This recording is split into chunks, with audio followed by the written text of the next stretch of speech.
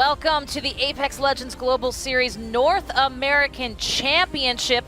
Today, well, it's the final day of group play, as you may know. This is the last chance for these teams to dominate the lobby, the last chance to rack up those kill points, the last chance these teams have to punch their ticket to the finals and their share of the $2.5 million global prize pool.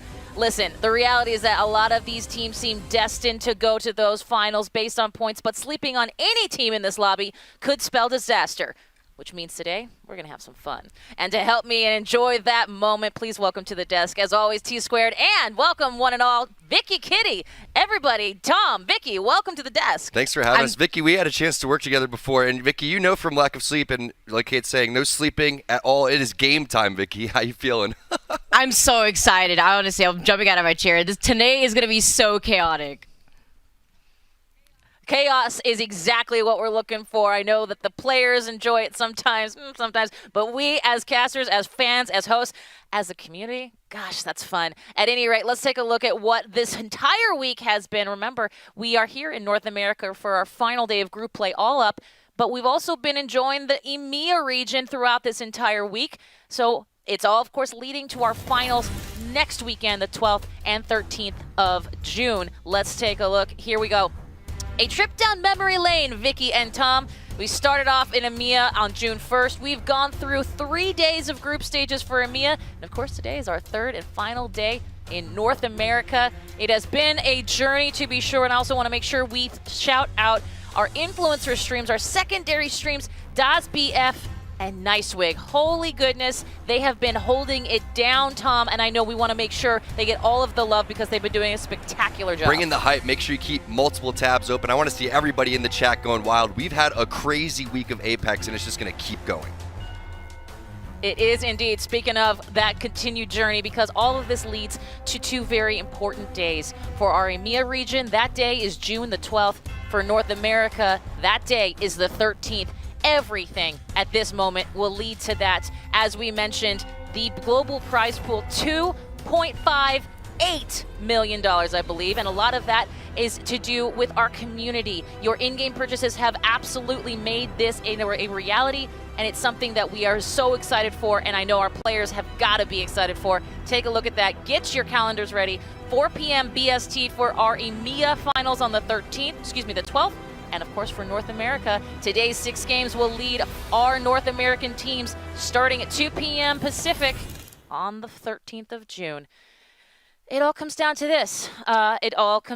Vicky, as Tom mentioned, this is your first time on our desk, but you guys have worked together before. What are you excited about? And then, Tom, I need to hear what you have to say. Honestly, I'm excited to see some familiar faces that Tom and I have actually covered before in the past, but overall, you kind of mentioned it. Every game counts because the top 20 teams in the group stages will qualify for the finals next weekend for the chance to play for $2 million. The ALGS prize pool is intense, but that also means the competition today is going to be even more fired up.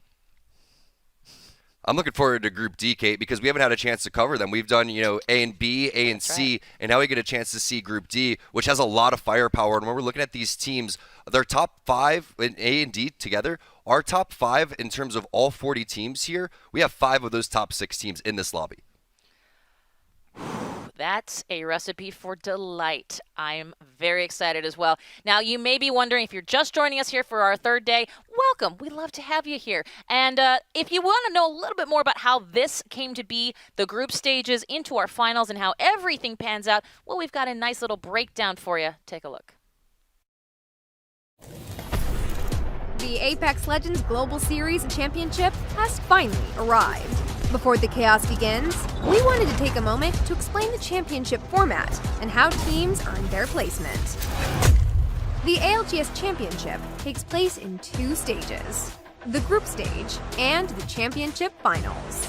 40 teams, ranked by their ALGS points, will be entered into 4 separate groups, with teams 1 through 4 being distributed across the top spot in the groups, and the following teams winding back and forth in the columns until everyone is in place and ready to start the group stage. As the group stage begins, the 4 groups will shuffle daily for 3 days, playing 6 match sets each day. At the end of 3 days of play and 18 matches, The top team in each group will qualify to be the first teams to make it into the championship finals. The following 16 spots will be filled regardless of group, according to points earned in the group stage. At this point, the remaining teams are officially eliminated. These final 20 teams are seeded by their group stage point scores. The top 10 teams receive a bonus of qualifying match points to begin the finals with, depending on their placement. The top seeded team receiving 10 points, the second receiving 9, and so on. Teams 1 through 11 begin the finals with 0 points. It's been a long road to the championship, but it's time to find out which teams are going to surprise us. Who will pull out those devious, notorious rat strats? Who is going to outshoot, outthink, and outplay their rivals? Who's pushing with R99s and PKs? And who's sitting back with a bow? Ready up and settle in. Welcome to the Apex Legends Global Series Championships.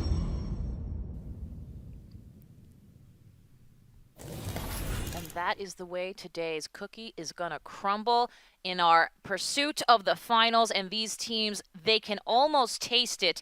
We know the math is on the side of some teams, not on the side of others. But certainly that is something, Tom, that can only mean greatness for us watching all the chaos unfold.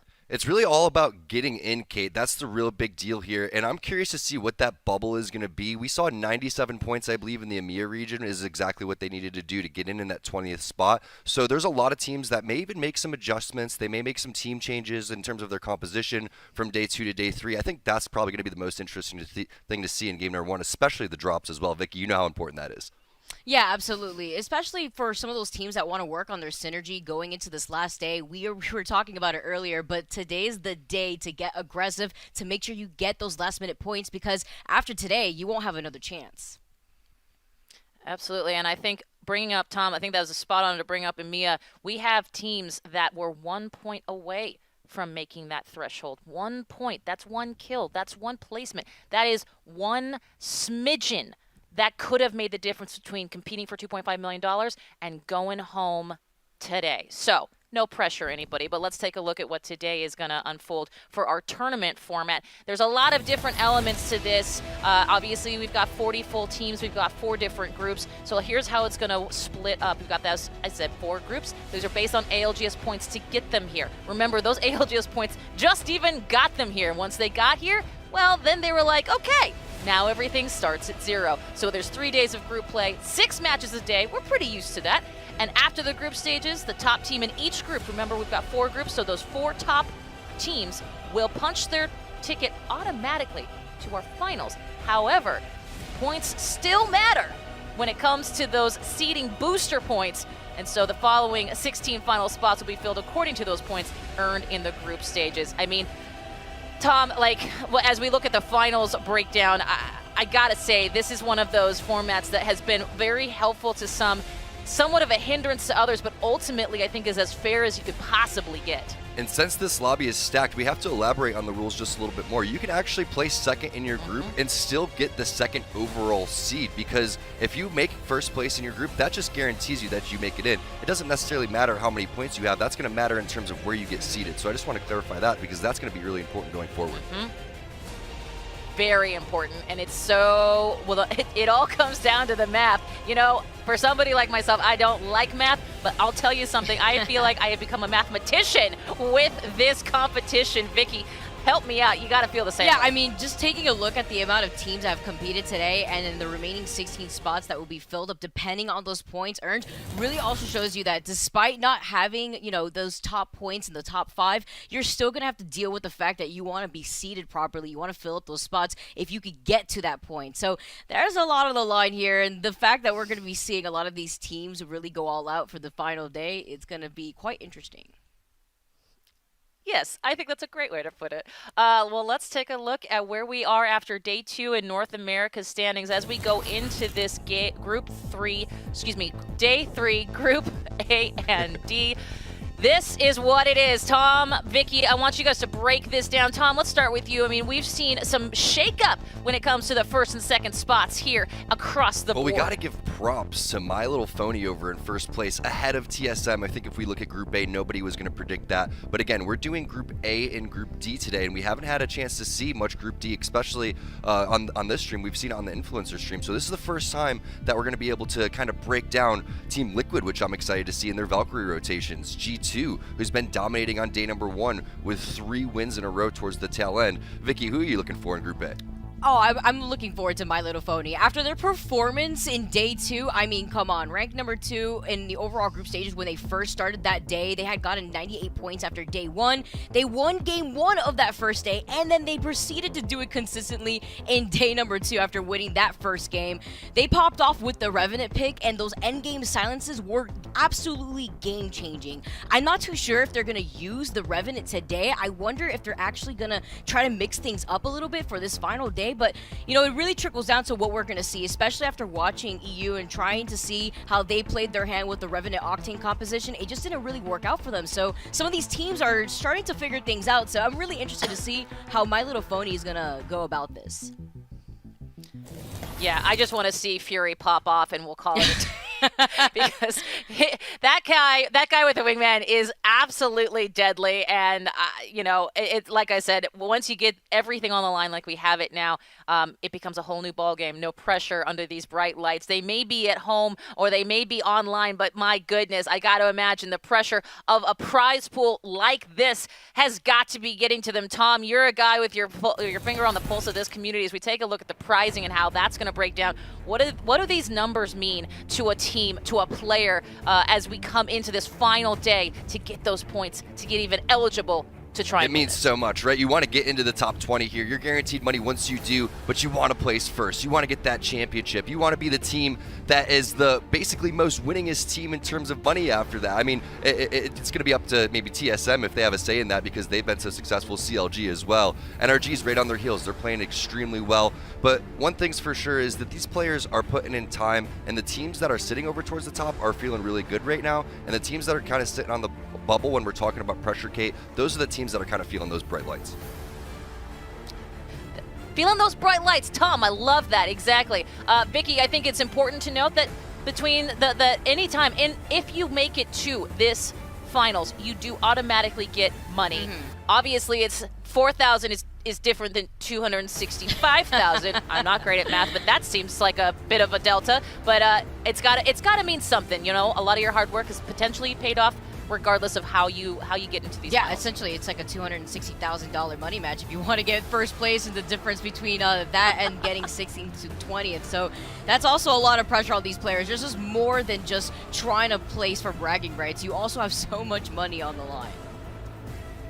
100%. And I also think we should come back to this math thing for a second when we do think about finals, because you can't not. We've been through day 1 and day 2 with NA. This is day 3. There's only 6 matches. That sounds like a lot, but the reality is that it's not. And here's the thing. When we get to the finals, it is match point. I think, Tom, we've seen so many times throughout the first couple days of this competition, these teams catapult, a couple of these teams catapult past what would be a 50-point match point marker and dominate these lobbies. So I'll be interested to see where they go from here. And Tom, could momentum play a part in some of these teams making their way through to finals, even with these crazy, scary lobbies? Momentum's huge. If we want to talk about that My Little Phony and Fury in game number 1, Fury rats it out and gets the win for his team, and now everybody gets excited on that team. Momentum in terms of TSM, where they start to heat up game number 3, game number 4, and pick things up. Or a team like G2, the former Amos squad, who won 3 in a row. And you want to make sure that you're good at winning these games, because we know that match point format comes. You have to hit that 50-point threshold, and then you have to get the dub.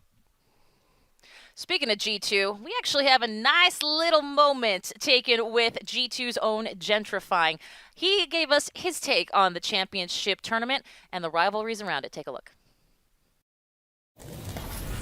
I'm most looking forward to facing off against Team Liquid. I believe they're a pretty good fighting team, and whenever we usually end up facing each other, whether we're rotating or in endgame, it ends up being just us two duking it out, and whoever wins that fight usually ends up winning the game. I think Team Liquid, specifically Mac, is very good at just trying new things, and when he tries them, he really has a good way of optimizing them to their best capability. So I think that's something we have to look for when they're playing Valk. I'm pretty sure they're trying to Valk out this championship. Vicky, I love how measured gentrifying is. This feels like it was such an interesting perspective given where G2 and Team Liquid both are. Yeah, honestly, seeing how gentrifying is honestly just trying to keep the team together and how they're feeling. We saw how they were performing at the start of day 2. G2 had the most points in NA, and with 92 points, they were popping off day 1, winning 3 games in a row. This is a squad that you really have to keep your eyes out for, because if anyone could do it, it's definitely going to be G2, the controller squad that we were actually talking about a little bit before. Absolutely. And Tom, that's a great segue into our 5 teams to watch. I know you and Vicky had a conversation. You talked with a bunch of our casters and everybody kind of collaborated on this one. But Tom, you've brought some teams that are absolutely the kind to keep in your crosshairs right now throughout the day. Yeah, big shout out to the team for helping me putting this list together. It's C9 because they're on the bubble. They're sitting in 17th place right now, and that's a tough spot to be because we know how talented they are. Charlotte Phoenix, will they contest over towards sorting? We know that Sentinels is in this lobby. That could end up griefing both of them depending on if they take that 50-50. G2, we've talked about them a lot here in the pregame show, and rightfully so. They dominated in day 1 with 3 wins in a row towards the tail end. Team Liquid, Gentrify was just talking about Albert Lily and how he's able to play Valkyrie, the rotations. I think that they're the strongest Valkyrie team in NA. And then My Little Phony, if you don't love this team, you gotta love them, because that interview that we had 2 days ago was absolutely phenomenal. And they're also just great players overall. They've been really shining here in the Global Championship. And I want to also point out, Tom, you made a very distinct choice not to include TSM. Why did you not include them on this teams to watch, even though we all know they're, of course, going to be in our focus a lot of the Just time? so I could have all of the trolls in the chat attack me. That was actually my main goal. No, TSM, we know how good they are. We talk about TSM all the time, right? Yeah, so of course. it's time Yeah. to get some new teams in here, especially because we have Group D and we've been seeing Group A every single time, right? So now that Group D is introduced to us, we have to make sure that we're checking in on all of these players. But there's a lot of other notable teams that are sitting on the bubble. Wally Catchers, which is Greek God, Kodagami Stink, Letter E, XSET, 2 Brains, 1 Controller from Group A, and Kanaka's Pets are teams that I'm looking out for as well. Absolutely. And I think that what I said at the intro, I think bears true here, which is you cannot sleep on any team. And I realize that there's a lot of math on the side of some teams and not on the side of the others, but griefing is a real thing. These teams got here for a reason. Vicky, this lobby is scary for a reason. Sleeping on these teams, any of them, bad news. Yeah, luckily I'm not the one that has to be scared, quite literally being chased by an apex predator. Instead, I'm the one that gets to watch it all happen. So while this chaos is going to come forward within the NA region, I'm expecting this region to come out of the gate extremely aggressive, specifically TSM, because that tends to be with their playstyle. Now that they're also trying to make sure that they want to be seeded as high as possible, I'm expecting TSM to really kick it into gear today. Hey, you know what? Speaking of kicking it into gear, we got a poll for you. We want to know exactly what the least number of points. I'm going to try and say this correctly. What the least number of points you think a team will need to make it through to the finals. Tom, real quick, elaborate on this for me. What are the least amount of points a team will need to qualify? So it's called the bubble. The bubble is that 20th spot. If you're 21st, you're on the outside looking in. It's the top 20 teams that make it into the championship to play for that huge prize pool. What will those points be? Make sure that you vote. You could see where you could participate at the bottom on Twitch and on YouTube. But it was 97 points, I believe, in the EMEA region. So if that gives you any intel, well, that is intel. That is intel, exactly. And as Tom mentioned, make sure that you can participate. Put your guess in the chat for both Twitch chat and YouTube live chat. Those are going to be the places we want to see what you think, and we'll find out who's in the bubble, who's outside the bubble. And I love that moment, Tom, where you say who's just watching, looking in from the outside. At this point, there's going to be some teams that will be extra excited going into next weekend, and some teams that'll be watching from their own homes. And with that, on that note, I will say we've got a lot going for us. We've got a lot even just ahead as we get into game number 1 after this short break. So stick around. We'll be right back.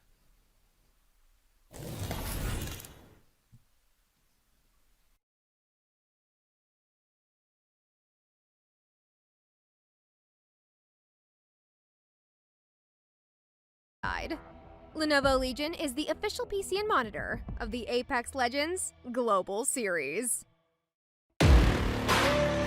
From the outside, who would know what lies beneath? Unleash it with a machine as savage as you are. This is how legends are made. Lenovo Legion. Stylish outside, savage inside.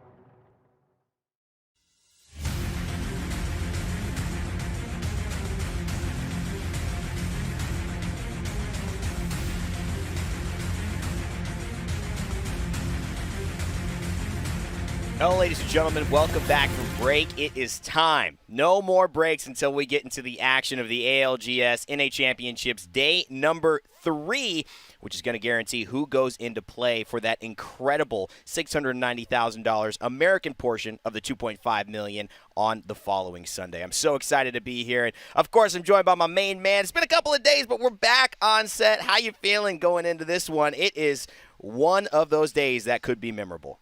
Probably one of the biggest days in competitive Apex history for a lot of these teams. We've had live events, we've had crazy events, we've had playoffs, we've had everything, right? But the ALGS Championship is just built different. There is so much money on the line to get to those grand finals.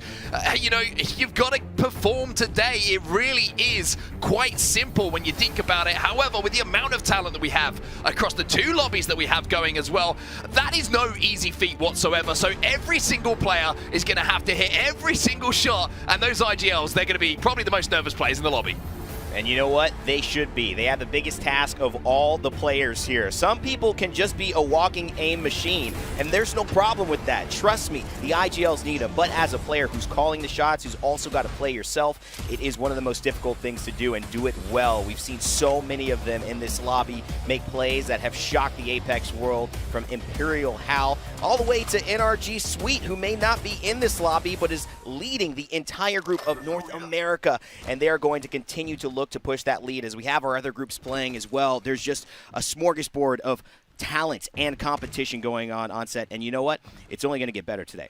Very interesting start here, because one reason that we're watching Sentinels right now, not just because they've been performing probably one of the most consistent teams across the first 2 days of North American action. We were concerned that there might be some contention going on between them and Charlotte Phoenix. It has been going on in scrims. It's been a bit of back and forth. I've seen it on Twitter, and when you get online, when you get on social media, you know there's a bit of bad blood there. But it looks like Charlotte Phoenix have given up Sorting Factory as a POI, as their landing spot to Sentinels, showing them some respect. But Lazarus at the moment taking a little bit of fire early on here, Ray. Yeah, contested as well at Harvester, and this is one of those points where we talked about earlier. Where would you rather go. And you look at actually Survey, just finding these little moments where would you want to be if these rotations start to hurt towards a northern side or a southern side. I like Harvester. I like Survey. It feels like that was where they were landing earlier on, but they've opted to kind of start away from initiating these early fights. And I think that's the best way to go. You want to be concerned with where people are around you, but you do not want to give up too much. And so we're going to play it a little safer here moving in as we check in with Team XD, helping Frapper and Moni. Well, taking a look at the map overhead as well on the top left-hand side of your screen, you can see where we're heading in game number 1, and it is about as south as you could possibly imagine. We are going towards launch site and towards dome as well. So those teams who are going to have that short rotation are going to be pretty happy they're going to have a comfortable start here. But the teams lining up at the north, they're going to have a much more difficult time. And speaking of which, there's a bit of fighting going down right here, including one of our best performing teams across the first few days. That is My Little Phony. Oh, a lot on the line for My Little Phony, and Phonyhead knows it. It's got the Spitfire, great early game weapon as well. It's just going to hit so hard. Hits 2, they need 1 more, that's going to be it. My Little Phony keeps it up. The leaders, second place overall in terms of this tournament, are not going to be taken out early at sorting. They'll make it out of it and have a couple of battle scars along the way. Good start from them. Yeah, it's actually at the other end of the map. We're over at Refinery, even though the buildings look very similar to those train station buildings. So those two teams engaged in an early fight and also having to make a very long rotation. So great for My Little Phony continuing their form we've seen from them in the first couple of days. But TSM now trying to have a little bit of poke and a little bit of a prod at the team over at West Fragment as they decide how they want to move. And I kind of want to talk about TSM a little bit because they've changed up the way that they have approached Apex Legends for me. We kind of always refer to them, right? It's the classic, it's almost become a cliche right now. You know, TSM like to rotate quickly, like to get center zone. That has changed dependent on what zone they are going to have to move to. So you can see at the moment, they're still in Fragment. Reason being, they want to get as much loot as physically possible. If they can use that crafting station, you can see as well, to get those batteries and make sure that they can play edge and actually fight their way in and be fully equipped to do so. It is a different style. We saw them, like you mentioned, rotate a lot earlier in many Lava City circles, southern circles where they were playing, but now I think you look at how many teams are already wanting to do that and how many teams even have more increased mobility. That meta, Octane was not available. Valkyrie wasn't even a playable character. And so I think they understand the value of not trying to beat these teams who are already going to out-rotate them and then just looking to find materials, looking to set up for a great edge play in-game, but also looking to maybe grab some KP earlier on. So if it does become difficult to get into that final circle, which we know it can be so hard, we know they're not prioritizing the Valkyrie for those easy and quick repositions. Well, I shouldn't say easy. I'll say quick. We never know how they're going to turn out. They do have something to look forward to, or at least kind of manage some of those expectations by getting some KP on the board earlier on. Well, Team XD not had the best of starts to the qualification process for Grand Finals. They're currently sat down in 35th place with 36 points on the board, so they're going to have a pretty monstrous couple of games, or I should say 6 games today, if they want to make their way into that Grand Final lobby. And you can see at the moment, it looks like unfortunately Helping as disconnected, so they're going to try and get him back in as soon as possible. And probably why they're not rotating as quickly as you would think. They've just got him into a little cubby, feeling very comfortable. But one of the teams we did see just rotating quickly through sorting, as we would expect, is Counter Logic Gaming, trying to make their way down to the south of the map. This is a great spot, too, as well, to be trying to hold. And especially with CLG, the way that they've performed, I think they've been very consistent. And I think C9 is a team that stands out to me as a team that I have high expectations for today. Just newly signed to Cloud9, and they've been playing at such a high level. We mentioned that ALGS Winter Circuit OT4, where they finally got the monkey off their back. They were able to claim that victory, and I think it almost elevated their status in some ways to say, we did it. We finally know we can win this thing. But I'm not sure if they've shown up in this tournament thus far. And again, it's a challenging effort to go against different groups, change your landing spots, always adapting to what is showing up, but I feel like today could be the day where they really make a big moment. We're going to see a little bit of fighting breakout here towards Tree, and it's going to be Ranked is harder, and I think that might be G2 that they're trying to engage with. You can see they're actually having to back off here as the defensive bombardment is going to come in and force them to retreat for a moment and make sure that they're all grouped up so they can fight. And here comes G2. Now, you don't need to ask these gentlemen twice. They have been absolutely flying so far in the qualification process. Day 1 was unbelievable. Day 2 was pretty good as well, and they're looking to close things out here on Day 3 and really ride that momentum towards finals. One of our top 6 teams. Designful wants to make it number 1. No questions asked. Saw him warming up a little bit. See if the aim stays true. He's going to back it off. Offensive bombardment, spacing him out as well. Resulta saying, let's just hold off for a second, boys. No need to chase this. And Dropped in 0+ will take the opportunity to say thank you very much. Ranked is harder, but maybe G2 is a little harder to fight than that, so we'll just back off and recompose ourselves. I think you've raised a great point there. I think out of most teams in the lobby, G2 is not one you want to fight in a close-range battle. We know how devastating they can be, the Controller boys. They really, very, very rarely lose those battles, and a smart decision to try and just take their time and rotating a little bit of a different angle towards launch site and maybe towards dome. We're going to see My Little Phony now making their rotation as well, one of our top teams so far, and probably the surprise package, we'd have to say, so far in the qualification. They've been unbelievable so far. I don't think anyone would have predicted what they have as far as points on the board are concerned. They're currently sat in second place behind NRG in total. 137 points across 2 days, Rain. It's like when you watch The Voice and suddenly you look at someone and say, there's no way that they're going to be able to sing. And they hit you with that voice of 1,000 years. They say the Whitney Houston song, and all of a sudden your eyes are open. There's an angel on the earth, and you have no idea how they look like that and are performing that way. Fury had that moment. He shocked us all. And you can see My Little Phony aren't afraid of anybody. They're fighting CLC right now, Charlotte Phoenix, and they're holding him against Edge. This is not an easy spot for them. That's going to force a rotate probably a bit more eastward than they would have liked here, and My Little Phony realized there's an opportunity while we have them down and maybe out to go ahead and push our advantage. You see they're trying to do exactly that and trying to find that player that's kind of split from the group at the moment, but look at Mercy. I mean, about as sneaky as you could possibly imagine. Managing to find a little corner. My Little Phony, unfortunately, the radar is not working. They cannot find that player that is split from the rest of his teammates, who is staying alive for now, but you've got to remember, inside of that ring, even though it is only Zone 2, going to be taking some damage, and you can see the idea here for My Little Phony. They want to find the player, they want to get that KP, but they just can't locate where he is. Well, Bronzy and Sura, they took the tunnel, and, you know, that's a tough thing. My Little Phony let them get inside, and so now that 2v3 advantage, like the 300 Spartans, you know, you can hold it choke for a while with only 2 players.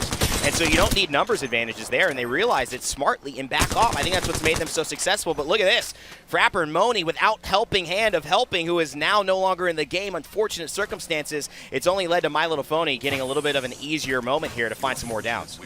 Might be able to get the res. The caustic barrels will go down to offer some sort of protection. Now you can see My Little Phony moving in, and the flatline is going to be hitting hard from Rambo as well. He manages to get the knock onto one. He does some damage as well on the player that had just managed to get back up to the feet, and now it's just a case here for My Little Phony to pick up some early KP. Phony head with the shots. Nice tracking, 27 onto the purple. He can't crack it yet. He does. That's 2 versus 1. That's going to end My Little Phony's way 9 times out of 10. Phony head and Fury clean it up. Great start to some of the best performers on the 2 days prior in North America. My Little Phony off to the races. Charlotte Phoenix being forced to retreat. We saw them, you know, just in a really sticky situation on that respawn town, trying to make their way through tunnel. They got a little bit split, and you got to remember, like I mentioned at the start of this game, they were used to landing over at Sorting Factory, so having to change drop spots makes those rotations that you're so used to and, you know, so comfortable with change up, and all of a sudden you're running into teams you wouldn't have fought before. You're running into timing of teams leaving different POIs at different times, and things can look a little bit awkward at times, as it does for this team now, trying to rotate through that tunnel that we spoke of a few moments ago, but it's a slightly different one towards the southern side of the map, and they're going to be running into TSM. Oh, jeez. Lazarus hierarchy goes down. You just hate these tunnel fights against these teams that are some of the most talented mechanically, and that's not saying too much in this lobby because there isn't that big of a gap. The best players right now, let's say you talk about Season 1 and Season 2, are not miles away from the worst players in terms of mechanically. It's a very small difference separating all of them. But if you were going to say some teams have an advantage, TSM would certainly be one of them. I think they have led the race, and I think the conversation around what it means to be a high-level competitive team for so long that in many ways, once teams started to catch up, Mark, it's been their challenge as a squad and as an organization in Apex to try to figure out how to innovate again, to get ahead, to really create that gap that was, you know, so much of their namesake, which moved them into this position of high status in the early part of Apex Legends. Yeah, I mean, always pressure on the shoulders of TSM, not just one of the most, you know, winningest teams, if you like to use that word, that we have in Apex Legends, but also a lot of pressure from fans, and that expectancy sometimes you know, it can break mentality if things don't go your way. But TSM, we know what they're all about. We've known what these players can do, and we've seen them win multiple tournaments, you know, over the years now in Apex Legends. And I think the secret to success here for TSM is just keeping a calm head on things, and also just making sure they're playing as a 3. Sometimes you'll see that either Snipe Down or Hal can overextend a little bit in fights, and all of a sudden one of them gets picked. So I think just communication in those moments is vital for TSM, as it's going to be here for Liquid as they try and scrape in on the edge of circle. So nice, geared up wise. Albralelli, Nocturnals with the 2 golds. And I love the way that they're approaching this high-level fight, but you can't count your blessings too quickly because Flanker loses all of his shield as well, and it's Charlotte Phoenix. We're going to be coming from the backside. Keep an eye on that as they're rotating late through the zone as well, and they're jumping up to try to get some damage here. ESA Green, though, with a PK making some things happen. Well, Liquid, goodbye. That is simple enough to say. 19 squads now remaining, and unfortunately, Team Liquid on the receiving end of a lot of shotguns and a lot of bubble fighting that did not go their way. So Liquid, who have been one of the standout teams so far, unfortunately, will be having to watch from the stands in our game number 1. As you see now, ESA Green trying to hold off that third party. CLG now in the kill feed as well, and things start to heat up a little bit here in World's Edge.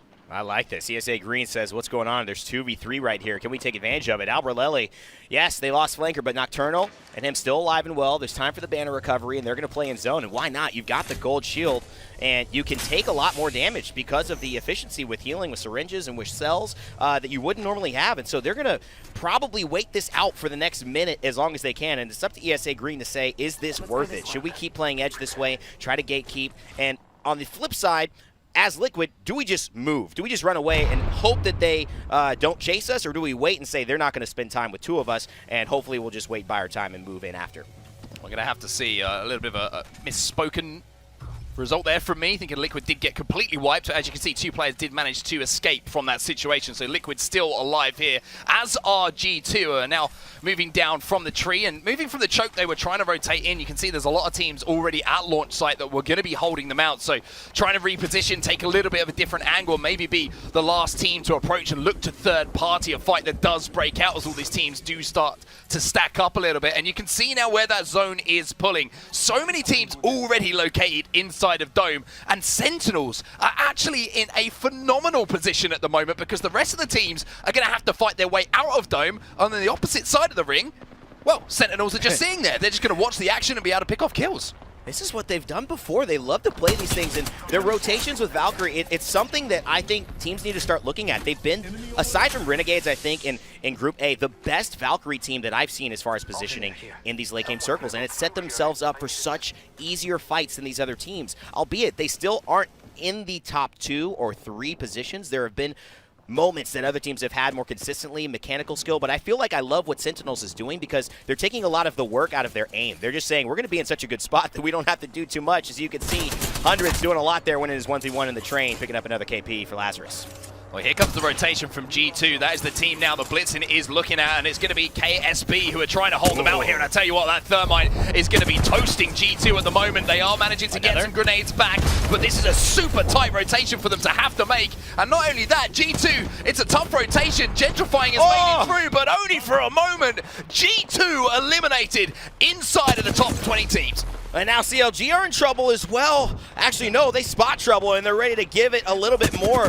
G2 have sent this lobby into an interesting position. Now one of the leaders in the entire tournament out for the count, and this makes room for all of the teams who are on the cusp to start winning some points back and start making those miracles happen, that one step closer to really qualifying on Sunday. Strictly going down as well as CLG sees what they like, and they're going to go and push forward. Hit fire with the R301 to do it for Vaxlom, and he gets return fired as well. That's TSM jumping in the fight. TSM trying to do what they can, trying to clean things up. Lou now looking for that armor swap to try and hold them off, and it looks like somehow or other CLG have held off the push. TSM were shooting from distance. They weren't the closest team. They were just taking advantage of the fight that had broken out. But you can see, at the moment, TSM just hunting these teams on the edge of zone as Reps picks up another. And that's Charlotte Phoenix. Remember, they'd had such a tough time because of My Little Phony, and it forced this rotation that now allowed them to go into TSM's easy G7 scout shots, and it's just been a beautiful kind of conquest from TSM within the chaos, and the only team that might have a chance to stop them from gaining more territory, more KP, and more points here in this lobby is CLG, who are sitting right above them, but a little hesitant to push.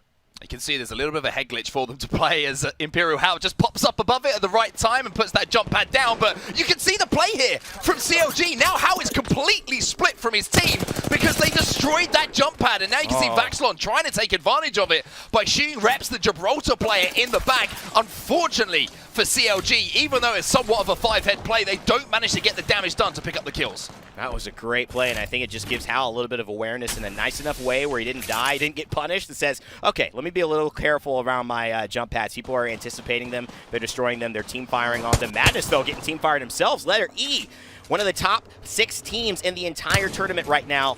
Definitely a threat in this lobby. Scissors, Davis Wade, Musenflower finding shots with the scout from distance. And Snipe Down finds Davis Wade. He returns fire. Look at that from Snipe with a Spitfire. And Reps as well takes down Madness. Still chaos happening on the edge. I mean, TSM seem to be just killing most of the lobby at the moment. I mean, we were talking on the desk, and Vicky was talking on the desk about how they were going to step up their aggression, where it seems like they were listening, as we see Vaxlon now go in and manages to take out one. But TSM sniped down once again in the kill feed, and so are Sentinels. The team that I said to look out for are now overlooking TSM, who look to be down to just 2. A battle of juggernauts here on the backside with the lava in between them all. The dome just creating a perfect background for a fight of epic proportions and epic, honestly, impact for the way that these two teams have played this game. Both probably deserve a win, but C9, we talked about them earlier, they're going to go down here. It's Blueberry Smalls finding some of the kills, with Lonely Fans doing an excellent job playing the outskirts of this and now rotating towards some of the backside of those buildings.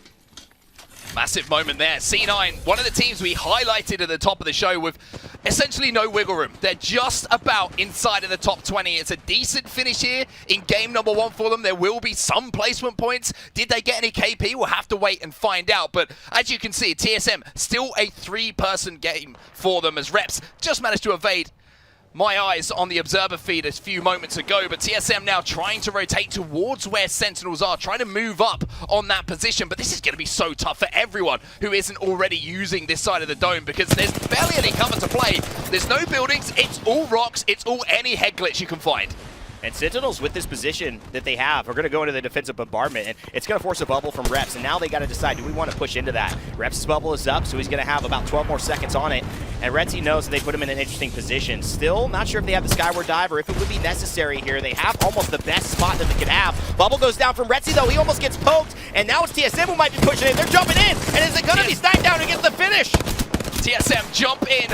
Unfortunately for them, Xenox is still alive, but TSM seem to be wiping them off in first game, and they managed to get the win there over Sentinels. A massive moment, but there is the third party coming in to clean up once more. A huge moment as we see 2 of our top teams eliminated in those closing moments as we see the ring close. Kanaka's Pets, Lonely Fans, they are fighting it out. 3 teams still left here. But I like the spot that they're having, the rock and the cover, and also still in the middle of the action. So the question is, how do you let these teams fight? How do you poke and put somebody in trouble on set so that they know that that's the target they should be pushing? I like Fade's spot too, separating from Kanaka's Pets just to get an angle and kind of hold Lonely Fans where they are. Misses way wide on the Thermite. He's going to wish he had that one back. But on the other side of Dome, they're in a Greek God, Kodagami Stink. They're in a tough position here. In a tough position, they're kind of waiting for something to happen in front of them. They need to wait for someone else to make the move, to step out of line where they can kind of announce their presence and put some shots in. But they're going to be pretty comfortable at the moment. This is Wally Catchers as well. One of the teams, again, who needs a big day today. They're in 18th place. So what a start this could be for one team who is probably feeling extremely nervous coming into day 1. Man, imagine a Skyward Dive right there. Would be so nice as the zone pushes. You've got to move in because they have to hit zone either way. So they're going to get there. Would be so nice as the zone pushes. You've got to move in because they have to hit zone either way. So they're going to take a little bit of damage. And they're just going to try to zone out, run into their bubble, which they place on the backside of it. And it's going to extend to give them a little bit of pressure. I love this play and thought process. Fade still holding in the left side. Sonar detected, but they already know where they are.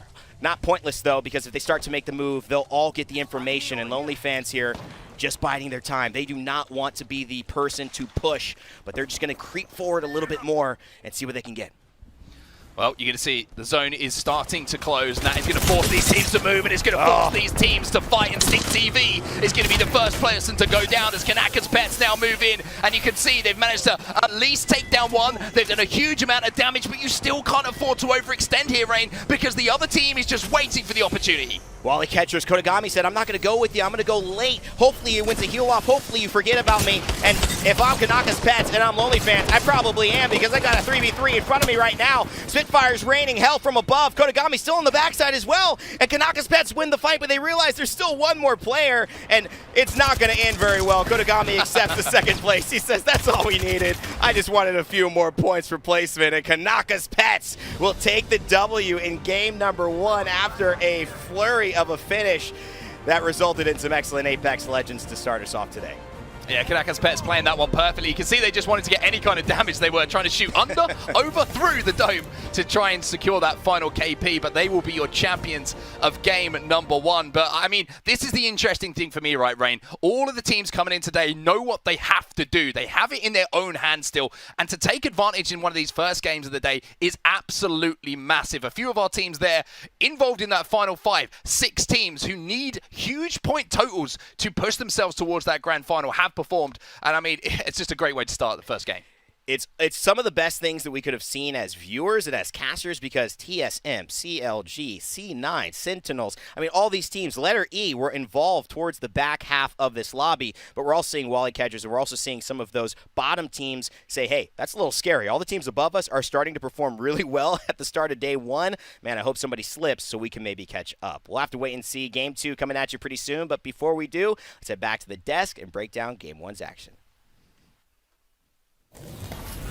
Well, North America said, hey, today's game number 1. Let's come out swinging. Let's find ourselves in the final circle, and let's do it with gusto. And Kanakas Pets, well, they did just that. Tom, bring me through the last and final moments as we wait to get this figured out through our game results. Well, they were trapped in the middle, so it was a really nice job. And this is just such an important game for Kanakas Pets because they're sitting in 26th place overall, and it's the top 20 teams that make it through. So they had 51 points. That's going to be huge for the momentum. But dome zones are really tough, and you saw TSM's philosophy throughout all of that. I know that Kanakas Pets ends up winning that, but TSM played that, in my opinion, the best out of any of the teams because they picked up a lot of kills, and it was absolutely crucial for Reps to pick up that triple kill towards the end. It was indeed. Now, let me ask this question because the dome, the reality is dome play is such a it's an exact science, but it's also an art, Tom. And I feel like if you are a player playing Apex right now, whether it's ranked or through pubs, what are you taking from this first game? And what does it really mean going into your gameplay? Because pros make it look easy. You have Gibraltar, right? It's probably a 100% pick rate in this type of situation because you can see the use of the bubble, the fast res inside the bubble, the defensive bombardment. He's just so tanky in terms of having that shield when he's ADSing. And obviously, Vicky, it's really important to have a shotgun in these situations. Yeah, because then you're going to be playing close quarters. You're going to be dancing around the Gibby shield. Ooh. Sorry, I was talking about the Gibby shield and the fact that those shotguns are so important because of the fact that you want to be getting into those close range fights with the Gibby, and you talk about how important the Gibby is in last circle like that. Well, that bombardment covers so much space, and if you don't have the dome to help protect yourself, you're essentially a sitting duck, and unfortunately, your placing isn't going to be beneficial to you. So, especially when it comes to those dome circles, it can be really tricky to actually try to find a place where you're safe away from getting third-partied or sandwiched, or you'll find yourself being the one getting sandwiched instead. Sandwiched. Yummy. I love it. Well, It's making me hungry, but also, yeah. Exactly. I love the way you put that, Vicky. Now, I also want to bring up something. G2, out early. What kind of an impact did that make? Vicky, let's start with you. What kind of an impact do you think that made, not just on the mentality of this entire lobby, but genuinely on the point structure and really who came out on top ultimately? Well, the fact that G2, I think, was out around 16th place, if I recall correctly, it was pretty early on in the game, and it was so many teams were left. That was not something that I was expecting from G2. I definitely think it's going to shake up their mentality, hopefully, with that being the first game. You got 5 other games left to try to help yourself out, and you were able to build up such a lead originally with those points. Hopefully, they could come back to game number 2 with a fresh mindset, because I could definitely see how that could tilt players. Tilton players. Tom, G2 out early. Was that the thing that helped a team like Kanakas Pets get to the end here, or was it simply just the way of the world in this lobby today? anytime you take out those big threats, the teams that are sitting over towards the top, I mean, we're looking at TSM, that's wiping team, CLG over there. You want to see CLG versus TSM fight if you're in the lobby because it's just that much easier, I guess. Sentinels, they like to run around and destroy things as well. But one thing's for sure is these teams aren't scared of these top teams right now that are sitting on that bubble, that are sitting in that 26th place. We just saw Kanakas Pets come through and really set the pace for what this is going to be for the rest of these teams.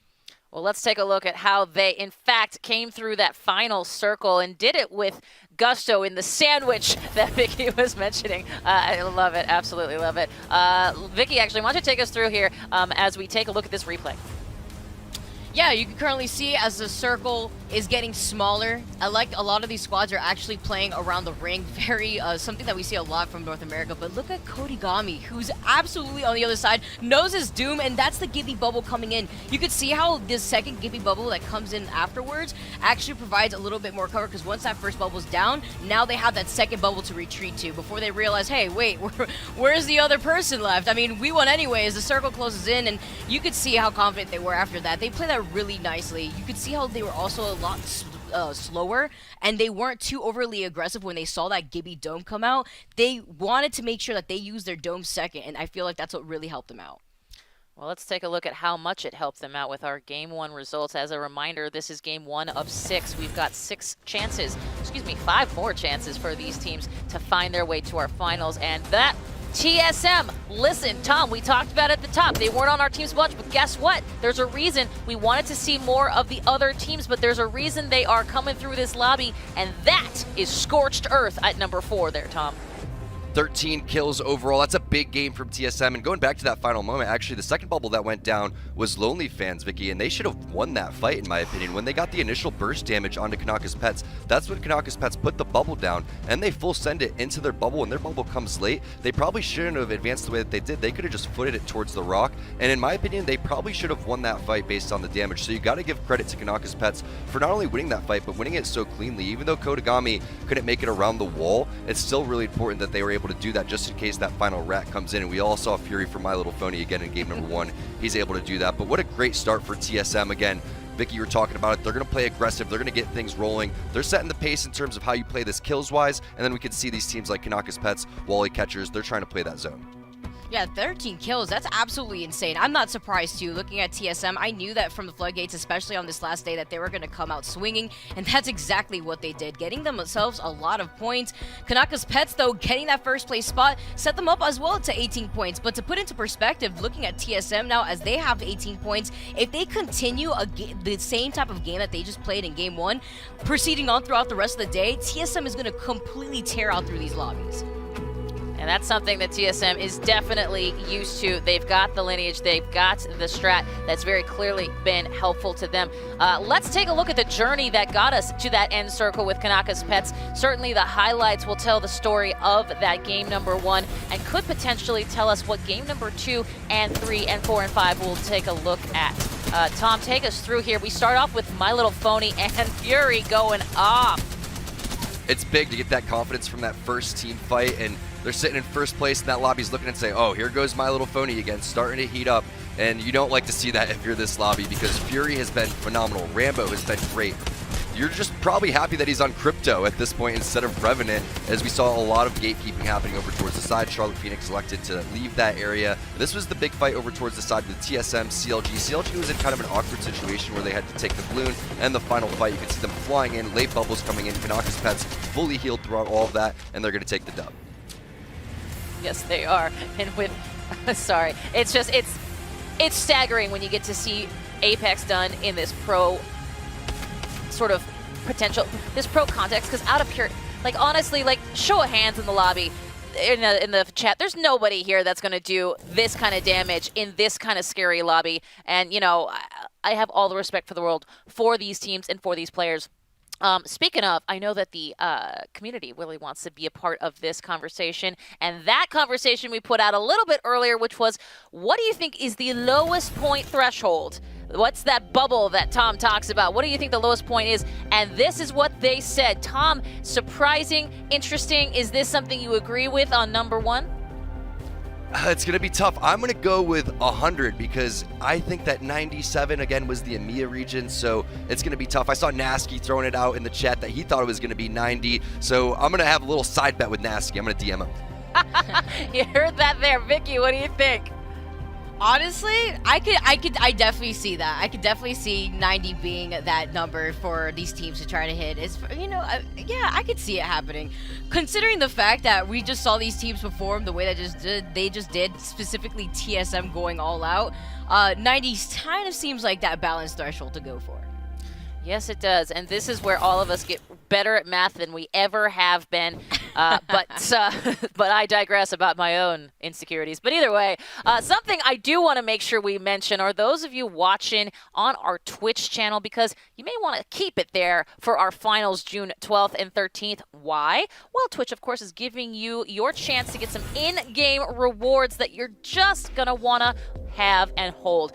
That is the opportunity to earn all new in-game rewards. Tune into the official Apex Legends Global Series broadcast of the Championship Finals of North America and EMEA on the Play Apex Twitch channel. That's twitch.tv/playapex. You could earn a rare holo spray, an epic gun charm, rare gun skin, and a rare legend skin. I know as soon as I say the S word, chat's gonna blow up, and for good reason. These look cool. These look awesome. Get your in-game rewards. Go to twitch.tv/playapex to watch those finals. Now, everybody, we've been talking a lot. We're going to get into that game number 2 right away because the action is starting right after the break with our casters. Stay tuned. Come back to me. Play slow. Play slow. The other team.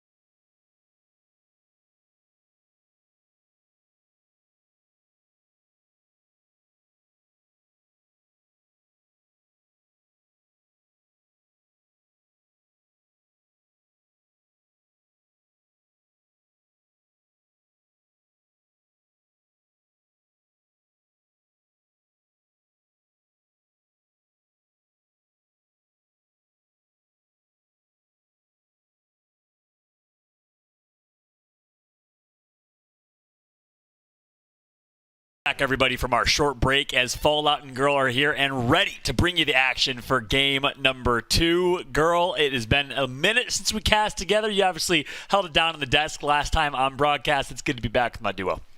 It's super great to be back. I love casting so much, and it's actually crazy to think that it's game 2 out of 6 today. 2 out of 6. It's the last day of group stages. This is everything for these players. And after a week of Apex every single day, it's felt like a festival, to be honest with you. It actually makes me a little bit sad that we got to wait a whole week for the grand finals, but nonetheless, the fact that we get to wait, the suspense is obviously going to be killing us.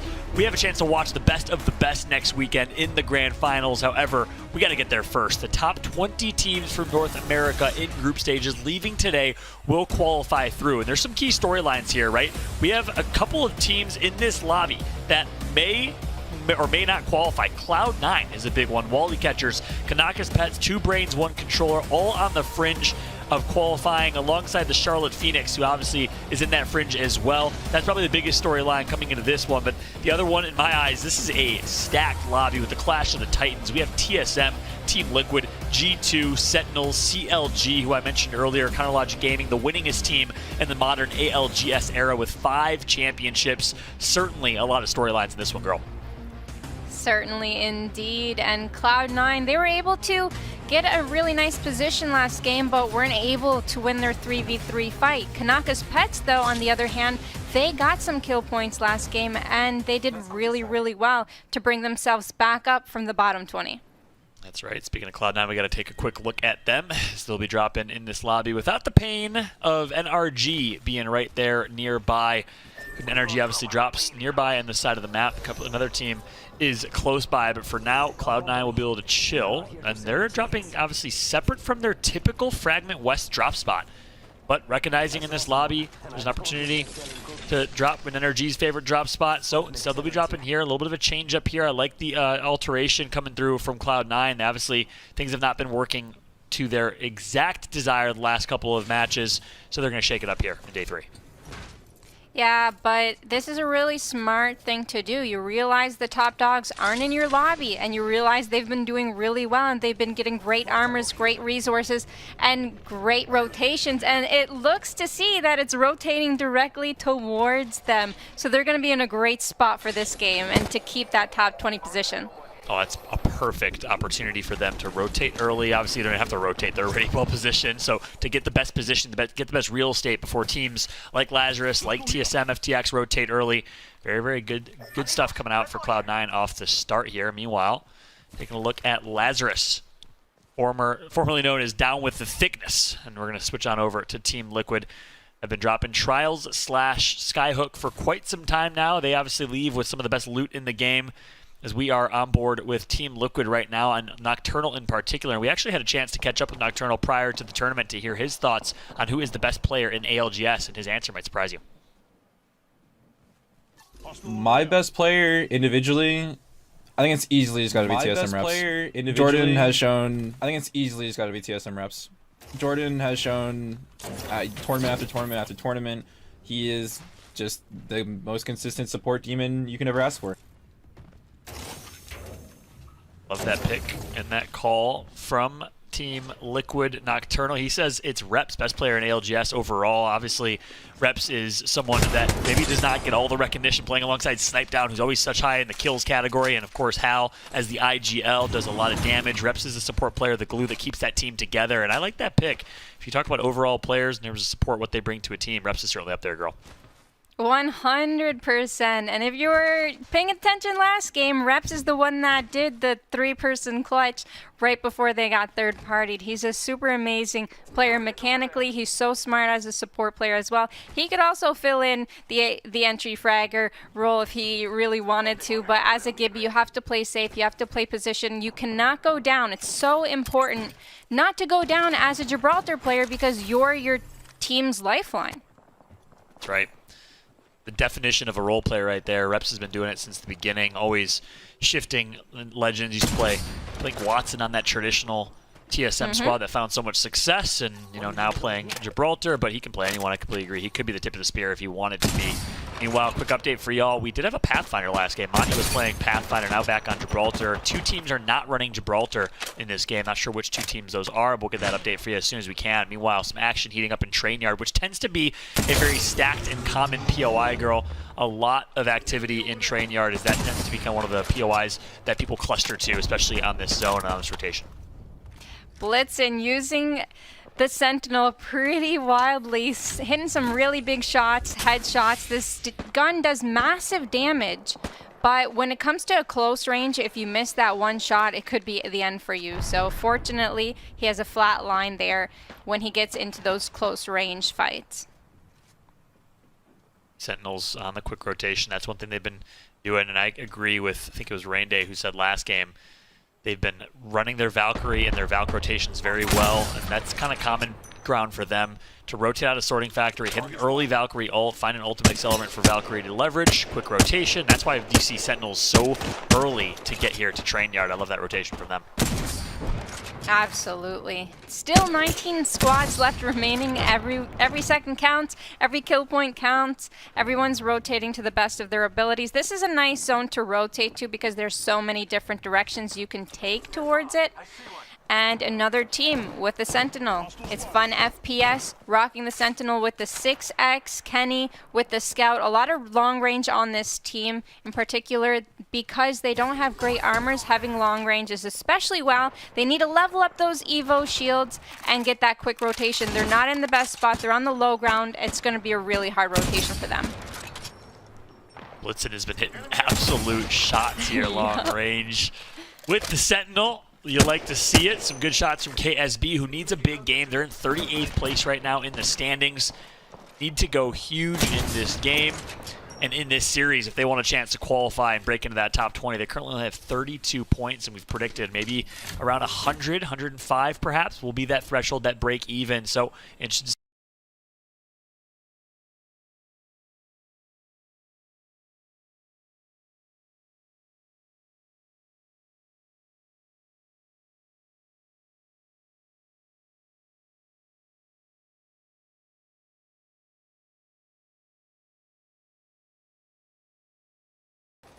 And back to Wally Catchers.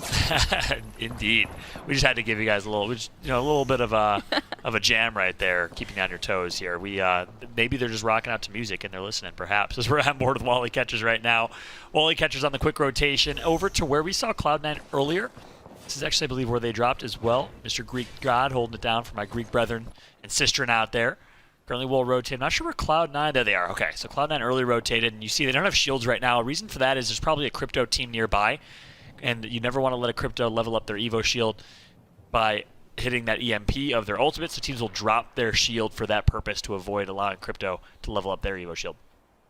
Yeah, but it's a little bit dangerous if you do drop your shields and someone does end up finding an angle on you. You can go down real quick. So that's why you normally drop them when you're in a building, safe and secure. Doors are all shut, and you'll be okay.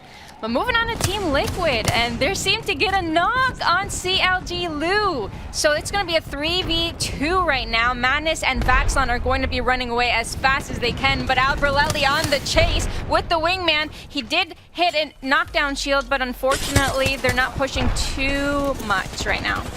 That's right, they're going to be taking some pressure. Albrelelli putting in shots, Mac doing work right now, but he's going to get knocked right after by Vaxlon. And Vaxlon, one of the most individually skilled and underrated players in Apex in my eyes, all up to flanker. Last alive here has to go big, 5 HP, and an absolute dream. I think it is a 1v1 in here, but no, C9 is actually going to third party. You saw the long-range charge rifle from Cloud9 impacting this fight, keeping Team Liquid alive for now. The shield bat's going to be popped, the revive's going to come through, and just like that, Nocturnal's going to be back up, which is huge because they can get a bubble off. Oh my goodness, this must be really nerve-wracking because that crypto drone is coming around and they don't know if they're getting pushed on or not. But fortunately for them, they're not getting pushed on, although they lost a player. So they're a man down. Nocturnal will be able to revive and heal back up. That is big, and they have Cloud9 knocked to thank for knocking Vaxlon, the final member of CLG, in that 1v1. Team Liquid survives for now. Question is, though, how are they going to rotate? How are they going to play this? Only 2 of them alive, Nocturnal and Flanker, and they're quite literally in a bit of no man's land here. Will they be able to get the revive off and get Alberlelli back up and alive? That's obviously a key player for this team. Mac, arguably heart and soul of this squad in a lot of ways, emotional leader certainly. We'll see if they can get Alberlelli back up and alive, and I'd love to hear their comms right now. Let's go ahead and jump into a listen in, this time for real, with Team Liquid. Top down here, right? Motherfucker. I hate these fucking things, dude. I have a scout. Got it, 3x fuck you. scout. It's like the worst thing. You guys are bolt on scouts. I'm gonna go 3-1. I think you guys should both run ARs here. I think scouts are too passive. Really? I think it's the only thing that'll give us presence here. Like, if you get pushed, though, you're just over. I'll have a 301 I can swap to. How about that? Where is there one? No idea. I had a wingman. Is there a 2x? No. For when I swap to it? No. Let's go to 4.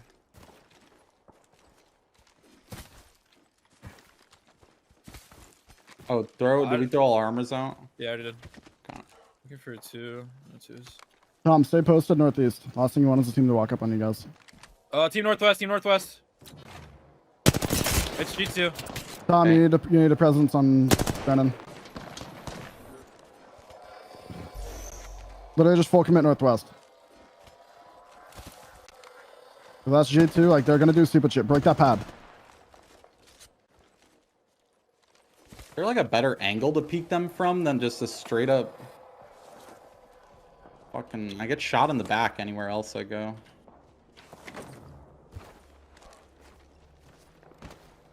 I can't break this pad.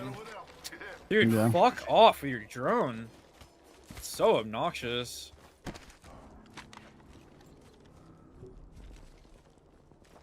I'm not used to Madness being on raid. That play was like actually just... You mean Octane? Oh yeah, Octane. Yeah, him sending that was just weird. I just didn't expect it. I didn't expect him to just full send.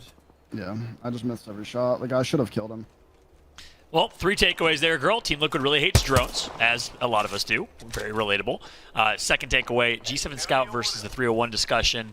2 different thoughts on playstyles in the team as a team of 2. And then the third, it's interesting to get their take on how they want to play against G2. Their kind of thoughts was, yeah, they're going to do some stupid stuff. We can capitalize on that. G2 obviously known to play very aggressive. Yeah, CLG ended up pushing them in that 3v2 fight, and they did not expect it. They were just talking about it there in the last moment, and they didn't expect CLG to not play as a 2-man team. They were going to stop pushing them. They were holding back there, and then they just got ambushed by 2 people and ended up taking down Alberlelli. Now, the talk about them not reviving Alberlelli needs to happen, because they don't have a movement character. It would be really hard to go find a respawn beacon and get back into a great position as they are in now. So they're not going to revive. They brought out all the armor swaps. So if they do get into a 2v3 or in a big fight, they have all those armor swaps that are going to act as their third player, Alberlelli, and it's going to have to do for them. They're basically fighting 2.5 times the amount of those 2 players right there. The amount of armor swaps they have will obviously keep them alive in any engagement. So good decision for them to drop those armors outside of the death boxes, which allows for a really, really quick swap. No need to sneak into a death crate here. Meanwhile, on board with TSM, they find themselves in a fight against Lenciana, Hunter, and Mo Chances. Lenciana, the only female player in North America competing.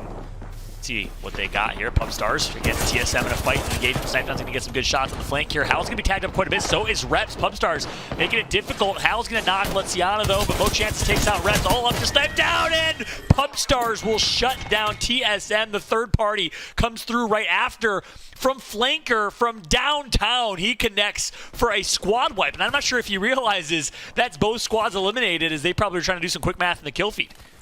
Wow, that was an incredible shot by Flanker. I was not expecting that at all. And currently, Pubstars, they are last place in our overall standing. So they really needed those kill points, and they really needed to stay alive. But unfortunately, they did win their fight, but ended up getting taken out.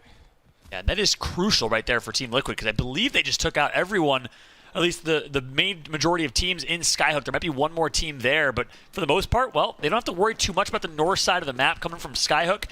The two teams that were going to be an absolute pain for them on rotation, TSM, Pubstars, both taken out.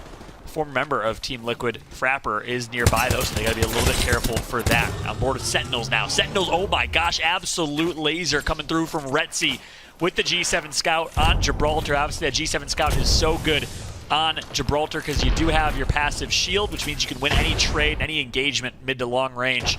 That's why you always want your Gibraltar running the G7. Now they have a 3v2 against KSB. They're going to take it. They are going to take it, and the EVA 8's coming through. They got to dodge those arc stars, and they know it's a 3v2 situation, so they're going to take it a little slow. They got damage on the Bloodhound. They should be able to clean this up, but I think another team is coming by, and they do not want to risk getting those extra kill points because they are getting third-partied by Lazarus, so they are going to get out, and they're going to get out safe. So the revive on KSB goes through, and Strictly actually goes down there. Not sure who knocked Strictly. Was it Lazarus, perhaps? The Dome Shield's going to give them a chance. The third-party Sentinels wants this fight. Obviously, with Caustic, it's going to help them. They know they have some time on that Dome Shield behind them for the third party. 2 members of Sentinels goes down, though. This is crucial. Thank goodness, again, for Caustic. That will keep them alive, make it difficult for any other team to push, at least for now. Synox gets the revive on Retzi, and they do have an ultimate Skyward dive from Retzi. If they can survive this fight, though, that's a big if, because the third party from Lazarus is going to come through. On board of Synox right now, last alive. Retzi trying to do what he can to stay alive as Gibraltar. The Caustic is dead. That is crucial. And just like that, Synox, Retzi doing absolute work in the 2v3 hierarchy, and Dave go down, and they clutch the 2v3 against Lazarus with no HP. Sentinels goes huge. Incredible! Synox took literally every great angle that he could. All of the armor swaps came in handy. The teamwork on their team was incredible, and they'll be able to pick up so many kill points off of that, and they're doing great here. The rotation is going to be hard, though. Now moving on with Cloud9, doing a lot of damage. They are in zone. They have angles on the low ground here, and they're going to play it safe. You are hyped if you are Sentinels coming off of that. Adrenaline is pumping. Brilliant armor swaps, like you said, girl, to connect and to win that 2v3, making it so difficult for Lazarus. Meanwhile, Letter E, a team that is a top performer currently, will qualify as it stands. Well, they're going to take out a full squad here. That's going to be ranked as harder that they eliminate from this lobby. Nice job to Musin, Scissors, and Davis of Letter E, performing very well here. And good shield situation as we switch on over to G2. Currently, Noct is the kill leader with 3 kills. Wow, and they do have a Kraber, so that'll work well in their hands. Wally Catchers got caught off guard by Cloud9. Again, Cloud9 is currently popping off. They've already killed 2. They've killed 3. They've got a lot of kills under their belt. Wally Catcher will get the revive. Stink, revive. That's a great thing about having a portal. They'll be able to portal back to safety behind that truck and heal. But once they come through into the zone, they got C9 waiting for them. Yep, C9 has been on fire this game as well. On board with My Little Phony. The Cinderella story of this tournament. Saw the interview with Phony had. If you didn't, go back and watch the broadcast last North American tournament, because it was a phenomenal interview. Phony had 19 years old, cybersecurity student, works a full-time job, and plays Apex professionally at a top level, pursuing his dream to be a full-time professional Apex player. Unsigned team, My Little Phony, has been the story of this tournament alongside NRG. I really like to see them on Crypto today. I believe in the interview, they said they might have played the Wraith comp today, but they went back to the Crypto comp, which worked out well for them in the past. So nice to see them doing that in the top 8 situation. Only 23 players left alive, and on with G2. A portal comes through nearby, so the pre-nades are going to go through. They're in a corner, so they're cornered in, but the nade hits dramatically, and oh my goodness, he goes down here. It's all up to his teammates to do this. Resulta takes down 1. It's all up to Designful. It's a 1v2 situation here, or a 1v1. The portal comes through. He's going to be safe behind here, but he's still stuck in a corner. Took like 2 seconds armor swap there. Controller problems. I'm with you, Designful, but still alive for now. On board with Letter E. High ground, great positioning, and a great opportunity to win this game and cement themselves in the grand finals. Let's go ahead and jump into a listen and to hear the hype. You can keep it if you want, yeah, it's fine. No, it's way too early. They have raid. They don't have TP. They don't have Graber. Yeah, they use TP. Wait, is there still a team below them? No, right? Fuck. Do you have a shotgun bolt? Does anyone have a shotgun bolt? I have a blue one, yeah. Nice, Musin. Look, they're jumping off. They're going lower. They used bubble. They're gonna fight someone. Oh, there are people down there. Oh, it's a solo. They really just wasted bump It's all for a teams. solo. It's all teams. I'm looking Yeah, for they, this team. they don't have pad or anything, bro. Give me ulting. I kind of fucked that up. No cap. You're good. You're good. That's a good ult. Oh, I I didn't. missed. That's gonna hit him. That's gonna hit him. I got Kraber as well. I'm healing. Yes, Kraber. There's an armor stop back here if you need. I'm just popping it back. They're right on the boxes. Watch out. Crypto has it. Crypto has Kraber. Okay. They're getting beamed. I downed the crypto. Nice. They're right I'm on holding this door now. It's all you guys. I'm just holding this. Tell me if you need me. I'm fine. DB's one? I'm healing. I'm good this armor. Nah, I ain't fucking dropping in that shit. They're climbing. Climb. Come back. You can let him climb. It's fine. You're good, Davis. They can't climb up anymore. They can't Watch our climb up back door. Look at our back. You got. I mean, you got He's the queuing. pick. He's queuing. It ends It on ends our in front of door, us. It ends in bro. front of us. Okay. That's perfect. I'm popping it back. I'm getting this armor up. I have one Kraber shot. I'm gonna try to make it count. Are they all dead below us? Yeah, I think so. Yeah, all three teams. All teams are full. Where did they die? Where did they You die? bring armor stops here? Right below Yo, us. can I bub this loot? Nah, No, don't wait, do I'm it. waiting for You scan. gotta I'm get waiting for some the split. scan to go away. Yo, I really need to get off fucking no bolt Eva, bro. I can drop you a bolt. Alright.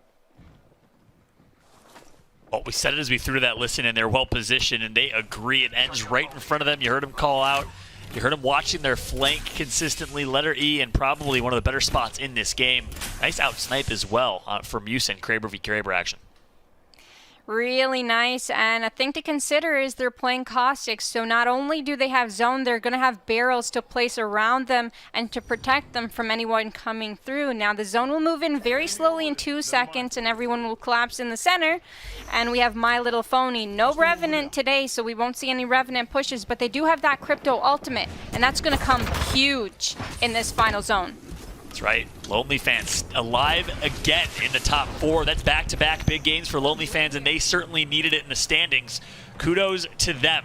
We got letter E, My Little Phony, again, that Cinderella story, Lonely Fans, and I believe the final team is Cloud9. We'll have to confirm that, but I did see them light up the kill feed. Girls, yep, okay, thank you, girl, for confirming. So we got C9 alive as well.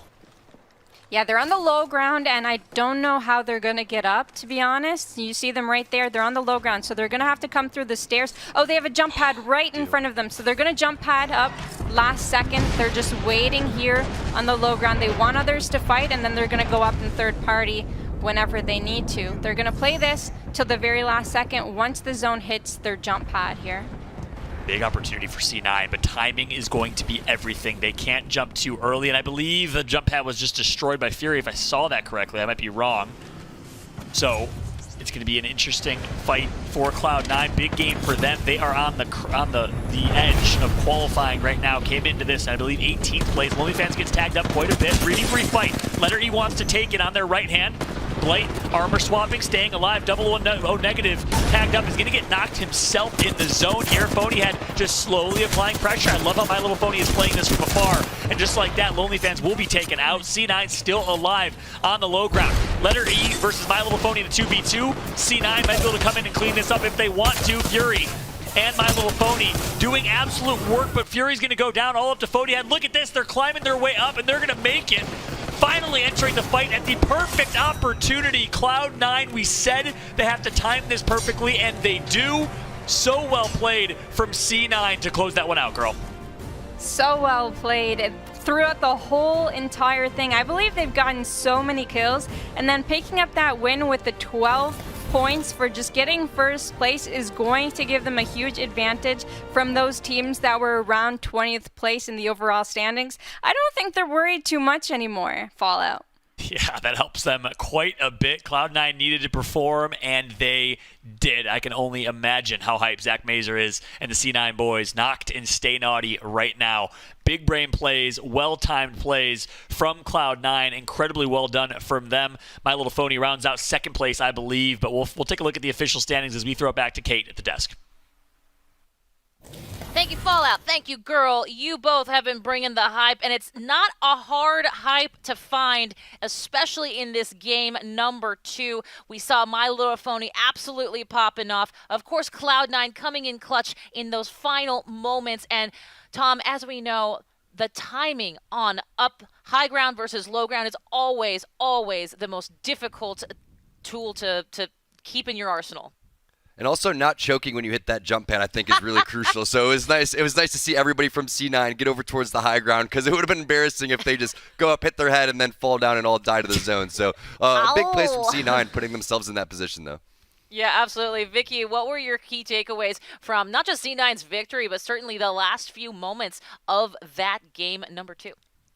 The fact that Letter E had the position advantage, and although they were putting up a really good fight, the way that C9 just hopped in there at the end of that fight in the perfect time too, as the circle was right behind them, was the most hypest moment for me. I quite literally could not believe what I was seeing. The timing on C9's jump pad was so good, and it was exactly what Tom said. If they had mistimed that and they actually ended up getting clipped by the ceiling, that would have been it, and that would have been a really funny way to watch C9 go. But despite that, C9 absolutely popped off this game. They did, for sure. Well, let's talk team comps for just a second here. We heard My Little Phony talking about they are on a crypto. They were considering going back and forth. And as we take a look at this final moment, talk to me a little bit, Tom, about how these team comps, especially those that involved a nice late game team comp, really focused in on how that affected this final moment as we take a look here.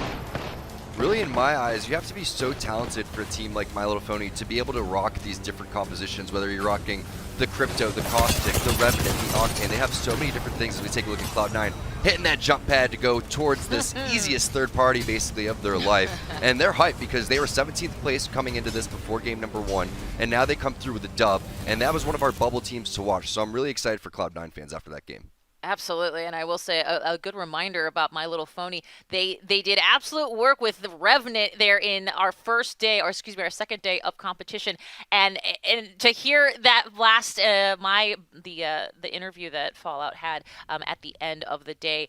And hear them so, I think we'll probably go to Crypto or Octane or something. Just so blasé, just seems so remarkable to me. So, Tom, I got to echo exactly what you're saying. The fact that they have the wherewithal and the ability to switch out those team comps based on the lobby that they're in, very, very cool.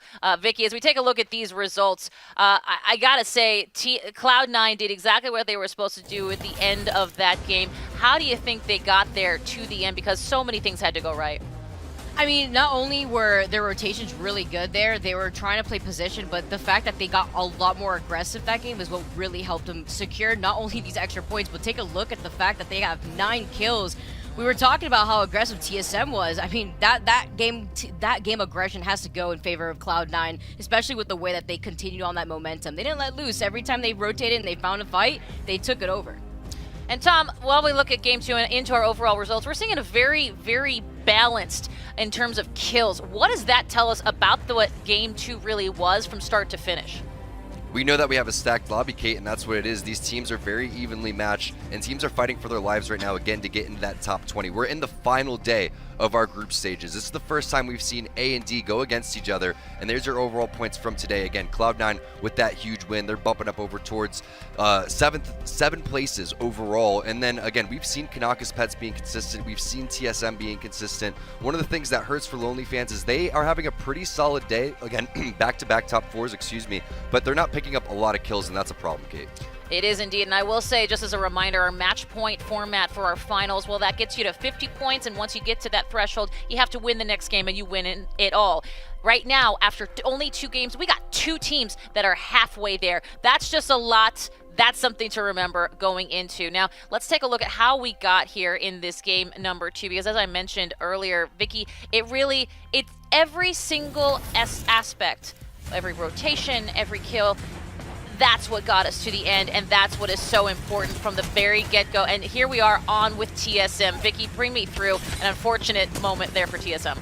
Oh, this was crazy too, because we had seen Hal get into a little sneaky spot, and unfortunately at the very end, Those shotguns is difficult. Talking about shotguns, though, you see that EVA 8 and the positioning, despite losing their Caustic, they were still able to hold that cart. Cloud9, though, they had the low ground, and you said it perfectly, Kate. You talk about the fact that you don't want to bring a low ground fight to a team that's holding on to that positional advantage on the high ground. Meanwhile, though, C9 did it, and they did it while winning at the same time. Great timing is what was really key there at the very end. Yeah, and Tom, I love that moment. I want to go real quick, go back to that TSM moment. It was, I believe it was TSM versus, if I'm recalling that earlier. Pupstars, I believe. I think you're absolutely right. And then Team Liquid comes in and ensures both of them are gone. That had to have been a very pivotal moment for this game number 2. I really love that temporary listening that we did with Team Liquid with the drone flying around, and also just the leadership from Albrully. Even though he's down, he's still kind of commanding where players are to go, say, hey, I need support on this side. And that's just a great sign of an amazing teammate. He's keeping the vibes high, and he's making sure that his team is in the right place at the right time.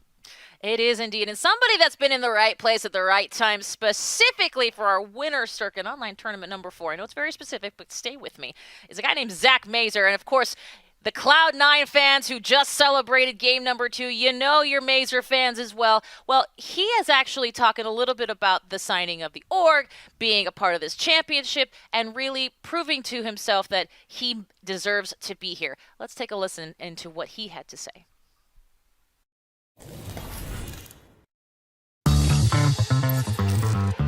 Hi, I'm Zach Mazer, and I've been playing Apex since day one. I was originally on a smaller called Fire when I got bought out from them to FlyQuest, where I was teammates with Lou and Monsoon. Time goes on, I stopped playing. I wanted to dive more into content, started blowing up my Twitch stream, and that was like a big part of the reason for me going pro again was me spending so many hours just playing ranked or doing pubs. Specifically speaking for me, I think the fit between Cloud9 and myself is absolutely perfect. I think after seeing the way their Twitter works out and my Twitter and my environment and their environment, and I think me and Cloud9 are a perfect fit, and I see it being a very long-term thing, hopefully. Nadi's a teammate I've always wanted to have. Nadi's one of the best players in the game, in my opinion, at his role. Picked up Noct because Noct shot us a Twitter DM when we sent out a tweet saying we were looking for a new third. Day one of Apex just made me stick with this game the most. Just the movement and how different it is from like any other game. The brotherhood and the friendships I have with other competitors is awesome. It starts these like small rivalries and stuff that are also super friendly, so it's just a really good environment to be in. Playing in the World Champs is a really awesome opportunity. I'm very excited to represent Cloud9. There's so much that goes into it that the best of the best to take home champs is going to have a lot to do with hard work. I think it'll come down to the team that practices the most. We're super blessed by this amazing game and so many amazing people, and they hold so many streamers up. Having an audience and a fan base, a community, whatever you would like to name it, is one of the most meaningful parts of being a pro player or a content creator. I mean, you wake up some days super motivated, and you wake up some days just in the dirt. And at the end of the day, if you choose to do it, it's for them. If I have a really bad placement, it hurts me way more that I let the fans down than myself that I did bad. It keeps me going, it keeps me grinding, it keeps me leveled for sure and humble. And at the end of the day, they're everything. You can find me on Twitch, Zach Mazer. If you want to find me on Twitter, ZachMazer4. On Instagram, ZachMazer4. I'll see you guys there.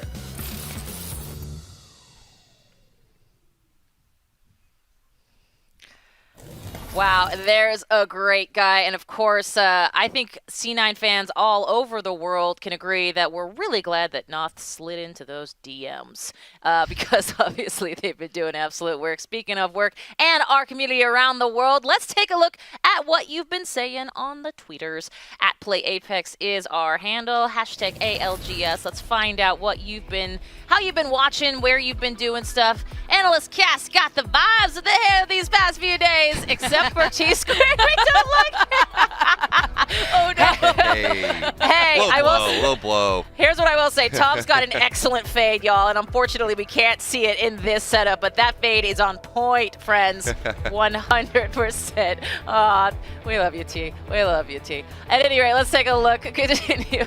My Little Phony, you guys got this. Okay, My Little Phony fan, absolutely. Boy, I love to say that. My Little Phony, come out with some like awesome like merch, man. I'll take it.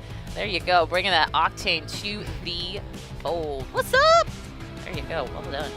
finally enter. Oh, wow, this is right from the headlines. Okay, gang, we're gonna see if they maintain number 1 seed or if anyone else can take their spot.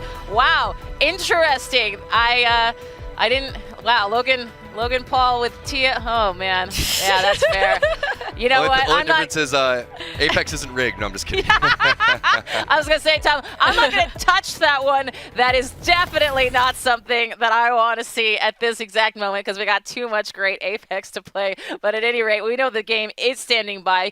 Fans alike, and as well as these teams are about to pop off. So for Vicky, for Tom, let's send it over to our casters that'll join us after this break. Stick tuned.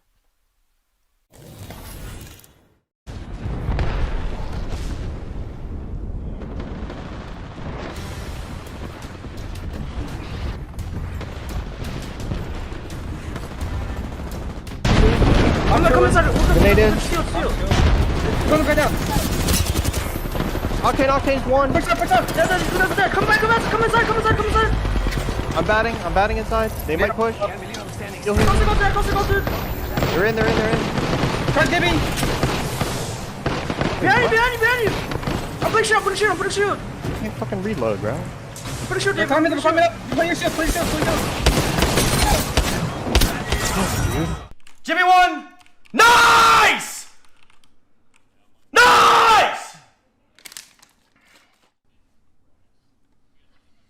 Oh fuck, that's good. Let's go with your fucking problem.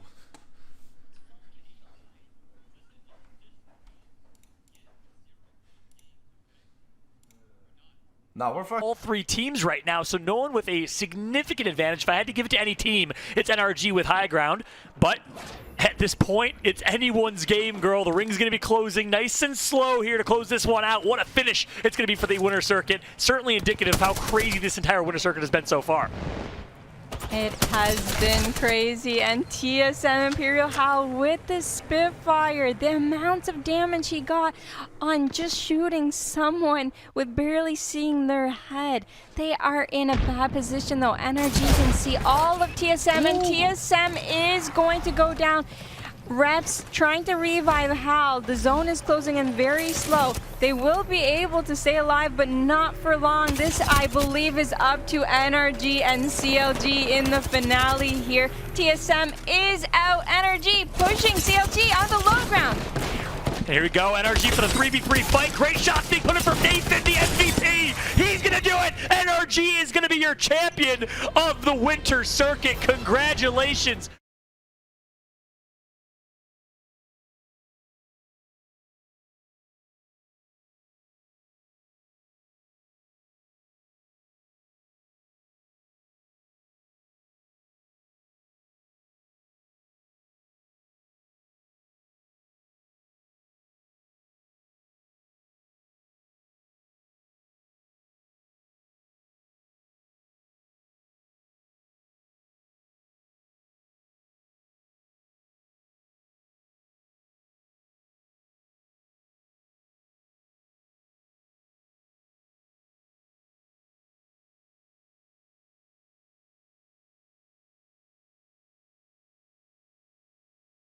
A lot going on set, and there should be no other expectation. It's the last day of groups heading into our championship, and teams are stepping up in ways that maybe we didn't expect.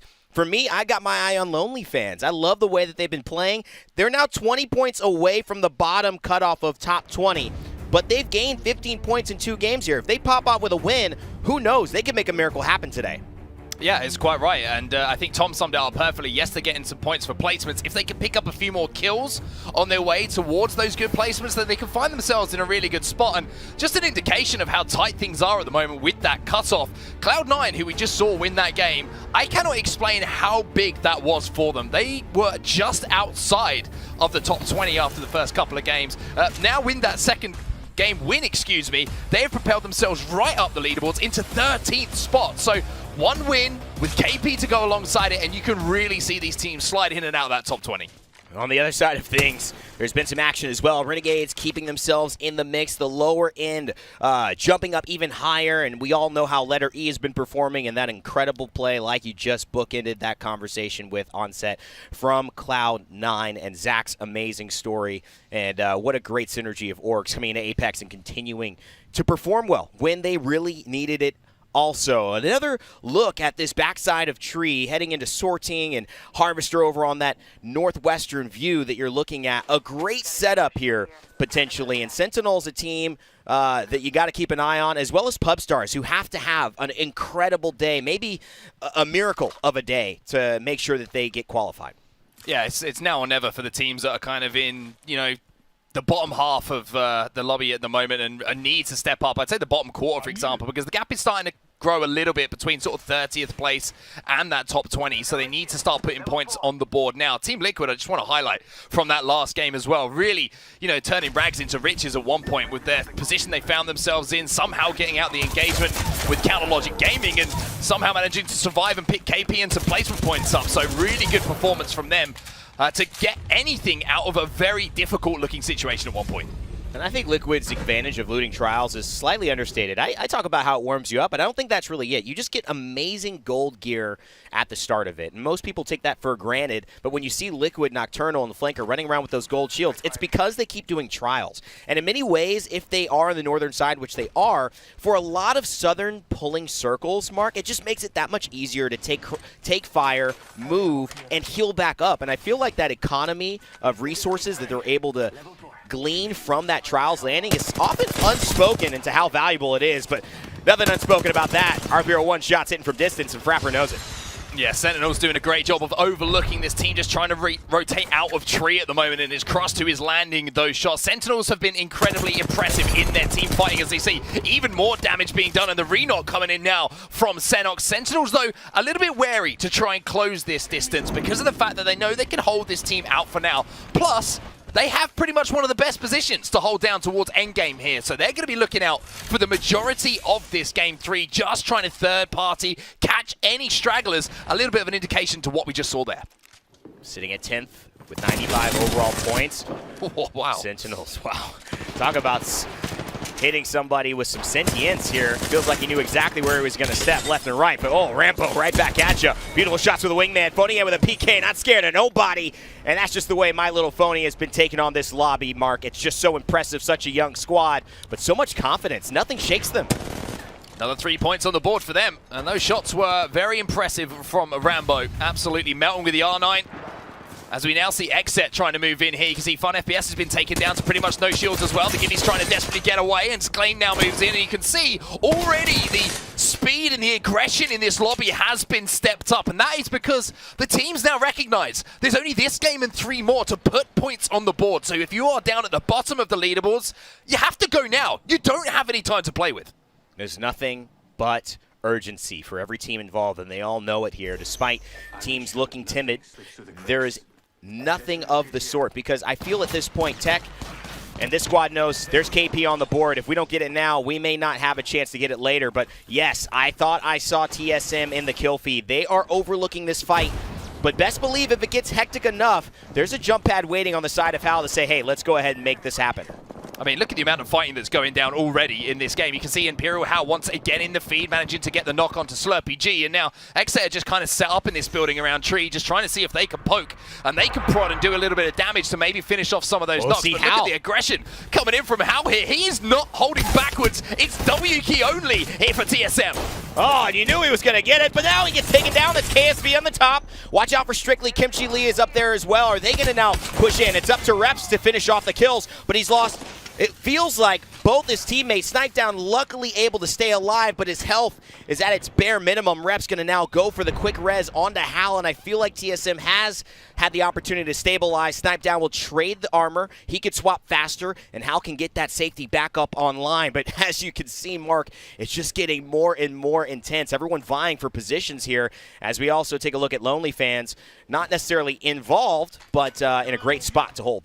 You can see a quick rotation this time from TSM, kind of changing up their playstyle once more. Wanted to get aggressive, wanted to claim that truck as their own, and that is why they took that early fight before other teams got too close in the vicinity to really come in third party. So a great job from TSM early on here, as we do see that map overhead. You can see why teams are starting to move towards tree. That's where we're going to be ending up, around that kind of area. We might see a little bit of an interesting pull, though, as we can see from Zone 2 here. A lot of teams expecting it to be tree, but don't be surprised if you see it pull a little bit northern away from it. Well, if you can look at the overhead, C9 and Liquid are the two teams who start north. We mentioned Trials, that rotation. It is a full southern circle. And the only thing to really note about this is they're going to be running into Charlotte Phoenix if they continue this path straight downwards. The interesting thing, though, is that those kind of angles are going to converge. And you can see Zach coming off that win. They are going to run into that southwestern team. And you know who it is. It is G2 holding the edge of where that zone is going to end up. So we could see some fireworks on this rotation a little bit later, as G2 are still kind of holding that choke. Very comfortable. No need to push in yet until probably Zone 4. I kind of like the way that C9 are playing this, to be honest. Yes, they have played an edge composition. They have been playing edge for the majority of the games that we've seen them so far in the North American qualifiers. But you just got to think, you know, bigger picture here. They've just had their monster game. They've just had the game where they win, they secure KP, and they've bumped themselves up into a pretty comfortable spot in the leaderboard. So with everyone else starting to realize they need points, realize they need to get aggressive and taking these early fights, C9 are in a position now well, they can just kind of chill, right? Because all these teams might take each other out. There's going to be 5 teams eliminated a little bit earlier than have been in the previous games in the group. So that's going to be potential easy placement points without them really having to do anything themselves. They let the lobby do the work for them. And they do. I'm also curious. I didn't see a green scan in the map view that we saw. They are very far away from tree, so that could be the reason. But they seemed a little bit more on edge as to wondering if maybe there are some people around them. They are by themselves. They're on an island up there. So C9 just still playing cautiously, as you should. Liquid, another team we had been talking about. Albert Lely, we saw him go down a little earlier, but Nocturnal and Flanker, so successful and so, I think, clinical in the way that they approach Apex Legends. On Harvester now, see a couple of shots just to poke. And look at that presence from afar, 79 damage or so. Nocturnal making himself known.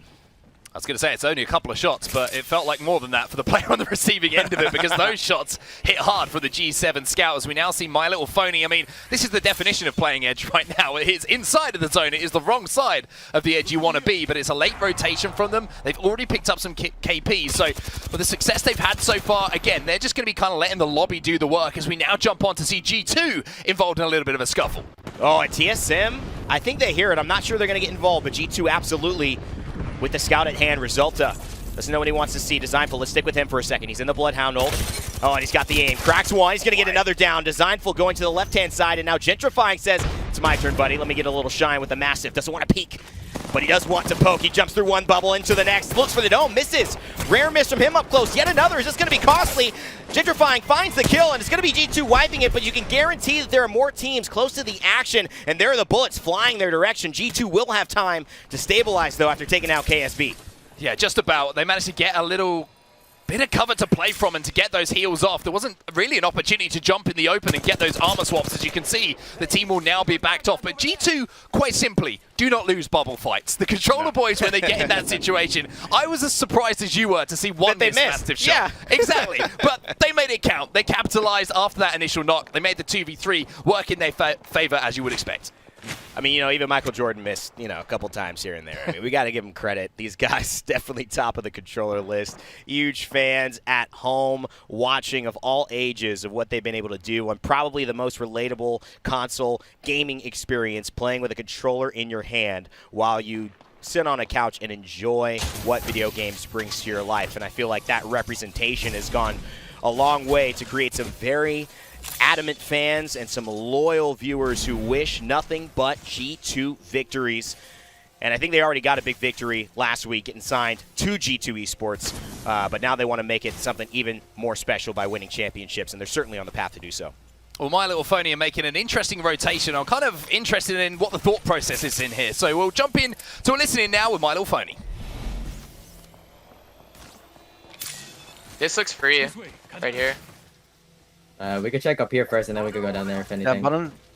Yeah, bottom's probably taken. It probably looks free, but it's probably not. Yeah. There's one team in the area. Hopefully they're Oh, not on one nice. side. Let's check one side. They're shooting your ram. They're shooting you right. Okay. Are they in there? No, they're not. It's free. Okay, Here, I'm gonna You look. wanna get this side, Bunny? I want to check up here first. Yeah, this is free. This is free. This is free. Can you check in here real quick? They're okay. Yeah, I can. Go from the front side though. Go from the front side. Go from Are we all this gonna side. get away then? Okay. I'm just watching. I'm watching our back. I want to Alright. make sure nobody pulls up.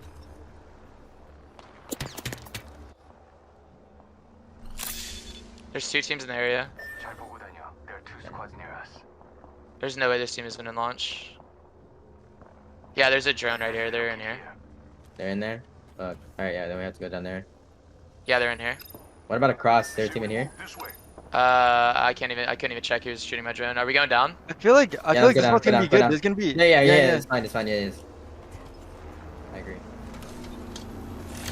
But you see the eyes and ears all perked up as they're keeping strong awareness of who is nearby, as this rotation has been relatively costly as far as resources. They do not want to run into an enemy team waiting to gatekeep them after all of that journey.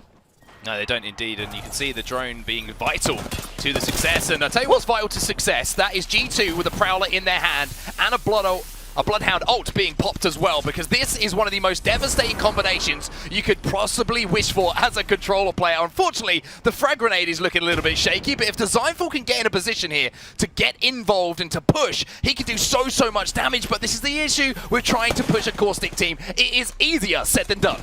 Oh, and this is letter E too. They got to be careful. 2 teams in the top spots of the lobby. G2 definitely don't want to almost just take each other out. Everyone else in the lobby is saying fight, fight, fight. But both of these teams have so much on the line, so much to lead. One is going to come out though, and there you can see the shots from around. Will somebody be able to third party this from afar? It feels like everyone has left with nothing. Everything they bargained for going to waste as G2 lose one, have to get another one up, and it feels like Scissors is still alive and pressuring. Yeah, maybe a little bit of an exchange of reses, but it doesn't look like it is. It looks like G2 will come out on top, and like I mentioned, it was all the damage from the Prowler in that close range situation, and now finally they will wipe the team inside of the building. That's going to be more KP here for G2. 2 fights, 2 wins for them in game number 3. 15 squads left. And the Southern rotate towards Tree. And the zone pulling this way. Team setting up already, but it's getting a little bit more contested. And no one is worried about the confines of whatever space they can acquire. They want it, they need it, and they want it now. Xset has been pretty much in the exact same spot. Fun FPS, Kenny and Clay we saw earlier as well. And there's C9 who have found themselves in a nice little trailer towards the bottom side of the valley, out of the outskirts of Sorting Factory. But to be honest, Mark, I like where CLG are set up to be able to do damage and really not get pressured unless a team like Sentinel's able to skyward dive and get behind them. Yeah, big takeaway from CLG in the first couple of days. I was in Madness' stream yesterday. He was saying that he wants to take full control of the IGLing as well. Lou was given a lot of opinions, and he loves that from Lou. Obviously, a massive, influence, high IQ player when it comes to it. But just to clean up the comms a little bit, they need to go on Madness' call and something they've discussed and worked with. So we'll have to see how that transitions into their performance today. But Lazarus now just outside his zone on top of Sorting Factory, and they're waiting as long as possible before they have to move towards that zone, because they're going to be in a little bit of a vulnerable position up on that roof from the team that you can see just in the very top right-hand side of your screen, which I think is still Sentinels, to put some fire down onto them. Well, we talked about Lazarus, and now we're back on C9 as they are a little bit pressured here. Remember, CLG up on top from all of this. Inside, you can look at Xset waiting in this, and they're going to have to go push. They say, we need territory now because we are in trouble. That must be CLG from the top side. Going into Xset as well. Stay Naughty underneath, and Zach as well. Knowing the pressure's coming through, and Klain, he doesn't want any of it, but will they risk going outside? Is it Charlotte Phoenix on the opposite end of the high ground? And man, oh man, nowhere to run, nowhere to hide, and Stay Naughty feels it. This may be the end of C9. In fact, it certainly will be, and that's going to be Xset bringing them down. Fun FPS with the damage that will seal the deal. C9, great game 2, not a great game 3. And if you're one of those teams who is a little bit up and down today, well, you're going to be going through the ring up, because that means your placements are going to be going up and down, and that horrendous sounding 21st position in the overall lobby might start to present itself as an option once more. G2, though, have been dominating every team fight they've been in so far. They're on the outside and the south side of Tree at the moment, just trying to look for any third-party opportunity, or maybe just feeling so confident if they see a 3v3 opportunity, they're going to push it again. Yeah, and I like this. They know they have a team sharing this building to the right-hand side. It's just a matter of timing. And you have nothing to your backside, which is one of the best things as a competitive team that you would like. Up ahead, they do know that it's OnlyFans and, of course, TSM over on that right side. Nice Arcstar stick by Team Liquid's Alvarelli. Destroying the jump pad. Don't want that interfering with any fight. A nice grenade is going to be avoided quickly, and the Octane going to scout out. So important for that IGL to have the movement to get in and out, scout the area, and tell his teammates what to do. Designful, though, he's just saying, let's stay alive, because he's low. He's got a bat up as well as Gentrifying, but the shield cell with the gold will help him get it back a little bit faster. Every time G2 run into someone at the moment, it's a team with a core stick, which is slowing down their aggression and their push after the initial damage. And speaking of initial damage, it looks like Gentrifying got a little bit too confident on the outside of the building, healing up, and Snipedown doesn't need a second invitation as he will take him down from a distance. So even after the initial damage inside of the building, G2 now in a little bit of a tough spot as they lose 1 and they're down to 2. Yeah, the only hope and the only benefit, I guess, of that down is that if he can recover, it doesn't feel like TSM is going to push there. They do know it's G2 because they got the knock, but Resulta having to do so much there, and he does a lot. Cracks the Gibraltar, who was pushing as well, but now the Volt is ring-a-ling-dinging out on the outside of his shield, and he can't withstand that much more. Designful, though, with the evade. Hits 1, hits 2. Looking for the 3rd. He's going to go down. Gentrifying healing full up, though, thanks to the gold. Will this be enough? Can Gentrifying get in? Not enough to save Designful. Resulta going in to try to get the shield swap. He'll have another one available as he gets that down, so it seems like G2 half stabilized, but again, pushing into the Caustic and waiting for this Wraith portal just to try to take it and possibly finish off the Wraith who had made it there, and they're going to get the damage done before for them. G2 somehow coming out alive there. Yes, they lost 1 player, but there's still 2 of them here. And in end zone, we know how deadly they can be. So G2 doing everything they can to hold on in the lobby as TSM are overlooking all of the action that's going down. Look at Sentinels, though, right on the edge of that railing. It's a tough move for them in a few moments. You can see that Xenox has just fallen down to maybe try and get some angles. Maybe that railing was just a little bit more slippery than we thought. Yeah, I mean, this is where they played this zone. They love it, and they're so good at it, especially with the Valkyrie. They have access to kind of let this chaos go on, and then Skyward Dive, once the circle zone starts to really minimize itself and force these other teams to look at each other horizontally. No one can really risk staring up in the air when you have people approaching you at such a fast degree, and Liquid knows it. And they've got to keep their eyes on the prize as well. The Spitfire has been a steady piece of work for Liquid today, and Imperial Hal, he's going on to 0+. They'll find a kill as well. 9 squads left in this lobby, but you can tell there's about to be a lot less very, very soon. We'll define God spot, and I will give you a picture of where TSM are set up right now. In center of zone with that truck to fall back to as well. They are controlling so much of this final zone and doing so much damage as well. And I noticed in the feed that Reps also had a Kraber, as we also see CLG involved with the fight now, but it's going to be Xset who come out on top of that one. I love it. And Liquid, they're just bouncing back and forth. Look at them. They're like a pinball in a pinball machine. Left, right, one building back to their own. And Sentinels, meanwhile, just up in the skies enjoying the views. And you could see it, the Skyward Dive. They're getting ready. They're making their move right now. Sentinels in 6 seconds are ready to fly. And this is the type of play that could cement a victory, but it's going to be up to G2 and TSM to stop them. Lonely Fans as well, desperately in need of points on set, and they're set up pretty secure in the building. 3, 2, 1, lift off here for Sentinels. They're going to land up on the high ground here, and they're only going to be able to be here for a few moments, but this few seconds of out-of-bounds play might give them a few 25 placement points as all of the fighting is going down below them. TSM still controlling the car. I also managed to notice that G2 managed to get their player back in with a respawn, so they're a 3-person team at the moment. The question is, can they get loot? Can they get up to a full complement that can really have an influence on this final fight? Oh, I like the spot Sentinels are trying to drop here. Nice missile swarm as well. The concussive impact of that would be deadly, but TSM seems like they stayed inside the entirety of it. My Little Phony, we saw Phony had a moment ago. Not sure he was able to survive. I think they will be out. So it is Xset, Sentinels, TSM, and Lonely Fans. An impressive performance yet again. 2 more placements, and this will be their 3rd top 4 in a row for a team that is 20 points out of qualifying. This could be the dark that we were waiting for today. TSM kind of in the observatory right now, just overlooking all the other teams who are trying to scrape their way in. They'll be able to influence the fights as teams have to push towards that final zone, but G2 still in a pretty good spot. Lonely Fans on the outside of it we can see here, but TSM control the pace here. They have pretty much the only area of cover with multiple different lines of sights onto these teams, so they're controlling the pace of things. I like this, the shatter caps as well on the Bocek bow. making that thing slang from up close, and that's exactly where this fight is about to be. Sentinels prime to move. The missile swarm, such a deadly factor in these late game fights. It's like hit with an arc star, maybe 70% of an arc star. The damage and the impact is just the same. G2, no Lonely Fans are to their left, and I actually like their positioning here as well. They're going to have to walk, and they will get beamed, but you're right, TSM probably in the best position here in terms of control. It's just a matter of who chooses to fight who, and it feels like Lonely Fans, they've got eyes on them from G2.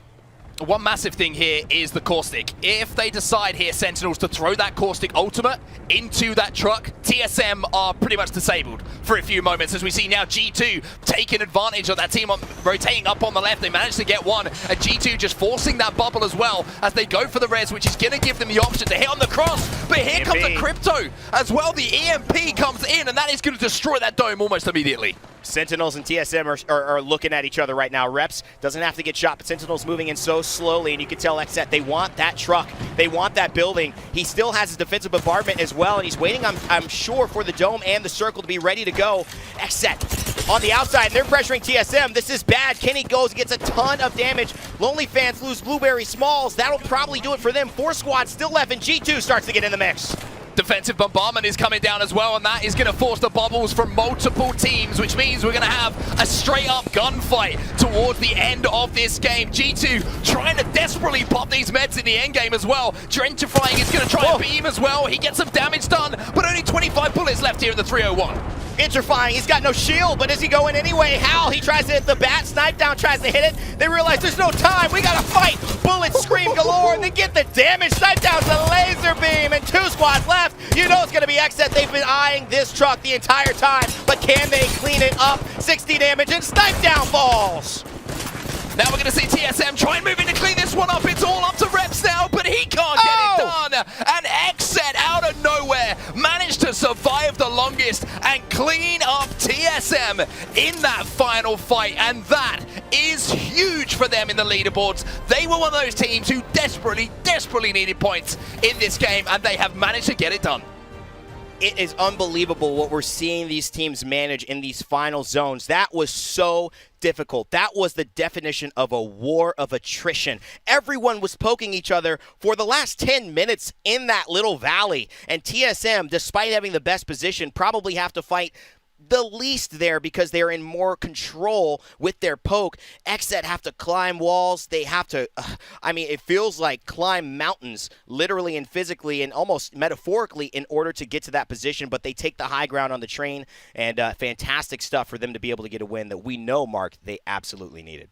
It was huge for them. Absolutely huge. There'll be a kind of Cloud9 situation, right, that we saw in the previous game. A team that desperately needed the points has now got the points. And that also translates over to our other lobby as well, because, that can have a real effect on the leaderboards. We'll have to find out how they do look. But amazing performance from Xset. They could not have wished to play that endgame any better. Exciting stuff in Game 3, and the teams that needed the points, well, they're starting to get them. We'll see if it continues today, as some of these names that have been underperforming are seriously performing now. Let's send it back to the desk and get ready for game number 4. See what they have to say about what just happened. Thank you, Rain Day and Onset. And, gang, we said it at the very top, and it continues to be true. Never sleep on any team in this lobby, because as we just saw, whether it was Lonely Fans, Xset, or any of the other teams, this is do or die, and they can come out swinging, Tom, and sure enough, Xset did. 27th place before that, 55 points. That's so huge for Team Xset, and we're seeing the teams that are on the bubble. Cloud9 before this. All the teams that need points are really coming through. Unfortunately for TSM fans, they couldn't win that fight. There was so much pressure on that blue trailer. They were able to fence so many different teams off, but in the end, it was Xset take the dub. Exactly. Let's take a look at that Xset final moment. And, TSM, of course, GG here, Vicky. They did an incredible job. But in the end, Xset just showed off how outgunned, outmanned, outnumbered, and outplanned. Yeah, when we were so busy looking at these Gibby bubbles, meanwhile Xset was actually so smart on getting on top of the truck right here. You currently had the other team, G2, making their way over. They had the Cossack that you had to be wary about, but because Xset was here on the high ground, they were able to actually retreat right back to that open crate to try to avoid the Gibby bombardment. To no avail, though, they did get hit, but they still were able to hold this position, which was super crucial. You could see here, as they were so busy fighting on the low ground between TSM and G2, that the rest of the squads, they were just pushing in. Now that gave the opportunity for Xset to go forward and cleaning things up. Finding how was the biggest crucial pinpoint to it, and Xset played that so well at the very end. They sure did. Now, Tom, I gotta say, I mean, we talk about math a lot here, and this was an incredible thing that Xset did, and they needed to do it, as we've heard our casters say again and again. But in the end, it does come down to points, so TSM is still gonna clean up here. Is that right? Oh, TSM's going to love that situation because, I mean, they want to win that game, but being over towards the tail end of these zones is a great sign for them that they're not taking the first 3 games as warm-up games and then popping off in game number 4. So I really think that they're going for that number 1 seed. That's what TSM always does. They're always aiming for the win. But right now, there's a lot of different points that are put on the board. I mean, NRG sitting in first place overall. And again, you can't really count out any of these teams because you look at a team like Lonely Fans, who's been at the bottom of the leaderboard for quite some time. They're slowly starting to make their way up. They are indeed. Well, let's talk about that game result here in just a moment. Actually, we've got it up on our screen coming at you because ultimately these points are what get their players not just to the top of their groups, but into those finals. Okay, gang, I am okay. Okay. I've never seen 3 double digits. I have not seen this yet, and I am going to pop off, and I don't care who knows it. Apologies to our audio as well, but okay. Tom, That's absolutely nutty because you look at the first 2 teams, they're basically wiping half the lobby. So Xset, they needed a big game. TSM continues to do really well. We were on board with G2 a lot. And then Sentinels, I love that high ground play, Vicky, where they came down and then took the little crevice on the bottom right below TSM. Yeah, and the way that Xset played that entire game was insane. At first, at the very beginning, we had seen Xset clean up C9 after C9 were actually caught out on the open low ground between tree and sorting. And then I felt like after that, Xset was constantly on the kill feed. I mean, taking a look at the fact that they had 15 kills, to no surprise, and that win actually made a huge difference because you could see TSM matching them in kills, but the one difference is that they fell short onto second place. Well, let's take a look at where they are in the overall standings because, you know, this is game 3 of 6, gang. This is where fun things happen. TSM doing TSM things. Vicky, I mean, the reality is that we saw this coming, and boy, did they come and deliver here. 42 points. Yeah, I honestly, today was a day that I looked at TSM and I knew that they were going to come out swinging. We saw that in game 1, and now holding on to 42 points. Look at the gap that they've started to build up for themselves between first and second place. My Little Phony, who had popped off between day 1 and day 2, was phenomenal. Meanwhile, TSM, they usually always pop off at the end, and you could clearly see that now with 42 points. It's incredible. Usually whenever you have TSM and Sentinels in the same lobby, you could always expect the game to go crazy. I will say this as well, Tom. There's a nice little 17 next to that green arrow at number 3 Xset. That's impressive. That's huge. But I'm also, Kate, I'm looking at 17 and I see Wally Catchers with 17 points. Yeah. And Wally Catchers was 18th place overall before this day started. So I'm curious to see where they're going to land overall too. And another team that unfortunately not having the best start, 2Brains 1 Controller, 24th place with 55 points before the day started, currently sitting in last place. And I will say one little note here about 2Games1 Controller. Slurpy G changed to Octane. Peach switched from Caustic to Gibby. That's a pretty massive team comp change going into this game here, Vicky. I mean, the reality is that anytime you have a team comp change, that's going to take some work to figure things out. But this may have impacted the way that we see 2Brains 1 Controller. Yeah, it's a matter of just trying to get that hang over what you're trying to go for. Honestly, trying to prioritize what you're going when you swap those compositions is incredibly important, especially when you're so used to the compositions that you've been running so far. Now you have to take a game to adjust to that, and we're on our last day here. You're running out of time. 6 games in total today, and 3 are already down. We're halfway through the progress here, Kate, and I don't know what else 2Brains 1 Controller could really do here if they can't stay consistent. And that is exactly how it happens. And I'm sure potentially we could see some more team comp changes. I don't know, as people get a little bit more desperate, as things start to really stack up in their favor or against them. But let's take a look. As we've mentioned, our secondary stream, our influencer stream, has been knocking things out. Niceweek has been doing an incredible job, not just bringing the hype, but also that pro analysis. So we really appreciate what he has done. Let's take a look at some of the highlights so you can be up to speed, because as we know, groups 1, A, B, C, and D, in the end, it all matters overall. So let's take a look at what Nightswig has been up to here in games 2, 1, and 2.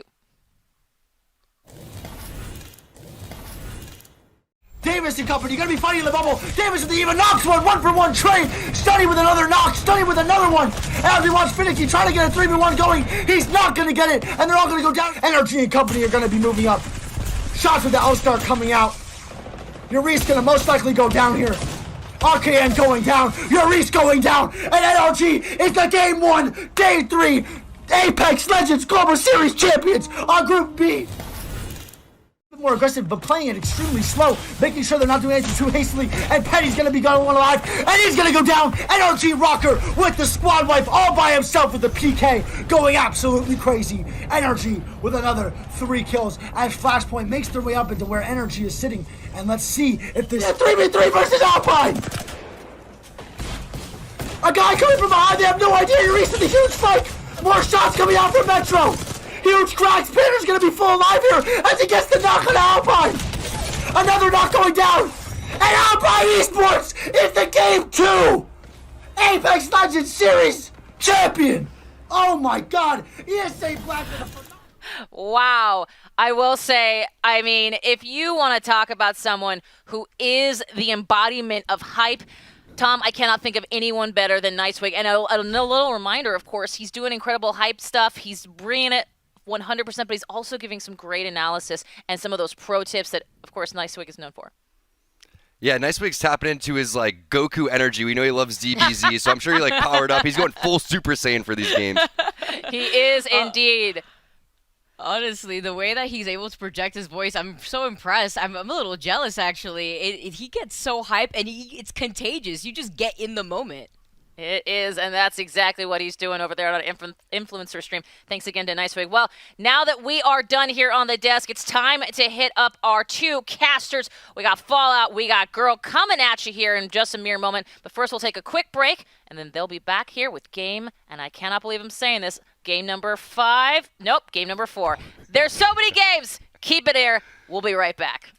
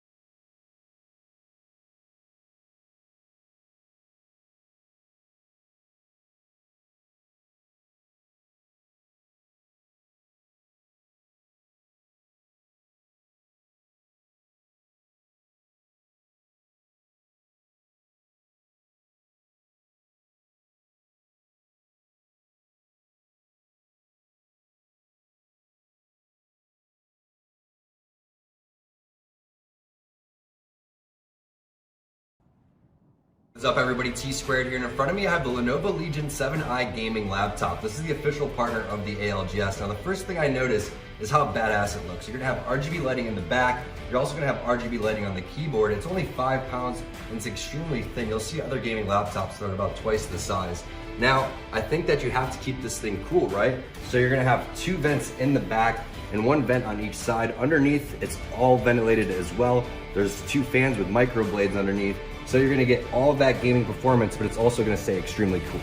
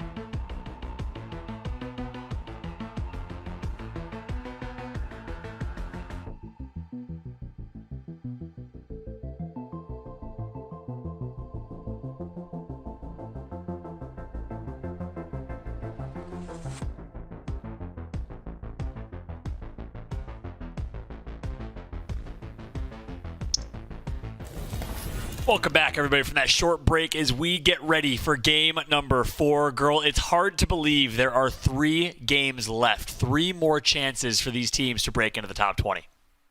It is hard to believe indeed. Some of these teams are sweating and they're on the edge. They're so close to getting in or so close to getting pushed out by a team that ends up winning one of these next 3 games.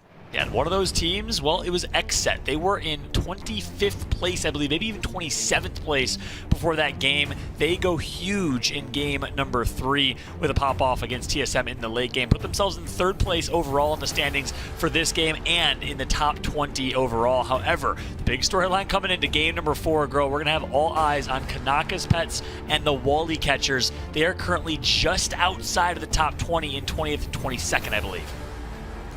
Yeah, there are so many teams competing for those top 20 placements, and you also have to remember that the top 10 teams are competing for points to start with in the finals, and that's why TSM is trying so hard and MLP is trying so hard, because they want to be in the top when it comes to the finals next week. That's right. Every single game, every placement point counts, and when Girl is kind of speaking to that, to go into more detail, if you have the first seed, you will start the match point grand finals with 10 points. Second seed has 9 points. You get a head start, you get an advantage in the grand finals, so that's kind of one of the key storylines, breaking into that top 10 and getting as high of a seed as you can, and TSM is doing really good in that category so far, Girl. They are in first place with the most kills in the lobby. Reps is leading the way. You heard Nocturnal put a lot of respect on his name. He has 11 kills right now. Yeah, you really got to respect Reps as a player. He's been clutching so many times today. Those bubble reses have been great, and just the amount of security he brings to TSM has always been great. So they have a lot of trust in each other. That's right. Great performance so far from TSM. They've done it multitude of ways. They've decided to kind of slow rotate, pick fights on edge, and you saw that last game, fast rotation coming through to that trailer, predicting the end circle incredibly well. And if you take a look at the map here, we have a geyser / no-name circle. That is where we're going to see a finish. We'll see if it pulls towards the south on the geyser side of the cave, or if it pulls north towards no name. Nonetheless, will be a very interesting end game here, and a very favorable one for TSM. They'll have a chance to kind of continue their run as we jump on board with Kanaka's Pets, dropping over in, typically they drop Skyhook, a little switch up here, and we'll see how they will fare on this rotation. Yeah, if you're new to Apex Legends, it typically never ends. There's no ending in the middle of those 2 spots, Geyser and No Name. It'll never end in the tunnel, so it will either pull north or south, as Fallout said, and we'll have to find out. My bet is on north. My bet is on No Name. What's your bet on? Ooh, I like the No Name call. You know what? Just to make it interesting, I would probably agree it's most likely going to be No Name, but just to make it interesting, I'm thinking maybe it'll be a Geyser finish, which would be nice for Kanaka's Pets. Meanwhile, G2, well, they're going to have a pretty far rotation. They had a really, really solid game last game, doing really well in the kills category overall. And G2 honestly continues to show game after game. They're one of the most consistent teams in North America. They've performed well so far in group stages, but let's hear from Gentrifying about what makes them such a great team.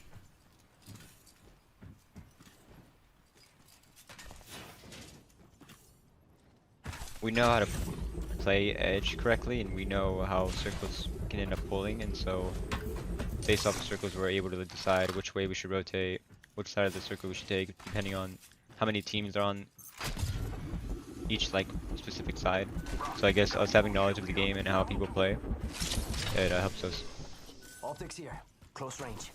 Hi, Girl. I have loved these picture-in-pictures perspectives from the pro players. We heard from Nocturnal, we've heard from Gentrifying so far, a variety of other players to kind of get their take on what makes them so great and what their thoughts are and the variety of the teams nearby. Meanwhile, we're going to jump back on board with XSET. They find themselves in an early game fight. Kenny, Fun, and Klain. Fun, in my opinion, incredibly talented, mechanically gifted individual. I've seen that man do crazy things as Fuse. Doesn't matter what legend Fun is playing, always finds a way to pop off. And let me also say, it's great to have XSET in Apex Legends. I believe this is their major tournament debut. Welcome to Apex Legends XSET, recently founded organization in 2019 or 2020. Excited to have them involved in Apex Legends.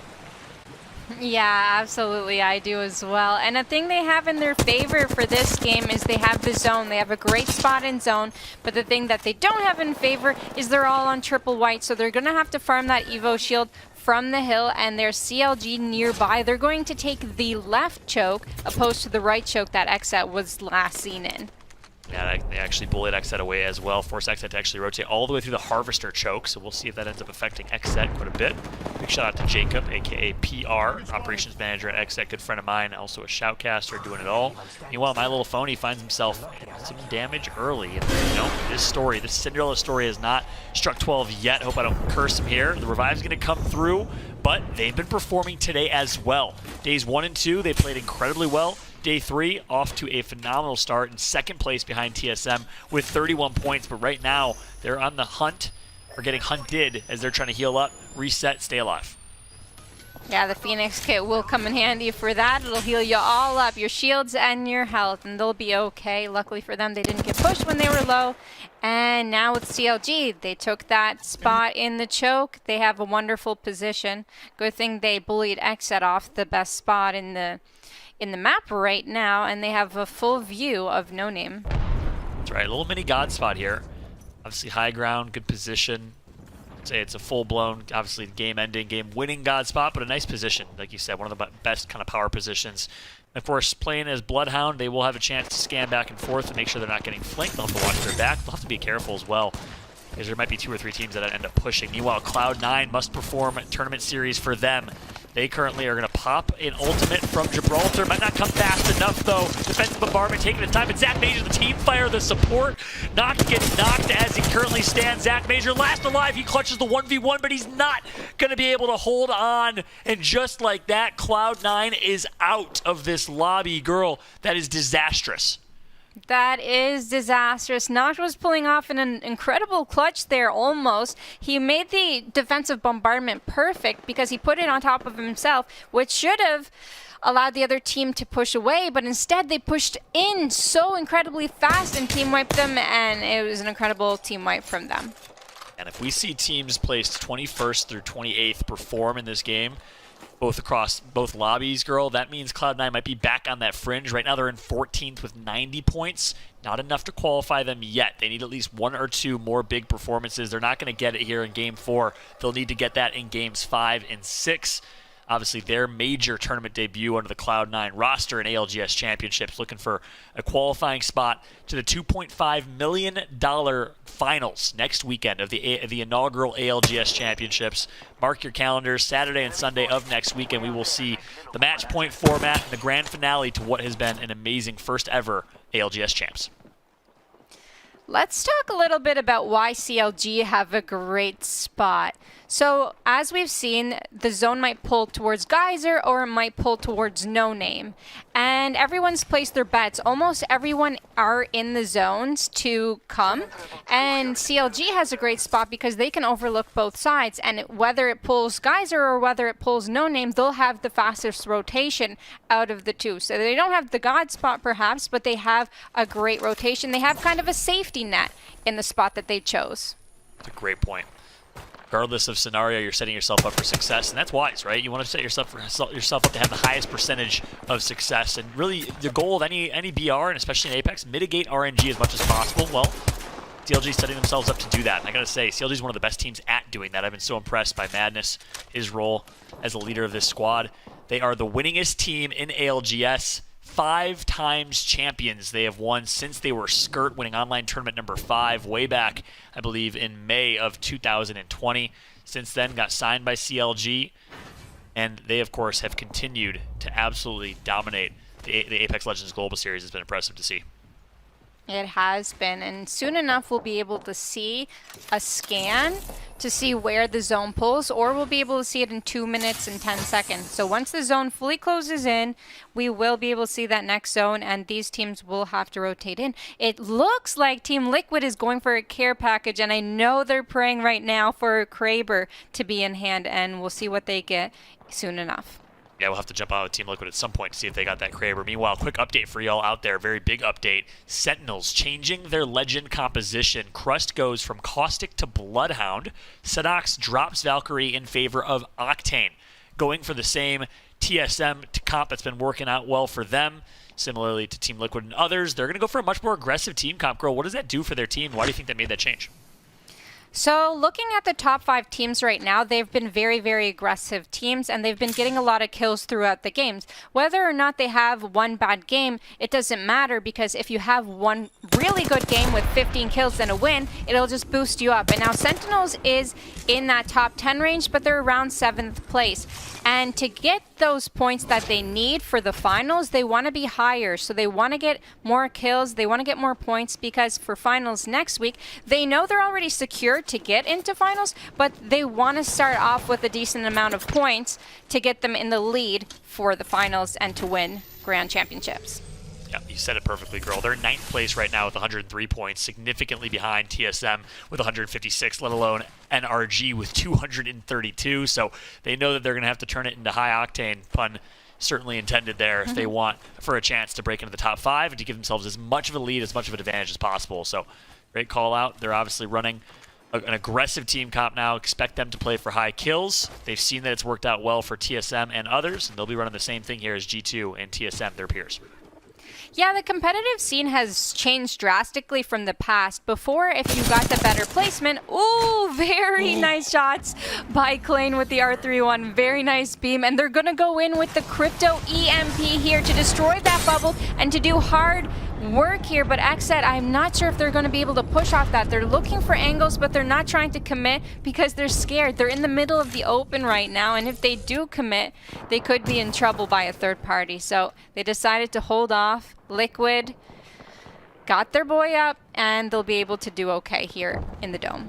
It's a great recovery right there after a beam from Klein of Xset. And they don't know what we know, so they could have taken that fight without third party. Meanwhile, G2 likes to play aggressive. Nice pushes, not missing a shot close range on controller with that Ava 8. Is designful, connects for another 60 to 80 damage, but not going to be enough. He's going to get knocked here. Gentrifying and Resulta going to have to push through. Caustic is an absolute menace right now, and Ray's going to get shut down. G2 does it. They win the 3v3 pure fight, but they got to be careful because 2 brains, 1 controller is nearby. They hear the fight. They need the kills. They need the points right now. They're going to play aggressive.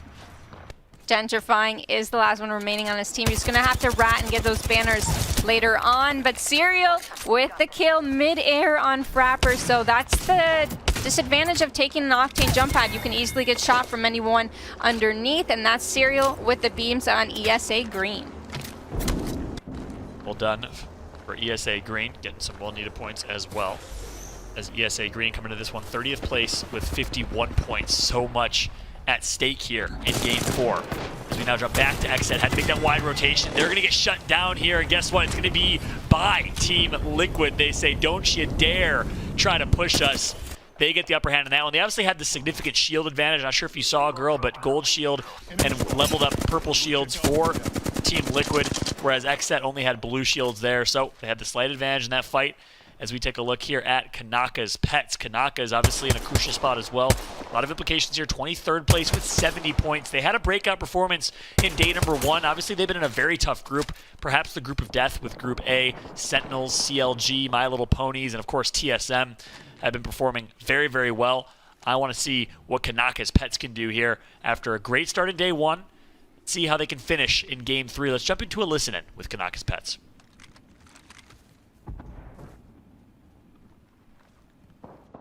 Roof, careful.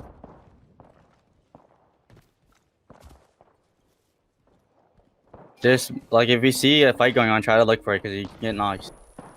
Oh my god, Skippy.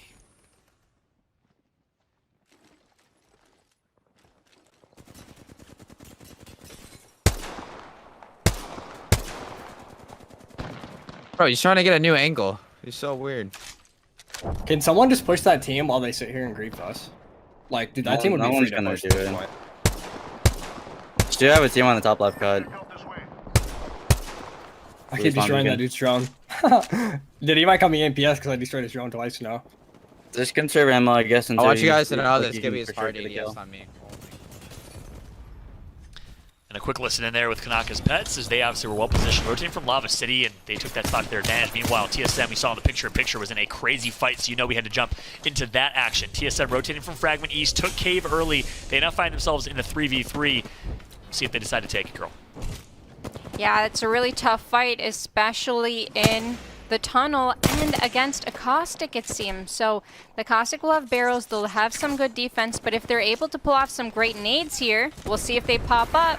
They'll be able to get that entry, but they didn't. And they're just pushing that team further back, and they're creating more space for themselves. And here it comes. The Arcstar, it misses a little bit, but it forces them to fight. That massive shots come through. It almost cracks one. They take down one, they take down two. There's only one more left on that team. And this is a clean wipe on Charlotte Phoenix here. Imperial Hal, too nasty with the dome shield strafing. You saw the in and out with the Mastiff, connects for about 115 damage in 2 or 3 shots, takes out the wingman and finishes.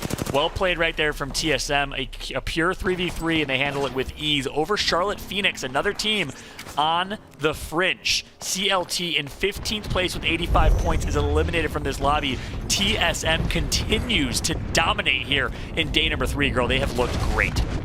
They are so aggressive and so confident. This is the best they've ever felt. They used to play for placement, and now they're playing for all the kill points and placement. So they're dominating and taking over. Now we're watching CLG fight Lazarus in a 3v3. They're going for hierarchy there, but Lou takes in some damage. Madness going to finish one off, and there is another clean team wipe we've seen from CLG this time. Not looking good for Lazarus here. Yeah, Madness right there with the mobility on Octane. Uses it to his advantage.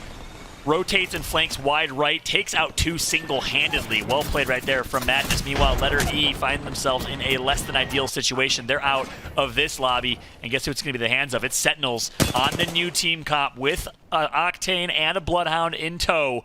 They find themselves 3. So something to note, they did change team comps. They don't have the Valk and the Caustic anymore, but they did rotate super early and managed to get themselves a super amazing position and some kills to go with it. This is going to be hard rotation for the teams outside of the zone now, so we're going to have to watch them come on in. Quick update from our other lobby, and then in the overall grand scheme of things, NRG leading the way in overall kills across both lobbies. Rocker with 13, Sweet with 12, and Sweet leading the way in damage with 7.3k damage. Next up behind that is Stomps of ESA White with 5.3k. NRG having such an impact today. Wanted to give y'all that quick update from our side stream. Of course, Nice Wig holding it down. Big shout out to my man Wig, who's been crushing it on the solo cast throughout the entirety. Make sure to have both tabs open here, the official PlayX broadcast. As we jump back, Ranked is harder. TSM flying in like a bat in a cave, and just like that, Ranked is harder gets completely eliminated from this lobby, wiped clean. Goodbye. Ranked is harder. TSM is making it look so easy right here. That was disgusting. It was disgusting, and TSM's proving that you want to be the aggressor in every fight. They pushed one team into a corner and ended up killing them, and they'll push the team behind them. They're not going to let anyone bully them today. Yeah, Ranked is harder tries. Good luck and goodbye. Luciana nearby. 2 teams fighting. They It's got a Pub free Stars. third party here. And they do. TSM can take this if they want to. I don't know if they have the intel, but they know the zone's going to be closing here. Mochance is last up, and he'll get taken out momentarily. Goodbye. Good night to Mochance. The TSM says, yeah, let's just not mess with that. We're going to back out and reset. They have been the absolute kings of this cave. It is King of the Hill. New game mode, by the way, in Apex Legends apparently, is that's what it seems like within the cave. TSM is taking out team after team. Meanwhile, CLG flanking wide right is Madness. Lou, oh my gosh, putting in absolute work, absolute damage. Great flank, heads up play from Lou, but he's the last alive for his team here, girl. Yeah, unfortunately, it's not going to be looking too good for him. It's going to be hard to clutch this one out as it is a Geyser zone. Kanaka's Pets, though, they're coming in and they're looking to see if they can third party or do a little bit of damage, but there's so many thermites, it's so hard to see in here, so they're just going to pre-fire through the hallway without knowing if there's a person there or not.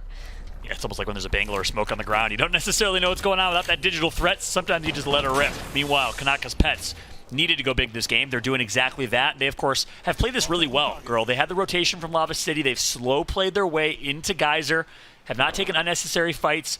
Said, hey, let's preserve ammo, but now they need to win this 3v3. Here comes the push. Good shots being put in. Absolute bricks being put out right now by Kanaka, the former Gears of War player, making it look easy. He connects for 1, make it 2, make it 3. Kanaka's Pets takes out the entirety of My Little Phonies, #1 team in Group A, and they are out.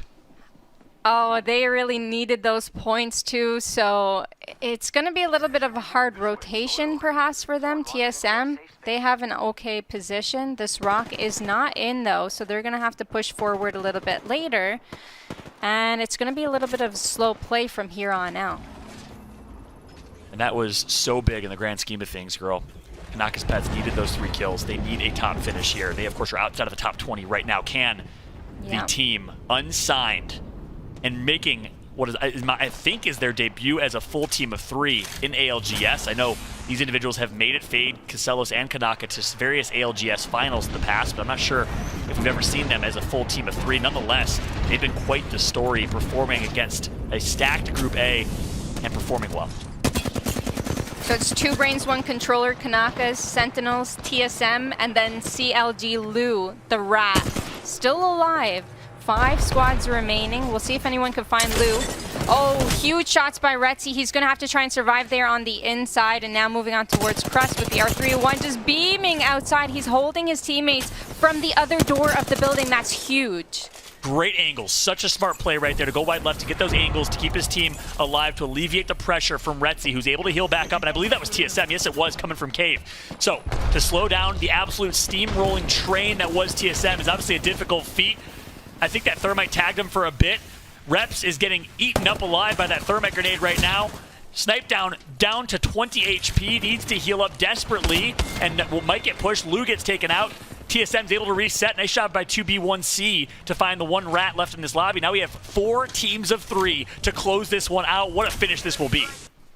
2 Brains, 1 Controller is one of the teams that also need a big game. So this is going to be crucial for them to get their debut as a team as well, to try and get to the grand finals. Nobody's been to the grand finals before. This is our biggest tournament yet. Yeah, Kanaka's Pets just finds themselves a bunch of shields available for shield swap here. They'll have to heal them back up most likely, but talk about a little bit of a jackpot. It's like the gold pot of gold under the rainbow here, as the Leprechauns, the 3 Kanaka's Pets, find themselves a great situation and a great opportunity to close this one out. And girl, don't you just love this format, the hype moments that it's providing? What a day it's been, and what a last week it's been. They're trying to avoid 2 Brains, 1 Controller right now because they were on the same exact building, and you'd never want to fight, especially in a 4-team situation. You're trying to avoid a fight as long as possible. It looks like Sentinels has a great spot, but if TSM push them and take that great spot from them right now, it's going to be a little dangerous. And look at this gatekeep coming through. Great job right there by Kanaka's Pets, recognizing the gatekeeping opportunity, but they got to be careful. There's a crypto nearby. Sonar's course detected as well with Bloodhounds left. Oh my gosh, Imperial Hal sneaks his way up and almost out of the zone. Takes some damage here, takes the 3v3 fight against Sentinels. So right now, Kanaka's Pets have the win condition in my eyes. They just have to play this smart.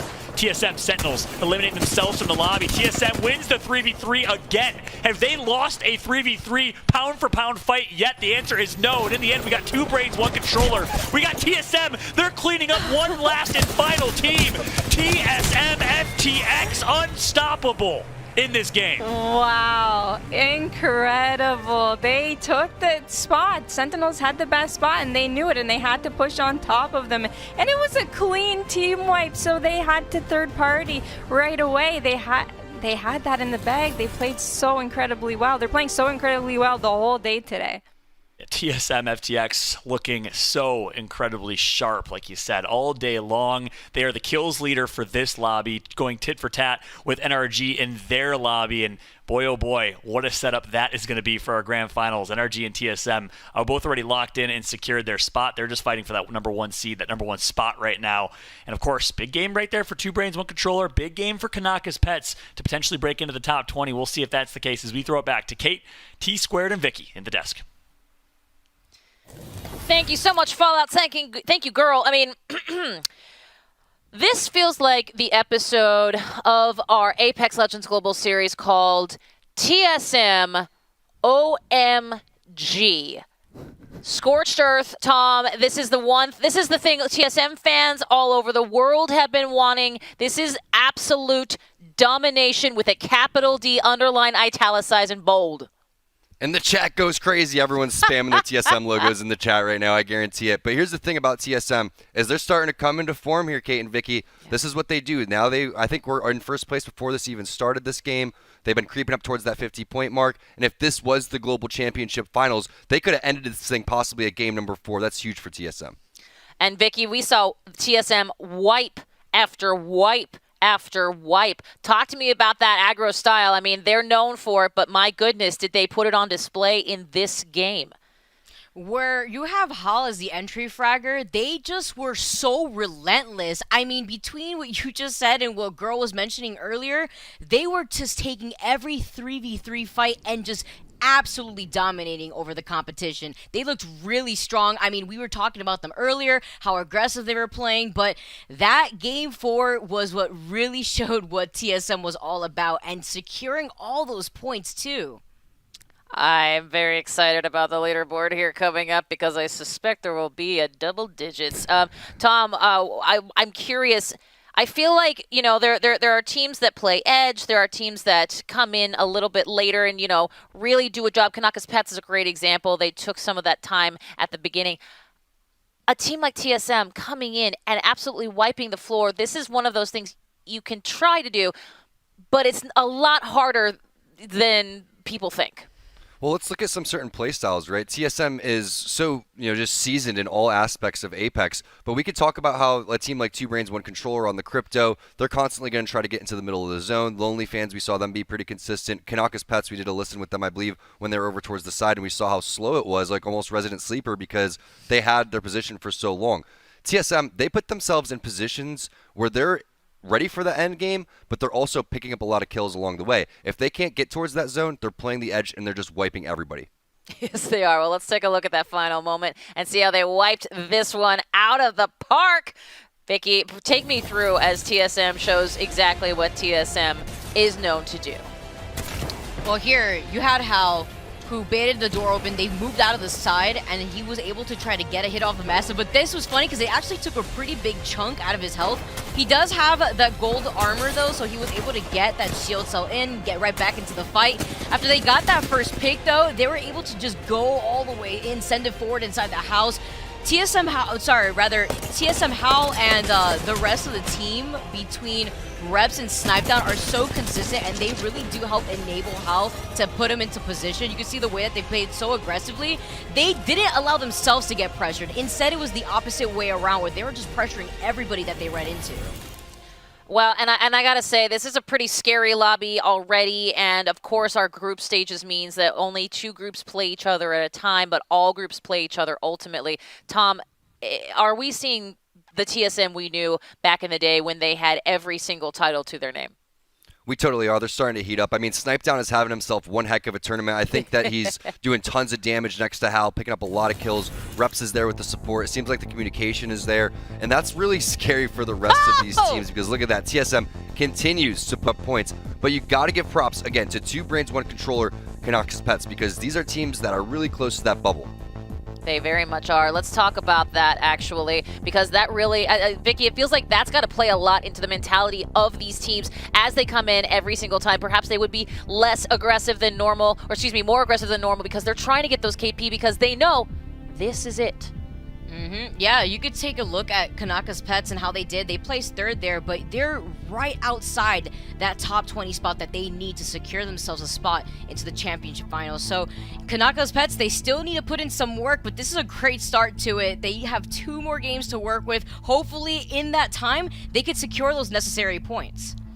And I was going to say, Tom, as we go into overall leaderboards next, it sounds like Kanaka's Pets, they are way in that. That bubble is real close. TSM, though, is turning up. Look at that. 67 points, almost doubling second place. That's absolutely ridiculous. But yes, it is huge right now for these bubble teams. With Wally Catchers going out early, they were that 20th place team.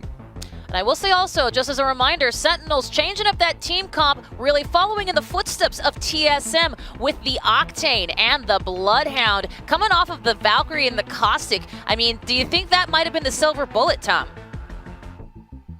I really think that compositions really play a huge thing here, but I really think that we're looking at a spot now with 2 games left where things are going to get fairly interesting. We may see some crazy stuff. I think Vicky was talking about this earlier, maybe it was in the pregame, where teams are going to start to get desperate. They're going to start to get aggressive. Yeah. They may start 50-50ing. We may even see Revenant.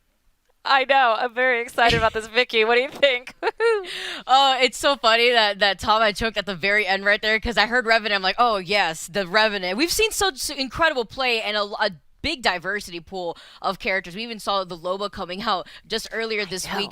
I mean, yeah, it's just been intense. I wouldn't be surprised if we see the Revenant because we talked a little bit about My Little Pony and how they didn't want to use the Revenant maybe because they didn't want the other teams to adapt. Well, now this is the opportunity with the last 2 games here to do just that. You got to pull a trick up your sleeve, and maybe that's enough to secure enough points to put you ahead of the game, especially with the way that TSM has extended the lead in the first place.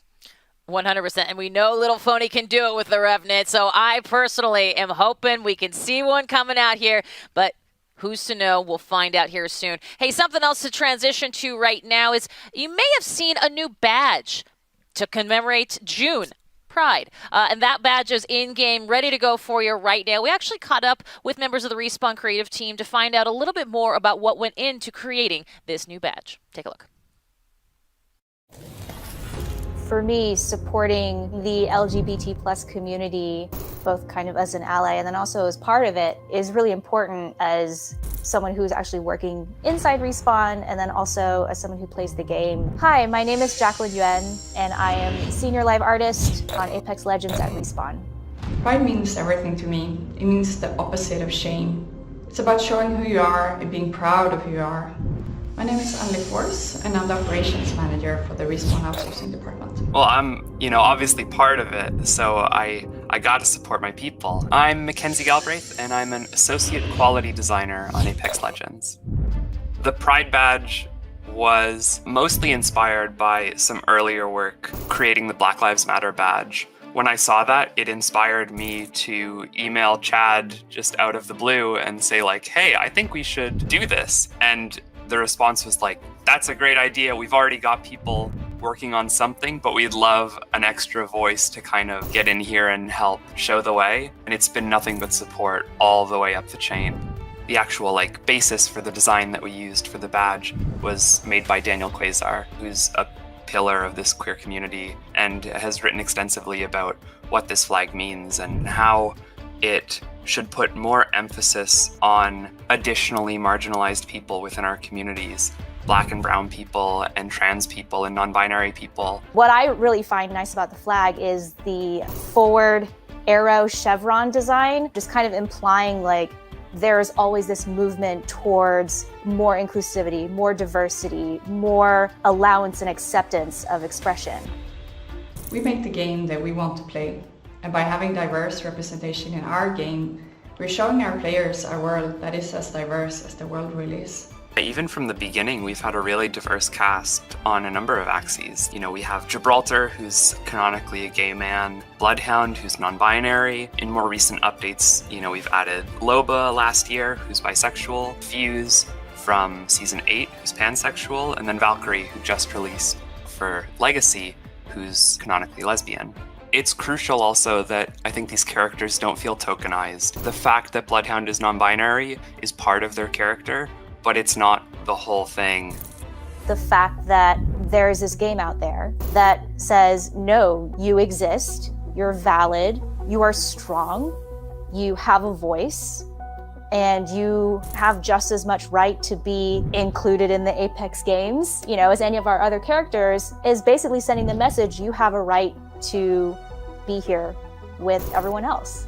It's just going to be amazing to really see that there are so many of us out there in the community. It's a really beautiful way of showing our support and showing up in numbers. My message to the Apex community is Happy Pride Month. I hope you enjoy the season. I hope you enjoy the Pride badge. I hope you get some victories with it because I'm sure not going to, so I'd love to see it on the champion squad. And yeah, I really hope that you all have a wonderful Pride.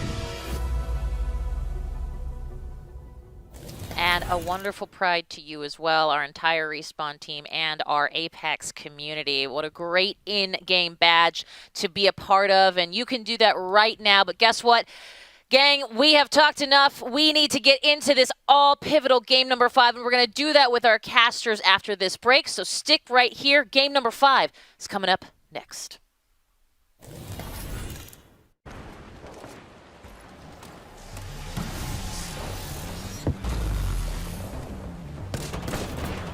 stay here. I have to be. I'm gonna nade in there. I'm gonna nade in there. I naded in.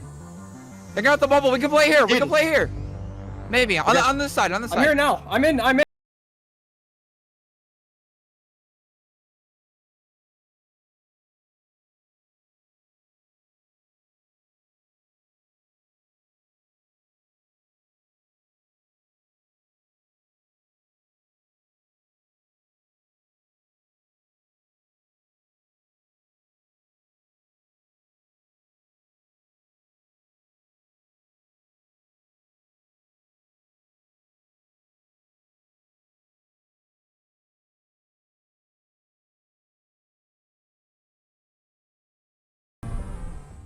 Nice shots, Flanker.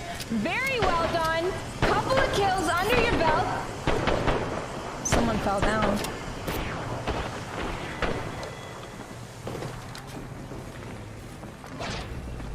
They're not worried. Cool, calm, and collected. 4 squads left. Does Flanker have his ultimate yet? No. Will he have his ultimate in 40 seconds? That's hard to tell. Hard to tell. Yes, he will have it soon. Flanker got the armor swap. I don't believe Flanker had any HP left. Very nice pop trap. It's a very nice shot. Gibby pushing up. Crack. 1 HP. 1 HP. Nice. Nice. There's a team above him. Get the armor swap. Purple armor is enough. Throw your ultimate down. Throw your ultimate down in 2 seconds. Oh, they have... Yes. Yes. Flanker. Crack. Down. Down. Finish. Wraith. Last one. One more. One more Wraith. One more Wraith. Queuing it up. Queuing it up. Alpha Team Liquid is the champion. That was their game. That was massive. That was big brain plays. Those shots.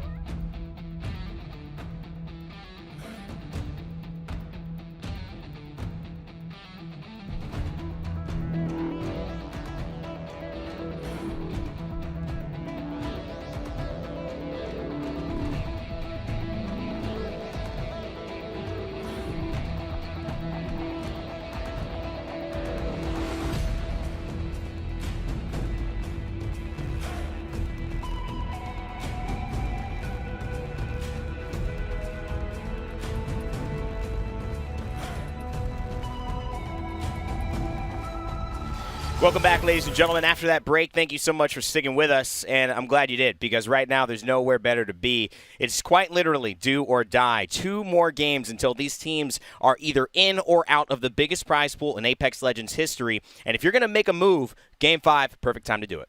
I mean, it's 2 games for an opportunity at $2.5+ million. It's as simple as that for some of these teams. And if you wanted to know how tight it is, well, I've got the stats for you. We're going to see the zone pop up on the map, and we'll mention that quickly before we get into that. Lava Fissure Countdown is where these teams are going to be heading right to the western side of World's Edge. But let me set the tone for you here. 21st position at the moment, Xset. We've already seen them win 1 game today, which has put them within striking distance. They are 1 point behind the team that is currently holding down 20th position. Just behind them, Wally Catchers. They're just a couple of points off as well. Kanaka's Pets just behind them as well. It is so tight that you could even say a team like Cloud9 at the moment, who are currently in 16th place on 90 points. I mean, they're only, less than 10 points in the safe zone right now. So every single moment of these last 2 games is going to be heart-wrenching for these teams. And I'm so excited because this is what you want.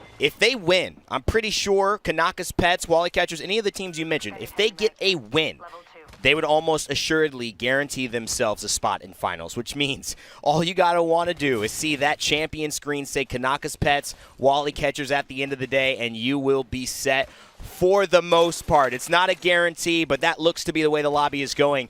However, Mark, it may not be an easy fairy tale. They hardly are. Usually a bit of controversy and adversity along the way. And Kanaka's Pets, actually the farthest dropping team. They drop on the southeast, having to make their way over to the northwest. It's going to be difficult.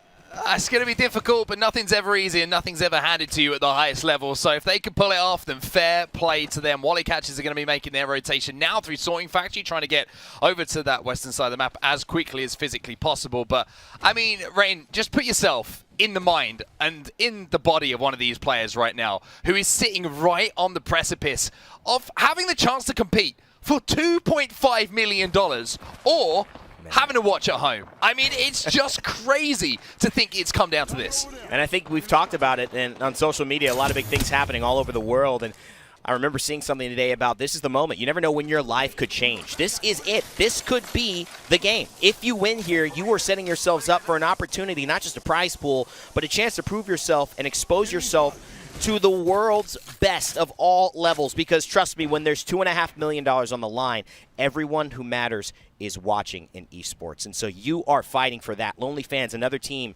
didn't really make it to the top 10, but they've been someone we've been eyeing on. Despite last game not being their best performance, a win for them could also do wonders and maybe push them over that threshold. But that's the exciting part about a Game 5. So many teams have a chance to create their own stories and write their own history.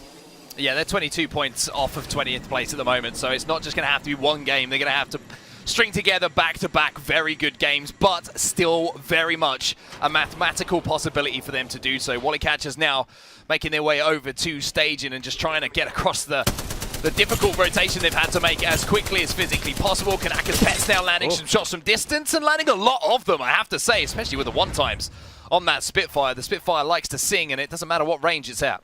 No. The melody's always nice when you're cracking shields from afar and hitting headshots for the tune of 36 like the Spitfire does. And it's been something we've seen in the last meta of Apex in Season 8. Now I think continually, even though the nerf put the Spitfire right where it was before people thought the Spitfire was good, people are still using it and realizing the power it has, not only the presence from range, but also the really accessibility of taking almost any type of fight and being fine when you have that weapon in your back pocket, or better yet, out in front of you firing onto your enemies. Sentinels, though, a lot of enemies, and many of them above.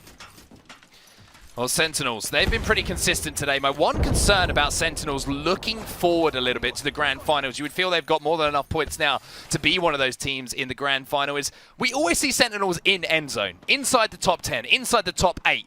But winning games seems to be an issue for them. When they get into those positions, they can't seem to convert what turns out to be a 12, a 13-point game into a 20-plus point game. So certainly something for them to work on, getting towards those end zone and just being a little bit more effective in their execution.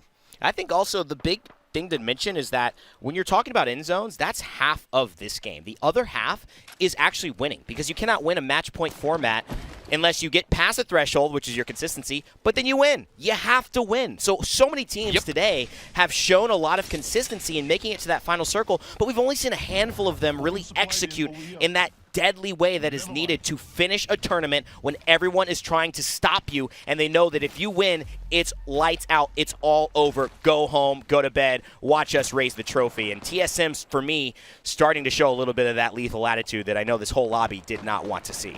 I mean, talk about the teams we always talk about, right? The likes of NRG, TSM, they win end zones. It's as simple as that, and that is what separates them as some of the best in the world. Yes, easiest said than done, but look at those shots coming in from Fade. He's giving him a haircut, and it isn't one that's going to be cutting too close to the scalpers. Now he's going to be moving in, looking to finish off on that damage. He is aggressive for Kanaka's Pets, but it looks like there might be a third party on the horizon here, so they have to be careful. And look, they clean up house. That is beautiful from them, and that is the points that they needed. And that's what you want. I mean, if you're going to rotate far, maybe you take 2 or 3 of those fights on your way to the zone, and now you've already got 9 points heading into maybe a top 10 situation. Yeah, you're fighting edge, but you've already done a majority of the work, where teams who are early rotating are still looking to pick up KP. Kanaka's Pets on the right path, but still too early to tell. TSM, as we see the nice, beautiful surveying. Not a crypto drone, that's our OBS team killing it, showing us exactly where these teams are rotating. You can see Zeratricky Serial a little bit far behind, but Reps, TSM bubbling for a nice recon beacon. They're going to get the information of this Lava Fisher circle and be a little bit adroit here as they try to maneuver around a couple of people trying to take them off of high ground, but Reps will respond right back in kind with a G7 to the dome. Yeah, some nice shots there from Reps, just going to slow down this team that is trying to approach from behind, and this is, again, another example of how TSM have adjusted their game. We saw it a few times today. Sometimes they've played center zone, sometimes they've played edge, depending on the zone. And now we're going to see Kanaka's Pets fall into the hands of a sneaky, sneaky team who are rang out in this tunnel, and this is huge bad news for them. Kanakas Pets currently in 23rd position, eliminated second in the lobby. Oh, and you just feel the pain. Team XD hiding. You didn't expect to run across that, and that just hurts as a Kanakas Pets fan. And for anyone rooting for the underdog story, well played to Team XD. If it works, work it. But as a Kanakas Pets storyline, that's tough. If it's going to be any team, surely XD sums it all up, right? A little smiley face. You know, we're in the tunnel. We're going to take you out. We might ruin your tournament. I'm sorry about that. But they do have an opportunity in that last game to maybe make a difference, but that is heartbreaking to go out in that kind of way. You'd rather straight 3v3 fight. You know, you take a fair fight, you lose it, you can kind of hang your cap on that, but to be caught out like that is just absolutely gutting for them. And for a team who wasn't really in contest as well, unless they win 2 games in a row in a similar position. Hey, maybe Team XD starting their story. You never know who's the main heroine if you watch Game of Thrones or anything like that. I mean, you're switching main characters every other episode. So at this point, maybe that's the case here. We have a little bit more of a lethal battle than we thought. Maybe the hero, maybe just a side character here as we pan out with TSM on the run. Sentinels close behind or close in front as we head towards Lava Fisher. Beautiful building here. One of the best spots to hold, wouldn't you say, Onset? Oh, 100%. This is the building you want to get hold of, and you can see what teams are contesting it. One of those teams is Cloud9, and one of those teams is Xset. So 2 of the teams that I mentioned are going to be feeling very nervous for different reasons here. Xset 21st in the standings at the moment. C9 16th at the moment, and every single bit of damage that they take at this point is going to make that heartbeat even faster. And Fun feels it. Oh, they were outside. They were pushing. That defensive bombardment might have just saved their lives from Fun. That was everything that they needed because he could tell they were creeping. They knew the damage went down to Klain, and C9 was trying to play off it. Right now, they'll go back to a stalemate. However, very valuable resources used, and the second you see a bubble forced out of nowhere and that thing drops, they could be just as exposed. And meanwhile, Liquid on the rotate flanker, he's in Beast of the Hunt, a beast himself today. Incredible stuff for Liquid, who are clearly going to be one of our top 20 teams, but it kind of switches the conversation as well, Mark. We're not just looking at who will qualify, we're looking at who is going to win this and who has set themselves up with types of performances where we can see, you're going to take this when it's all said and done. And who's won games? Like you mentioned earlier, you know, you've got to win a game. You've got to win the match point format. And there's only a handful of teams that we've seen do that consistently so far. TSM is one of those teams. Liquid, another team who on day one showed that they can win games as well. A little bit slower since, but do have that pop-off potential that we know and the ability to close out end games. And I think it's zones like this for Liquid where they need to prove they can win it. It's not a huge rotation for them. They're going to be on the side of the map where they're going to have pretty much no one really rotating behind them from the northern side. So they're going to be in a good position to do so, and to take advantage of that ahead of the grand finals for them is going to be massive for the confidence. Hal getting a little aggressive, and Luciana on the right side. We'll see if she decides to start poking back and forth. Snipe down holding the angles as they do so well. Reps usually playing a little bit behind them. What a brilliant player. What a mastermind of Apex Legends. The team not only uses him, needs him for what he provides as far as utility on the Gibraltar, but just utility as far as his mind. And that's a double jump pad as well. Going to use the second bounce just to extend the distance. And Sentinels, oh, they're getting high, aren't they? Look at that. Looks like it could have been a bit of a skyward dive, but it's just a jump pad, and they're going to push. This could be TSM going down here, and it is! TSM look like they will be wiped off the face of the planet, and that is the story of TSM so far for me. It seems to be greatness or nothing at the moment. They get to a game where they win. They come second. They have huge amount of kills, or they go out in the first couple of teams to be eliminated in the lobby. So certainly ahead of the grand finals, something to work out there for TSM. But Sentinels seeing the damage, seeing that rotation, and most importantly, seeing the opportunity to pounce. Bit of revenge as well from Sinox, Retzi, and Crust, who were taken out by TSM in that final circle near Geyser in 4th place. And now they're even adding on to the pain as well. Retzi slowed by the bullets, forced to Doma protection. They have already got one down. They're going to get the KP. Oh, but not quite. Somebody comes in, another team as well, and that might be Luciana. No, they've taken them down. It's Frapper and helping, and Moni actually coming to delay Sentinels and force them back onto the ledge. And so they, in many ways, kind of take some KP away, and they help out who Sentinels were pursuing. Sentinels could back up, though. They are rewarded with the space because of the fact that they took down TSM a few moments ago, who were trying to make that move on the jump pad. So even though they were trying to get aggressive, and I love the fact that they were, because they were kind of vibing off of the momentum that they just got from taking down one of the most successful teams in the lobby so far, they recognized the situation, and they backed up smartly. Letter E, though, again, a team who have been performing pretty well so far. They're up in 7th place in the standings, down to just one player here. Scissors is trying to hold this high ground. Looked like they might have thrown a grenade up. I think it did. It just missed where Scissors is holding. The Caustic would have definitely been vulnerable to that, but not much else since he's got the barrels and he's set up. Banners around him, but Mr. Hakulo and Zeratricky just going to loot up everything from those teams, from those fallen players. And now Mr. Hakulo might just try his help at climbing. They could probably push this aggressively knowing it's just one, maybe take it from different sides, but is it worth the risk, especially with 57 seconds going on? Hakulo just, again, trying to make some noise. Not sure if he's going to commit to that, though, but Charlotte Phoenix finishes off Hundreds. That's going to be Hundreds taken down, but bigger news here.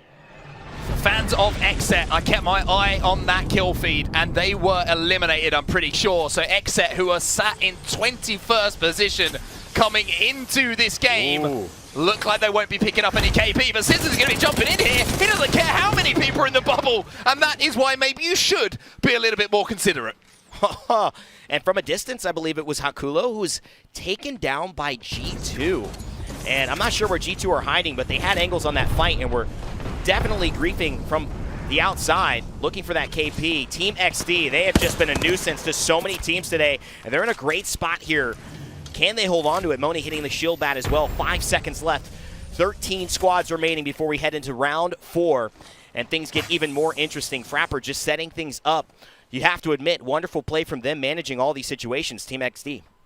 Yeah, Xset were the team, remember, who were underneath Cloud9 in that 2-story building. So them being eliminated means that C9 now have control, in my opinion, of one of the best positions to be holding. G2 also in a great position, holding down that large kind of shed building that we just saw them for just a moment there. Charlotte Phoenix now trying to force their way into circle. The dome is going to go down, but you can see how many teams are still alive in the lobby, even though it's a few less than what we've been used to. All of these lines of sight are being taken down, and Mercy is going to be taken down himself. Bubble went down so early and the defensive bombardment came. Mercy knew he was in trouble, but he realized it too late. A day late and a dollar short, as we like to say. Moni, he's going to fall as well. The circle is going to do him no help. And helping, he's the one who needs it. He's the last man alive for Team XD. Can he do it? Just more placement points is all they could ask for. They've already dropped at least 2 teams. 11 squads remaining, 1 goes down. Blueberry Smalls, Lonely Fans, they're still in the action. A team that desperately needs points on the back edge of this lobby. What can they do today? But G2 is kind of just prowling on the edge of zone here. You can see them. Designful just moved in. He took down Helping. That will be that will be them eliminated, excuse me, as Lonely Fans now try and make their way towards Circle. And Lonely Fans at the moment, they're currently sat in 27th position. They currently have 62 points on the board, so they're around 22 points outside of that 20-point cutoff. But knowing the teams in front of them have been eliminated early in this lobby and haven't picked up the points is going to fill them with the idea that maybe a big game here could push them up into that 20th place spot. It's exactly what they wanted. There's nothing else you could have asked for. This is the perfect path for Lonely Fans, but there's still a lot to do, and so they can't get too excited. They do have their back to play with. G2, though, in front of them. That's a pretty bad front if you're any Apex Legends player. Rambo and Fury from MLP holding down sight lines as well, so it's just going to be up to G2, and when they make their move towards the western side of Lava Fisher, and they're just going to try to follow. Blight spots it out as well, but it's really G2 on this storyline here continuing to move, because they're going to try to take that building or at least hide out on the backside, and it's going to be Liquid who really have to say no, not against us, especially with the scout in the hands of Albrelli and the 2 times. Yeah, Liquid have a great position here. You can see they've got access to the high ground to their right as well, which is where this circle is most likely to be pulling towards. So they're in a really, really good position, but a fight now breaking out in the low ground here, and Wally Catcher's one team who needs to be performing well just to make sure that the pressure isn't on in that last game, and looking to do so, looking to force forward. And I tell you what, the caustic gas is going to be doing enough damage, and I tell you what, that Arcstar might do it as well. The beam's coming in from the vault, but no Noxes yet. Wally Catcher's in such a big fight. This could determine it all. Let's take a listen in and see what's going on. I knocked another. Two down. Underneath. Close, they're all dead. On me. On me. Off me, come to me, come to me, come to me. Open this door, open the door, open the door. They're hitting my traps upstairs. How many is it? It's three, it's a full team. Any accelerants? There's an accelerant, I'm taking it. Kill count? We need to kill these dudes. I only have one. can- I'm at 50, I'm at 50. I think you need. What's your ulti at? 50? 54. Fuck, he's not gonna have it. They're getting nades. I could throw a trap on their door after your next scan. I have one frag. To be honest, bro, like. Where are they? They're They're still right above. inside. You can hop up on the blue bin. No. I'm gonna scan our southeast and make sure nobody's this way. Fix this door. Fix this door. Do we have another accelerant or no? Fix this door. Alright, we just gotta kill him, bro. I think we just have to literally fight him right now. We can play low. We can play low and go to donut. Underneath donut. It's a 2-man in there. It's still a 2-man. Alright, well, are you gonna pour for it now? Can we run? Can we run to it? No, I think we fall to low. We trap up. Did We they gotta pop do it ulti? now. Yeah, they popped We ulti. have to do something. Okay, okay. Come here. Come here. Come here. Come here. Come here. Come here. Come here. Come low. Trap up. They're fighting in donut. They're fighting in donut. It just finished. Take my portal. Take my portal. Wally Catcher's trying to make the move. Stink, he's taking the portal, but he's getting shot from the backside as well. There's so much on the line. They've been trying to plan it out, but there's only so many things you can plan in a chaotic battlefield like this. And up on top at CLG. Will they push down? No, Vaxlon. He's now in the eyes of the line of sight, and he somehow makes it out alive. Sinox, Sentinels, though, taking down his other teammates. What a massive, massive rotation coming in from Wally Catchers, though. They've managed to find somewhere safe to play, but now Sentinels, maybe they're going to come to play, and this is the fight that it's all about, as Cross is going to be taken down, and Wally Catchers now, they poke up and think maybe there's some KP for us, but they're going to retreat smartly here. Keeping control of their emotions in a high-pressure situation is vital for them now. Wally Catchers had the slow ground so perfectly held, but I believe that Lonely Fans is still alive right above them. Two teams that need these points. And at this point, man, I'm not trying to split nothing with nobody. This is Apex. I got $2.5 million on the line. I want them. And you know what? Wally Catchers, they're going to cut it so close. They're right there. But they will have to rotate out of the zone. It's either going to be up into Lonely Fans or it's going to be around and through the zone. Or maybe a portal play might be coming in. This might be the most important. This could be a $2.5 million portal coming in for them to try and make their way towards final. C9 now, with this performance, might be feeling a little bit more comfortable than they were at the start of this game. They managed to get that early rotation. They managed to get control of that building. They had the shortest rotation to make, of course, landing over here at Lava Fissure, but recognizing the best place to play is why these pros are so damn good at Apex Legends. Wally Catchers and Lonely Fans both need a win, and they're both right above one another. The problem is Cloud9, they've already gotten their win, and they're trying to make sure nobody can take their spot already, it would seem, secured. And Noct, however, has to deal with a little team called Liquid right underneath him as well. So two teams in the house. CLG Vaxlon ratting underneath, and G2 staring at everyone. Let's see what happens as Wally Catchers go in, a grenade, looking to pop. Will it pop right before or after the bubble? CLG Vaxlon forcing it in a fight. I think Vaxlon actually won. He took down Flanker on set. Oh, it's going off here. You can see C9 getting involved with Liquid, and then this is actually opening the way for the likes of Lonely Fans to make a late rotation. They're going to maybe try and play low ground. The bubble comes in, and maybe there's a little bit of panic, but there's also going to be the opportunity for some KP here. As the overshots don't hit, the more negative has to go in, and they will be eliminated here. Wally Catchers now looking to move in and clean up, but they are now inside of that top three, most importantly, as we're going to see C9 now take on G2. Oh, this is great. Wally Catchers that come up after this. C9 and G2 are fighting.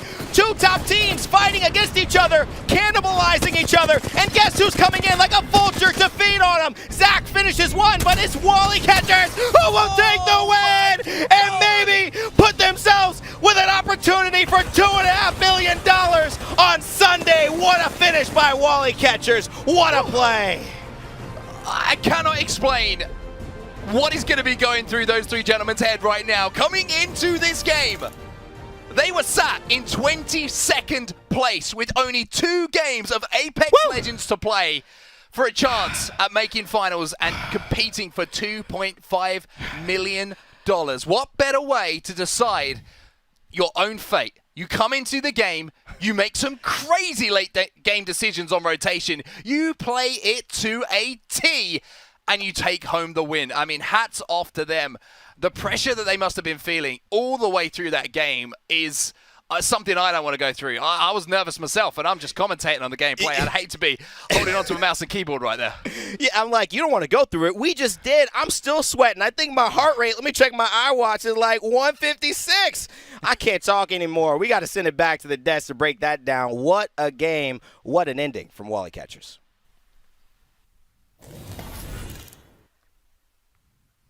And a great way to put that, rain day and Onset. And a huge thank you, too, for casting us through our game number 5. Tom, Vicky, they needed it. They wanted it. And as it turns out, Wally Catchers just wanted it more. Tom, you have been really bringing us through every step of this Wally Catcher story. You saw it from the early game. You came into the late.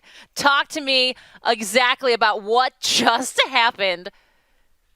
That was absolutely insane. Wally Catchers, they had to clutch it out. There's 2 games remaining. They needed something big. They set up over towards Lava Fisher for quite some time, but they also picked up some KP. One of the things that I really loved, though, was when we got an opportunity to go into the listen-in, they were chilling. They were calm, cool, and collected. Everything was very clear in terms of the comms, and that's what's really important for Wally Catchers to get that dub.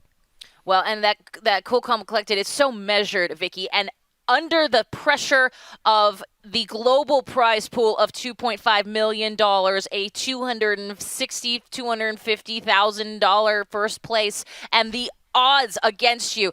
I mean,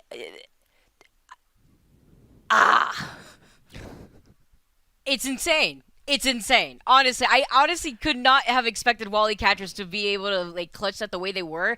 They were considering 3 steps ahead, like what to do. And I think when you talk about the communications that we were able to listen in on them, that was what really highlighted the fact that Wally Catchers, they recognized the situation that they were in. They knew that they needed to get KP. And instead of fishing for it, they opted to go for positioning instead. They knew that KP were going to go to them. And at the very end, when C9 was facing off against G2, that was the opportunity for them to really shine, and they zoomed in at the perfect time to manage to not only clutch out that game, but get that last-minute KP in the pocket. I will say so often, Tom, we feel like the third party came out of nowhere because we focus in on these big major titans fighting each other, and then the third party comes and just like Wally Catchers did. Talk me through this final moment as we take a look at it once again in all its glory here on our screen. Just huge plays coming out from Wally Catchers. There's really nothing to be said about it. I mean, I think they're going to be talking through us all because we have comms on this. Trap the stairs.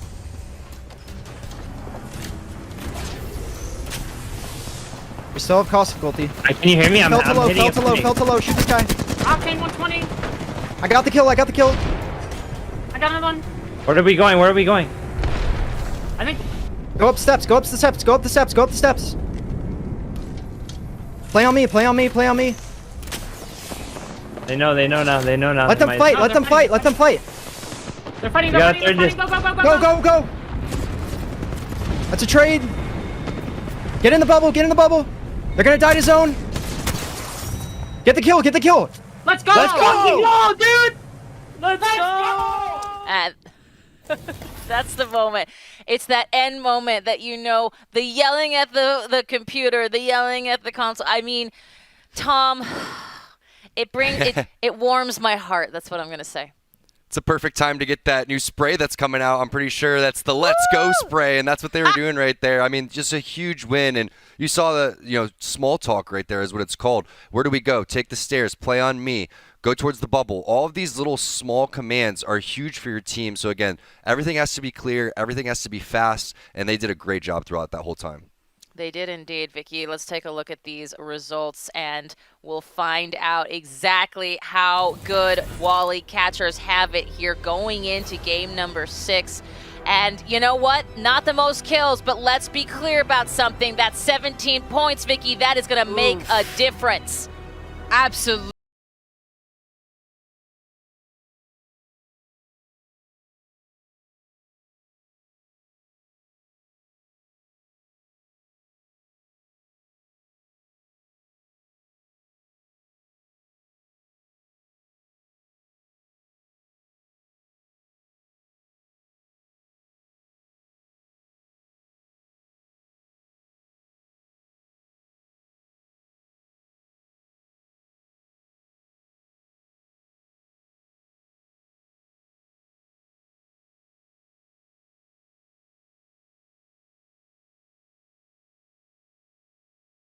Only imagine what this means for our game here today. Remember, this is for our Group A versus D. TSM, that's a pretty healthy front line there.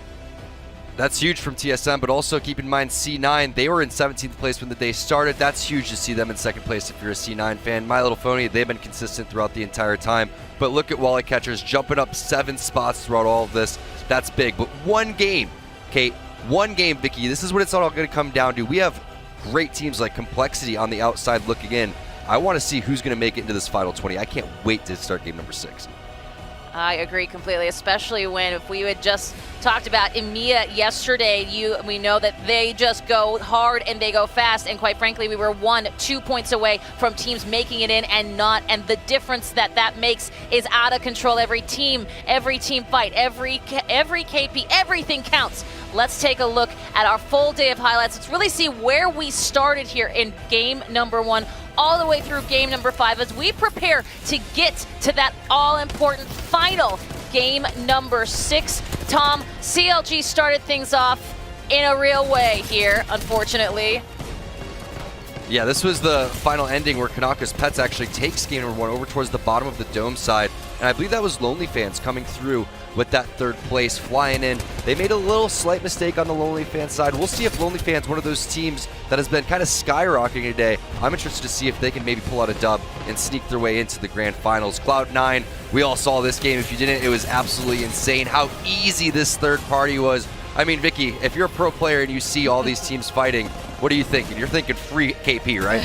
Oh yeah, I'm thinking that's the green light. We better charge in there. We better 3rd party at the perfect time while they're weak. Especially here too, though, in this game 3. Speaking of who's weak, it's G2, and they were actually able to shield swap. But at the end of the day, it was Eggset who had the positional advantage on that high ground on top of that truck and take it over TSM. That was just such a good performance that we had seen from that team. Also, CLG too, popping off in match number 4. The way that CLG had prioritized their positioning there really set them up to get that that placement actually that they really needed. And this is when TSM was playing the tunnel and they were just capitalizing on all the teams inside. Guys, they're doing a phenomenal job. They're eventually going to take down Sentinels, and then they take down 2 Brains, 1 Controller in the final moment and pick up their dub. You know TSM's going to win 1 out of these 6 games eventually, if not more. And you obviously saw this game. If you're just joining us, well, you are in for a treat because we're coming up on game number 6. And there is $2.5 million on the line. Only 20 teams are going to make it in, and we're just moments away from getting that game started. We absolutely are, Tom and Vicky. And as we see Lonely Fans almost pull it out, we will say GG, of course, to Wally Catchers. And there are definitely some things a-brewing in the overall leaderboards, gang. There are definitely some different changes coming through, not just our top 40 that got us here, but our top 20 that are going to get themselves to our finals. And I think I can say, I think I can say, based on what we've seen right now, Wally Catchers is having one heck of a time, and they are definitely a part outside that bubble now, Tom. Yeah, getting a chance to look at some of the scores here. Right now, the bubble is sitting at 89 points, and we have 2 teams that are sitting at there. I believe one of those teams is Charlotte Phoenix, so that's going to be crazy to see if they're going to be able to pull this one off. We also have Team A and V. Wally Catchers, they ended up going up, all the way to 16th place with 98 points. That's really good going forward. And everyone keep in mind that poll that we had to start the show. What is going to be that cutoff number? Yes, it was, for sure. Well, let's transition here for a moment and say a huge thank you to Lenovo Legion. They have a giveaway for you. And we love giveaways because we love you. And Lenovo Legion has your back as well. Go ahead and visit twitter.com/Lenovo Legion and enter their giveaway. You could walk away with a free monitor. My goodness, what a delight of an idea. Of course, Lenovo, the official monitor and PC of the ALGS. So a huge thank you to them as well for hooking us up and hooking you guys up potentially. So make sure you hit that Twitter for sure. Guys, for the last time today in group stages before we head to the finals next weekend, I get to say we are off to our final game, game number 6, for all the marbles that will see who will go on to those finals and compete for that global prize pool of $2.5 million. And that happens with our final 2 casters here right after this break. Stick around. You're not going to want to miss this. And now TSM are feeling good about what they're doing. The Spitfire hitting, mowing opponents down. This is how you delete someone in Apex Legends. I'm not sure if he's even a playable character anymore after that domination. Absolutely eliminated from the lobby. Hal has 7 kills to his name, and you know that the adrenaline is pumping. There's a Gibraltar in front of him. He takes him out as well. Snipedown is still down here for TSM, and Hal thinking about kill points, but somehow manages to hold off the entire lobby. Energy, the official energy drink of the Apex Legends Global Series. Lenovo Legion, gaming PCs that are stylish on the outside and savage on the inside. Lenovo Legion is the official PC and monitor of the Apex Legends Global Series. From the outside, who would know what lies beneath? Unleash it with a machine as savage as you are. This is how legends are made. Lenovo Legion. Stylish outside, savage inside.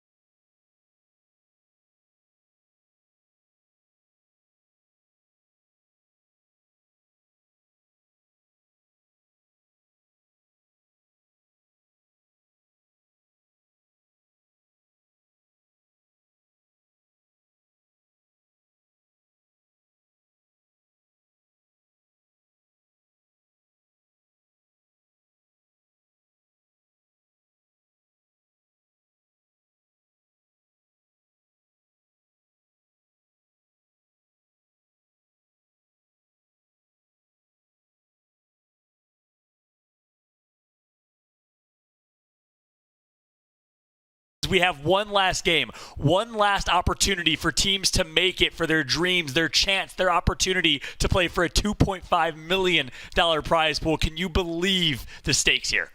I can't believe it. There's so many teams in this lobby that are in our top 5, top 10, and there are so many teams that are on edge, and they're competing against each other. It's so crucial to do well in this game. That's right, and guess what? We have the overall standings. Let's go ahead and take a look so you can see exactly where things currently stand here. TSM, of course, on top of Group A with 181 points, just barely over My Little Phony. They sit in second place overall in the standings here. NRG leading their group, Alpine Esports leading Group C, and of course G2 leading Group D. But the biggest thing, the most important thing, is that Fringe, is that bubble, 89 points. The Charlotte Phoenix currently have it. You'll see them in 6th in Group D. They're currently qualified, but Space Station Gaming, XSET, Kanaka's Pets are 3 teams in 21st through 23rd place, right behind them, gunning for a spot and an opportunity. They have to go big in Game 6. They do, and My Little Phony just on the tail of TSM, as you said. They could try taking that second place from them and gaining that extra 1 point to start with next week. Unfortunately, NRG has such a lead on TSM that no matter what TSM do this game, it's almost impossible for them to catch up and get the first place. And girl, let's take a look at what we're going to see here for our zone. It is going to be a very even, smack dab in the middle zone so far. We'll see which way it pulls, but this is favorable. If you're C9, dropping Fragment West, going back to the place that worked out well for them after they dropped, I believe it was Lava Station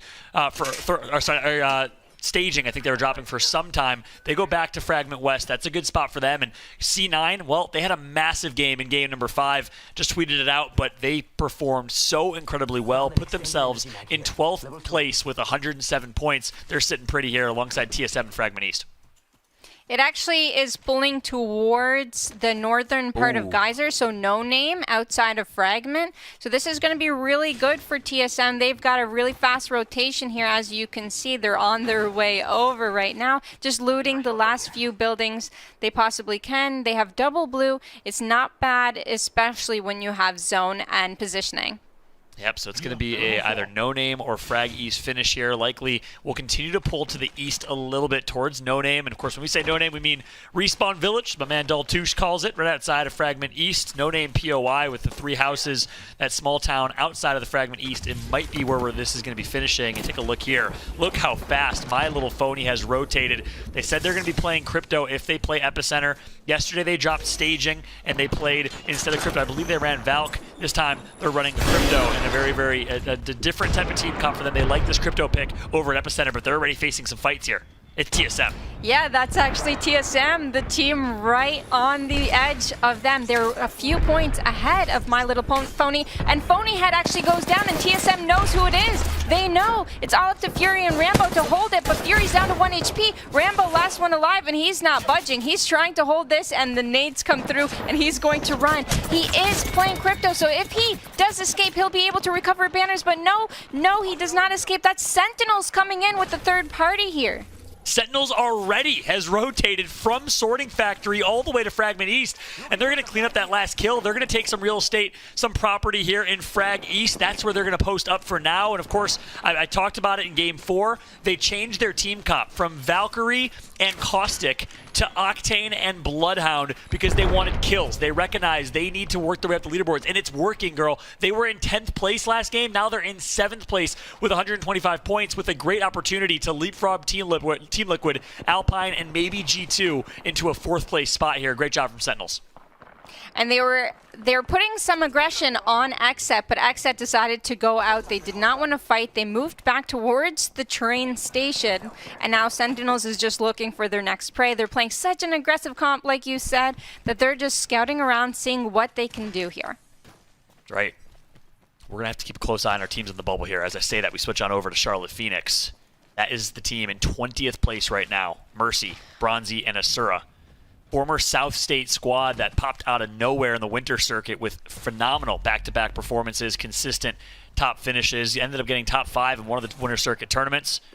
Bronzy, former member of the Golden Guardians. If you're a fan of League, Bronzy, of course, represented that org so incredibly well, has been competing at a top level, and in my eyes, one of the most underrated players leading this team and leading them to some success. Meanwhile, Sentinels finds a fight. They find an opportunity. They want to take it.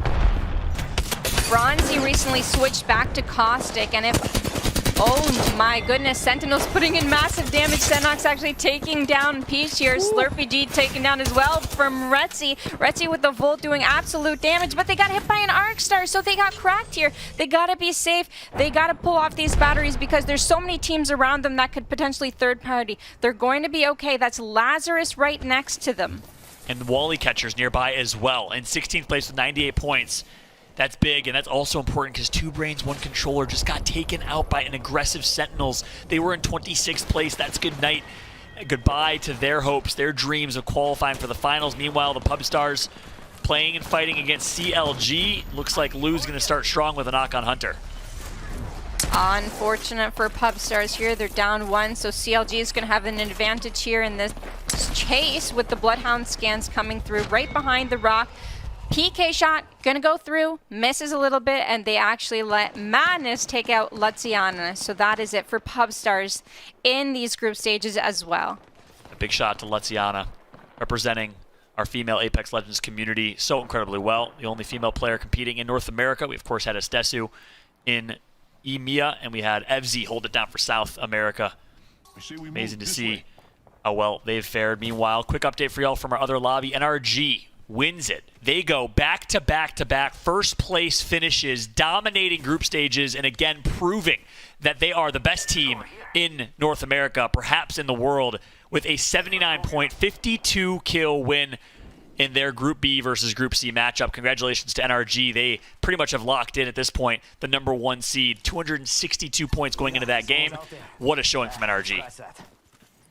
Yeah, incredible. So many points. They've done well in every single group stage that they've been on and absolutely dominated. But we're going to have to tune in next week to see how they do against the top 20 teams in a match point situation. And that's going to be tough. They're going to get targeted for sure once they hit that match point. Yeah, it'll be interesting to see NRG continue what's been an absolute spree. They've been dominating since the Winter Circuit playoffs. They won that. And I gotta stand corrected. I question NRG going into the Winter Circuit playoffs. Are they a top 5 team? We saw a lot of inconsistent placings. Obviously, they picked up Sweet. Took them some time to obviously adjust with the new roster, but boy, oh boy, have they molded so well as a team. Sweet Dreams being one of the best IGLs in all of Apex, proving that he is on top. Of course, coming from Rogue, played alongside Snipedown, Blue, so many other players. Meanwhile, jumping back into this one, on board with CLG. They're going to be tagged up quite a bit here, and if Vaxlon goes down, which he will, that means Counter Logic Gaming will stay in 8th place with opportunities for letter E, ESA White, who of course ended up with 115, and a few other teams, C9, to potentially leapfrog into the 8th place spot. And G2 are here trying to get a fight in, throwing a couple grenades to see if they could do some damage. The scans go through, but they're going to play this one safe. They're going to rotate back because there wasn't a knock that they were able to accomplish with. So they're going to play the rock, do some poke from afar for now, moving back and playing it safe. So much at stake. G2 playing for seed, currently in 4th place. My Little Phony's in 3rd place. G2's looking to leapfrog them. They need a 22-point game here. We'll see if they can do that, as My Little Phony has been taken out of this lobby. And we didn't even talk about the significance of that. TSM was only 2 points ahead of My Little Phony, and TSM realized it was My Little Phony, saw red like a shark in the ocean, finished 2 out of 3 of them. Sentinels did the rest of the work.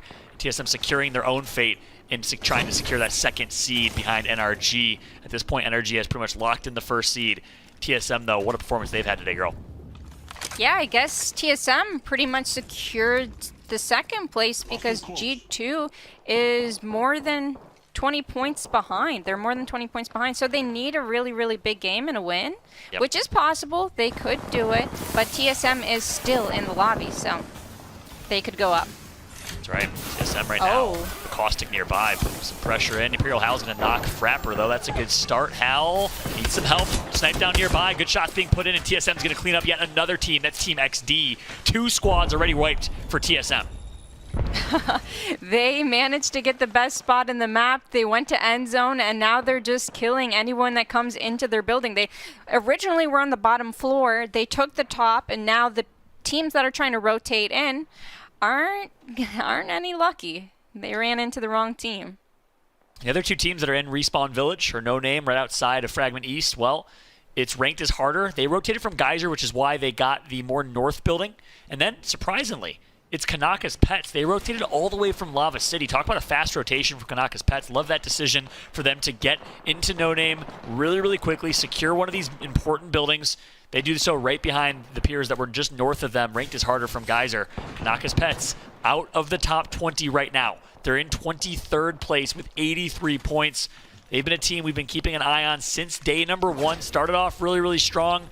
We'll see if they can perform under all the pressure in the world right now. It's go big or go home. They will be watching the championships or playing in the championship finals next weekend, depending how they play today. Yeah, and you mentioned ranked is harder, and they're about 30 points from the middle pack of the seed to get that 20th place, and 30 points isn't looking very great when you see 15 squads remaining and so many teams fighting. So unfortunately for ranked is harder, competitive is harder. That's right. Point proven. It's established. All your ranked warriors out there, please, can we acknowledge playing in this lobby against TSM, against Charlotte Phoenix, CLG Sentinels might be just a little bit harder, but shot to ranked is harder for Meeman a little bit. And a big shout out to Rogue, who really kind of created the ranked hype and obviously was on this team originally. He's watching right now. A lot of love for Rogue.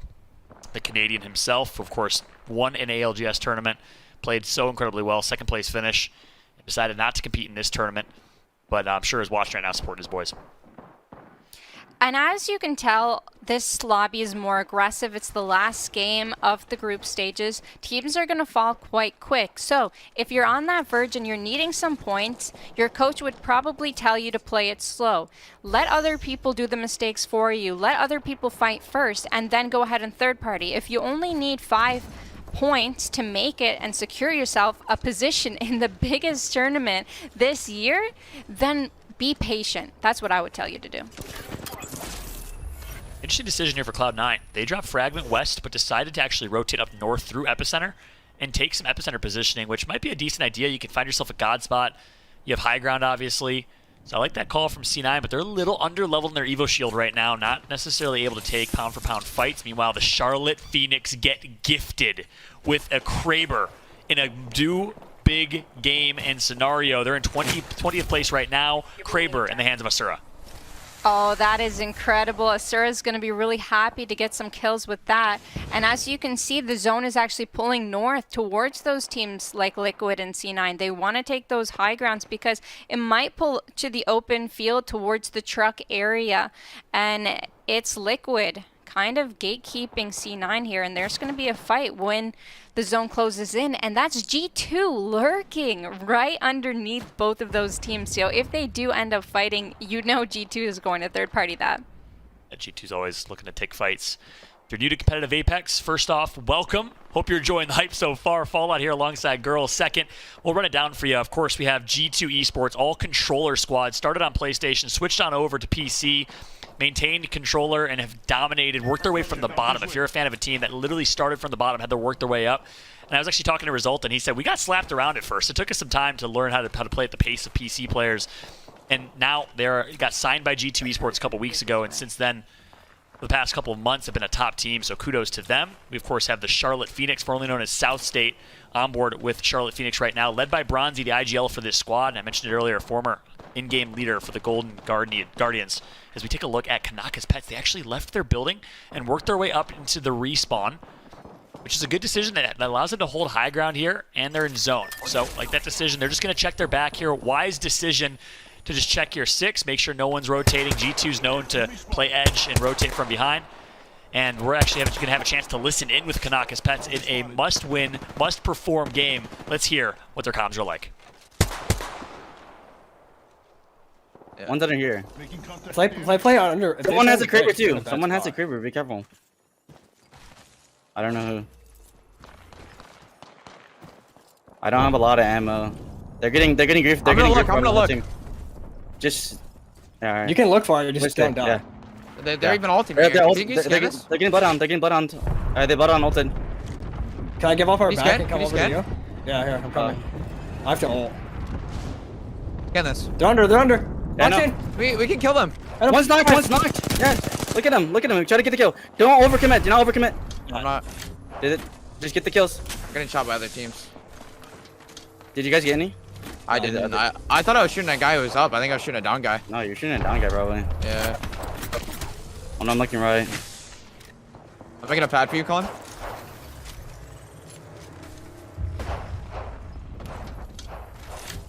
This is a horrible zone. I know. Like, this is like a zone that we had to kind of just play for KP, it feels like. They're padding over here to the train. We just have to... Padding on the left, on the train tracks. Give me, want to support. This team's still in Dorito. How's there no one in there? That makes no sense. That's not even in. Wait, is this in? No. That team left. That team left, I'm pretty sure. Watch the build team, the drop team. Still team Dorito. I want to try to armor check him. Bro, Cole. How are we going? We might get better on Cole. We might get better on from drop team. You gotta look. Yeah. I'm looking. You gotta heal. They're coming. I'm pretty sure. I'm getting shot in the back. Give me shield on. Give me shield. I destroyed him. I killed him. Hey, it's my drop. It's my ult. Rest, just rest. Oh my god. They're pushing. Run. Play your life.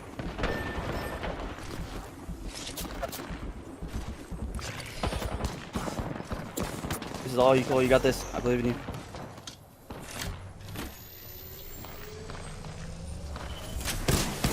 Oh my god, I didn't even hear him. It's TSM2.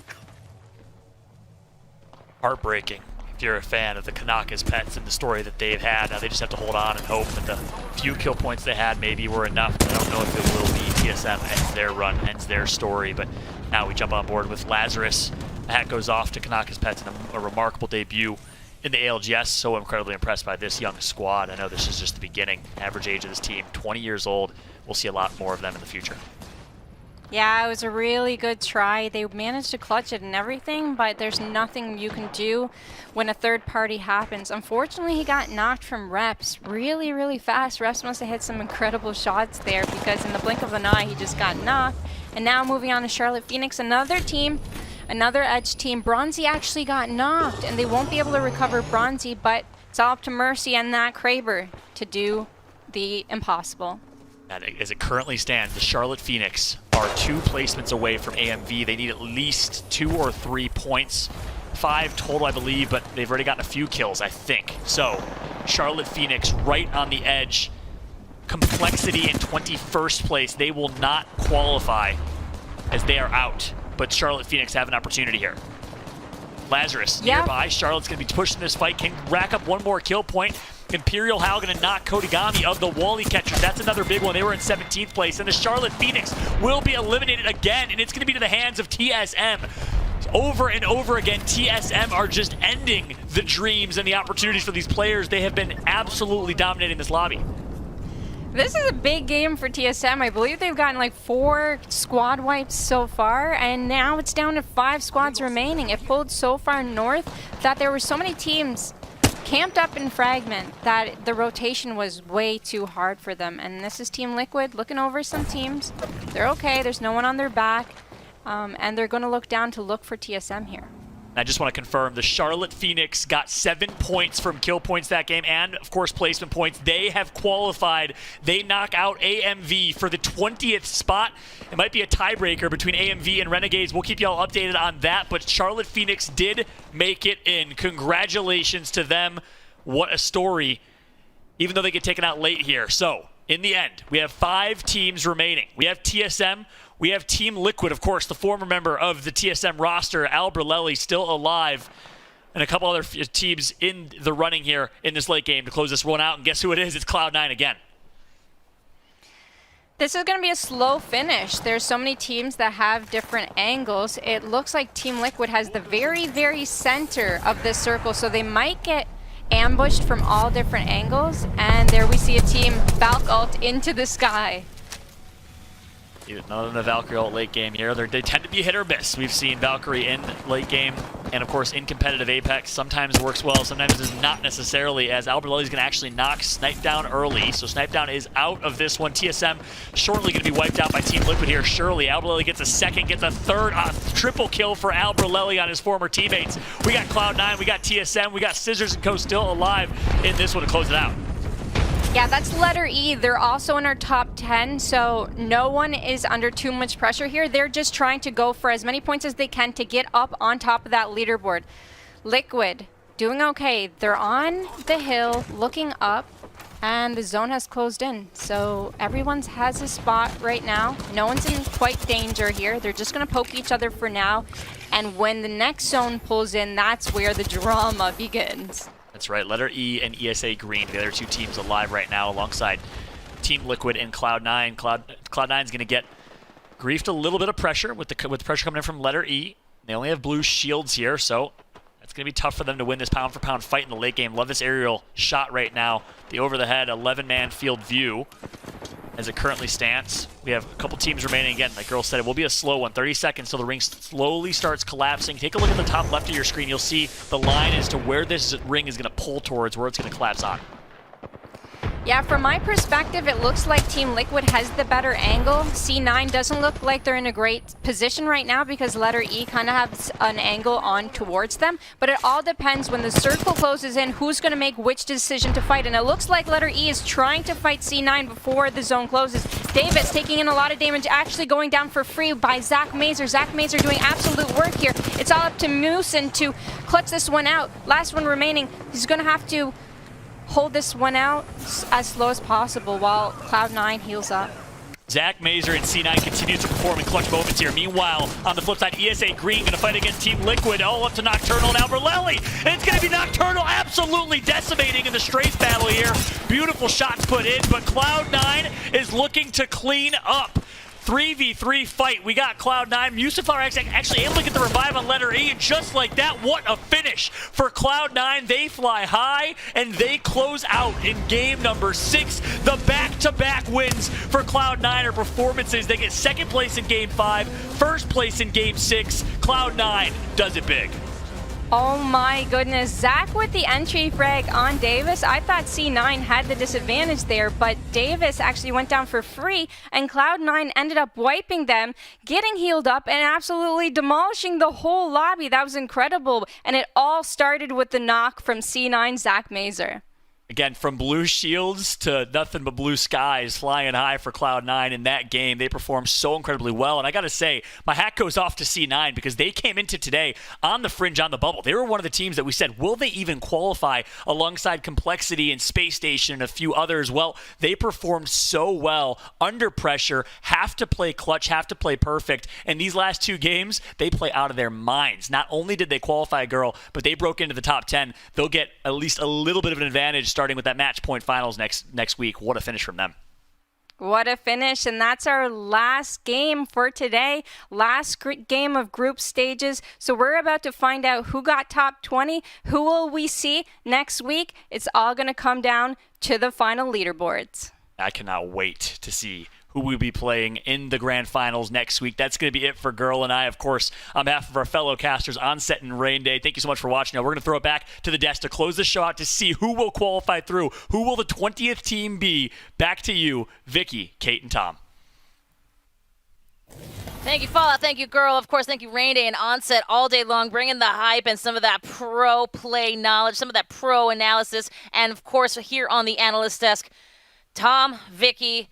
We are now at a place where C9 is, in fact, number 1. We are at a place where we know the potential of the top 20 teams, and it all came down to the math. Tom, let's talk about it. First off, you got to say winner, winner, well done to you, C9, here in our final game number 6. I'm out of breath.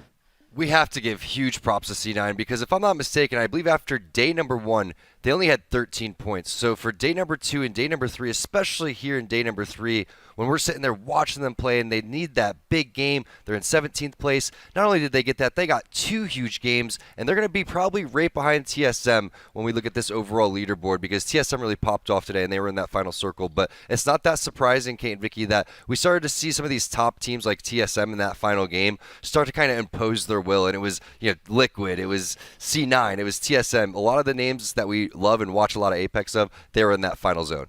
Yeah, ESA Green were also there too, and letter E, there was so many squads still left in that small circle, and meanwhile C9, it kind of is the name of the game. They were positioned perfectly. I was actually on the edge of my seat seeing Nocturnal where he was not being contested in the back. He was getting away with so much, but at the end of the day, it was C9 who took it, and you guys said it perfectly too. I think right now with the points that they were able to accumulate, I'm pretty sure they're in the top 3 after what we had seen today.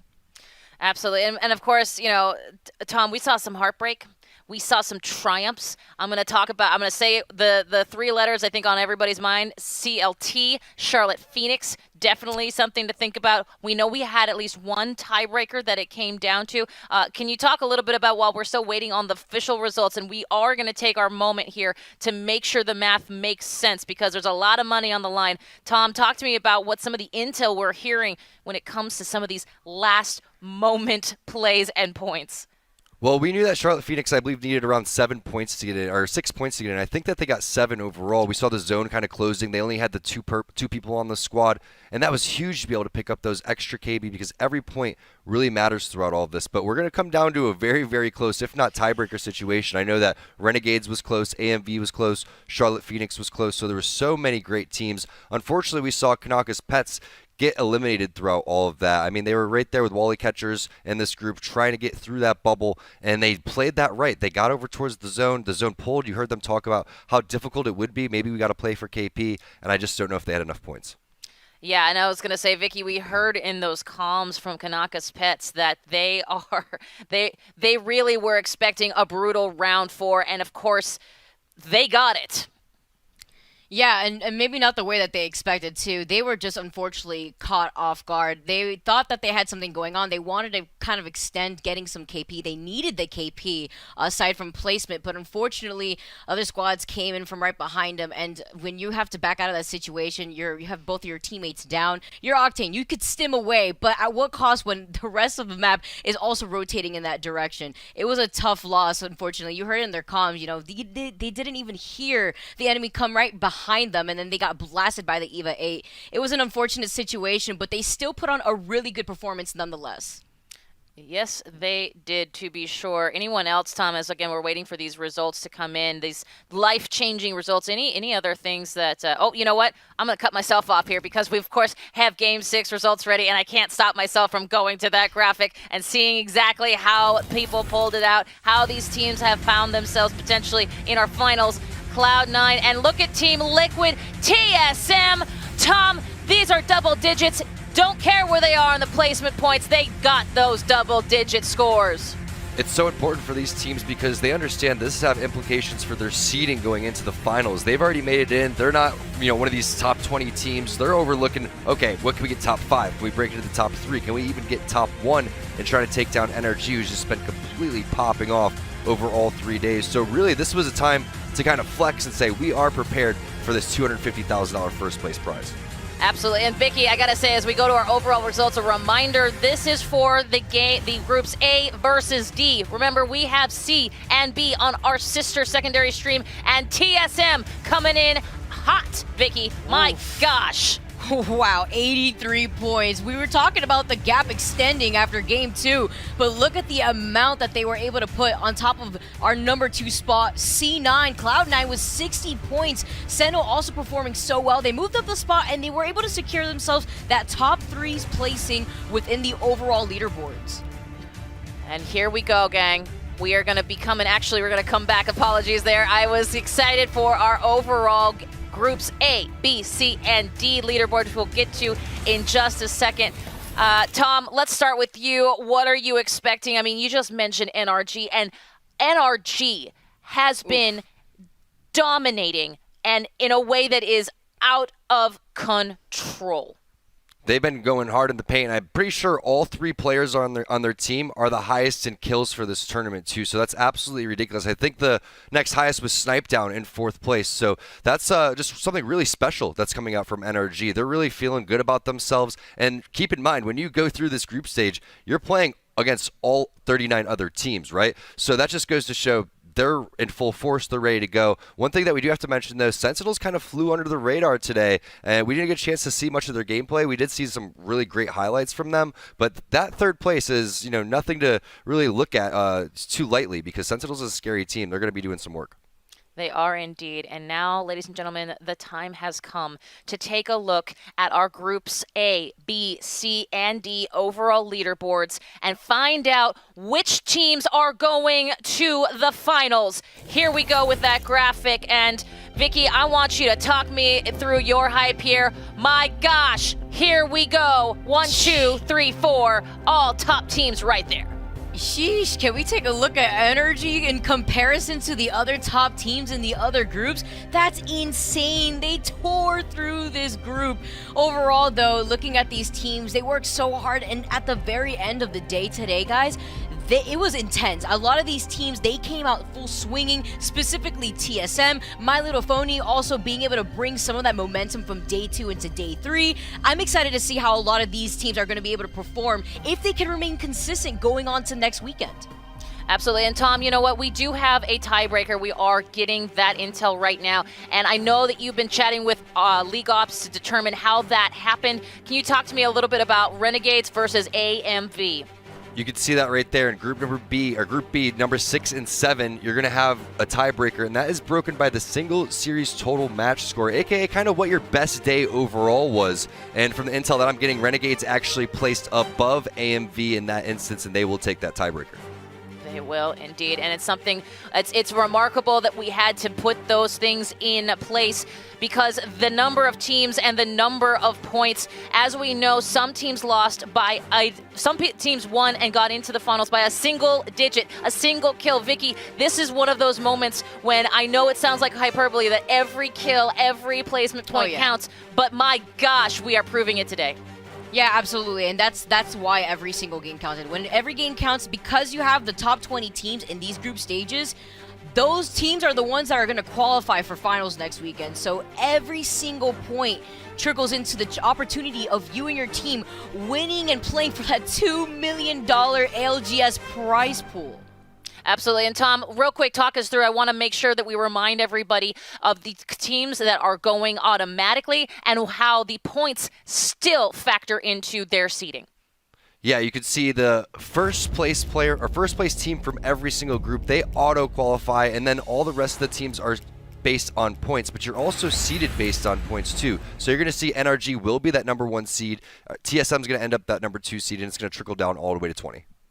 Well, you know what? Seems like a good time for us to see that trickle down because we, in fact, do have the qualified teams ready to go right now. Again, the moment y'all been waiting for, it's actually arrived right at this moment. Let's talk about it. Tom, NRG. Wow. I just... 97 points was what it was in EMEA. We have 95 points here, so if you're part of the poll, appreciate that. But Renegades, they are the team that won that tiebreaker against AMV, and they are going to be the final team looking in. Charlotte Phoenix just squeaking by Kate and Vicky like we were talking about, just 1 point. ESA Red was there as well, but holy NRG. Yeah, Vicky, I was going to say holy NRG. Vicky, at this point, we've seen some incredible gameplay. We've seen it on this stream. We've seen it on other streams. We've been through the gambit. I mean, at this point, you look at these teams and who in this scary lobby are you most scared of and who could potentially play upset? I mean, look at the point difference. Team Energy, we keep highlighting it, but that's insane. We were talking about how TSM was popping off today. Meanwhile, Team Energy, they're just walking away with just 262 points. Nothing to see here, just another day at work, you know, cleaning up our lobbies like we're so used to. That's just intimidating. Meanwhile, you could take a look at the gap in between Team Energy and TSM, and then My Little Phony. Third place there, not too far behind TSM. Just Energy's just leading the way. I would honestly say that this team is going to be the biggest threat that you have to worry about going into the championship finals. Tom, same question. Who in this scary lobby scares you the most? And if it's not NRG, who could it be? Well, you got to look out for TSM, but I just want to give props to these unsigned teams that came through and played really well. We saw My Little Phony in 3rd place, and we also saw Bottom 20 not in Bottom 20. They're sitting in 7th place. So, you know, if you're an org owner or if you're part of an org, those are teams that you should probably be looking at if they're on that, you know, leaderboard just in general. So I really think that those are teams potentially to watch out for because they're a little bit of unorthodox. I mean, My Little Phony is running multiple compositions. You don't know if they're going to bust out the Revenant, and that makes them scary. That's a great point. Absolutely great point, Tom, because we saw a couple of comp changes at the end, towards the end of our late games here in games 5 and 6. Some that worked out, some that did not so much. And I think to have, there are very few teams, and tell me if I'm right here, Tom, that it seems like there's very few teams in this lobby that have that kind of flexibility and can do it, more importantly, when the pressure is on. I think this is what's so special about the next week is we're going to have, you know, an opportunity to watch these teams practice. Hopefully they're going to be able to stream or give some sort of insight, but that's when drop spots are kind of going to be owned. Everyone's going to kind of make their peace with whatever point of interest that they're going to get. You're going to start to get a little feel for how teams rotate. Adjustments are going to be made on the fly throughout that week, and then they're going to apply it on that championship day. But now that you've placed in this top 20, whether you're NRG or whatever, all you did if you're NRG is said, great, we got those extra 10 points for that 50-point match format, but everybody's starting on an even playing field. Yes, they are indeed. And, you know, speaking of championships, they are, in fact, right around the corner. And this is a good time for us to chat through what we're calling the Monster Energy MVP.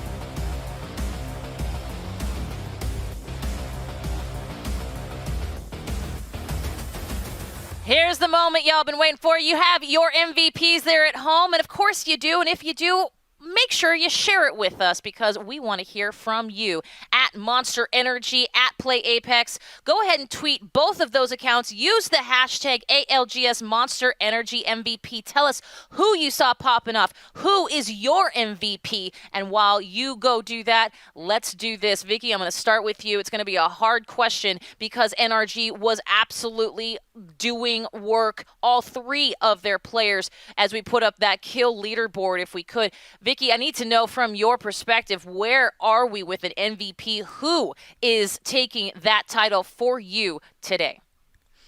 Honestly, this may just be the bread and butter that a lot of people may default to, but I honestly have my sights on TSM Hell. He's just doing really good. He's very consistent. He's also a really good shot caller, and a lot of times that we were able to hear Imperial Hall, he was making really good decisions on trying to allow his team to push in and feeling confident. He also enables the rest of the TSM team, specifically Snipe Down and Reps. I really like the way that they incorporate their composition together. And, you know, just overall, they were pretty consistent. We saw them pop off today, and I think their performance, where they were able to kick it up a notch compared to day 2 to day 3, is what really shows that this team has a solid foundation, as they always have. They're very consistent. Tom, same question, my friend. Who is taking your MVP hat today? It's a hard one, but I can imagine towards the top of this list will work. Well, first you got to throw out that all of NRG again was in the top of kills. 56 for Sweet, 48 for Nathan, 48 for Rocker. So I'm going to go with Sweet. I think that's a really good call. But also, in terms of MVP, if we're looking at the most valuable player on a specific team instead of the actual kind of whole tournament as a whole, I'm going with Fury, actually. He's sitting in 5th place right behind Snipe Down with 38 kills. And we've seen My Little Phony doing some really great work. In game number 1 to start this entire tournament, Fury rats it out for his team over towards the top of Train Station and gets the dub. And I really think that set the tempo for them as a team.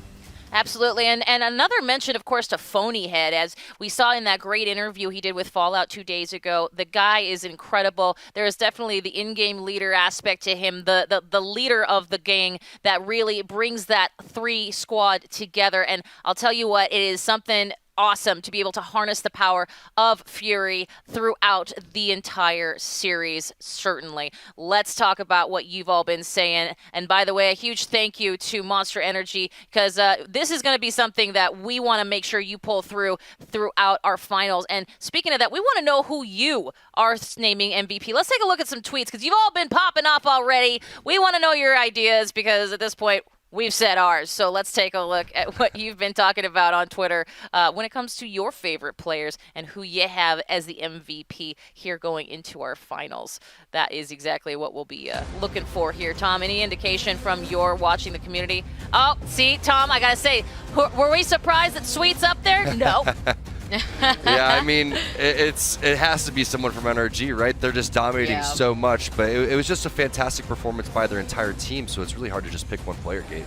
Absolutely. Sweet dreams indeed. Let's take a look at there's people. What I love about this is that we're just farming tweets here because everybody has been mentioning their absolute favorites. And obviously this is where they're going to see the rubber meet the road here, Vicky. You know, TSM, Sweet Dreams, and they're comparing them to footy legends, Messi and Ronaldo. Surprise, surprise. They're paving ways for everybody. They're also able to establish a new type of playstyle that works passive-aggressively. Sweet, of course, who is such a good shot caller on his own. It's really incredible to see both those players pop off in their own regards. That's true. And Tom, this is exactly the sentiment that I think we're all feeling right at this moment.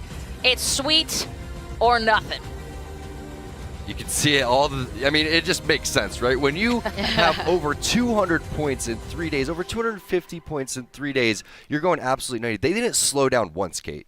They did not. And I loved what you said about, you know, some of those players. We have the TSMs of the world. We have the My Little Phonies of the world. And, of course, the NRGs. Math doesn't lie. But at the same time, Vicky, there are definitely those X factors that can be pivotal when it comes to naming an MVP. And I think My Little Phony is a great example of that. Absolutely. It shows you that anybody that, you know, really puts enough practice and work into what they want to, hone, especially when it comes to their craft, could absolutely do it. And if they follow a lot of these players and what they do to work hard to get to where they are, it's not luck. It's all about that skill, and you have to know how to minimize on what you have to do to get better as a player. Don't blame your teammates. Got to look more into yourself and what you could do better to enable anybody that you're playing with. 100%. And you know what? As we said, we've heard from some of our community here. You've heard from our analysts. Now, we want you to be part of the voting action, and that means you got to come back for finals, y'all. And why wouldn't you? We're going to be here. We're going to be having some fun. We're going to be giving away a ton of money to our first place team. Let's talk about it. Tune in for our EMEA North American Championship Finals. Cast your vote for Monster Energy's most valuable player. Now, during the finals show, you can cast your vote in that chat. Hashtag ALGS Monster Energy MVP and hashtag player name on Twitter.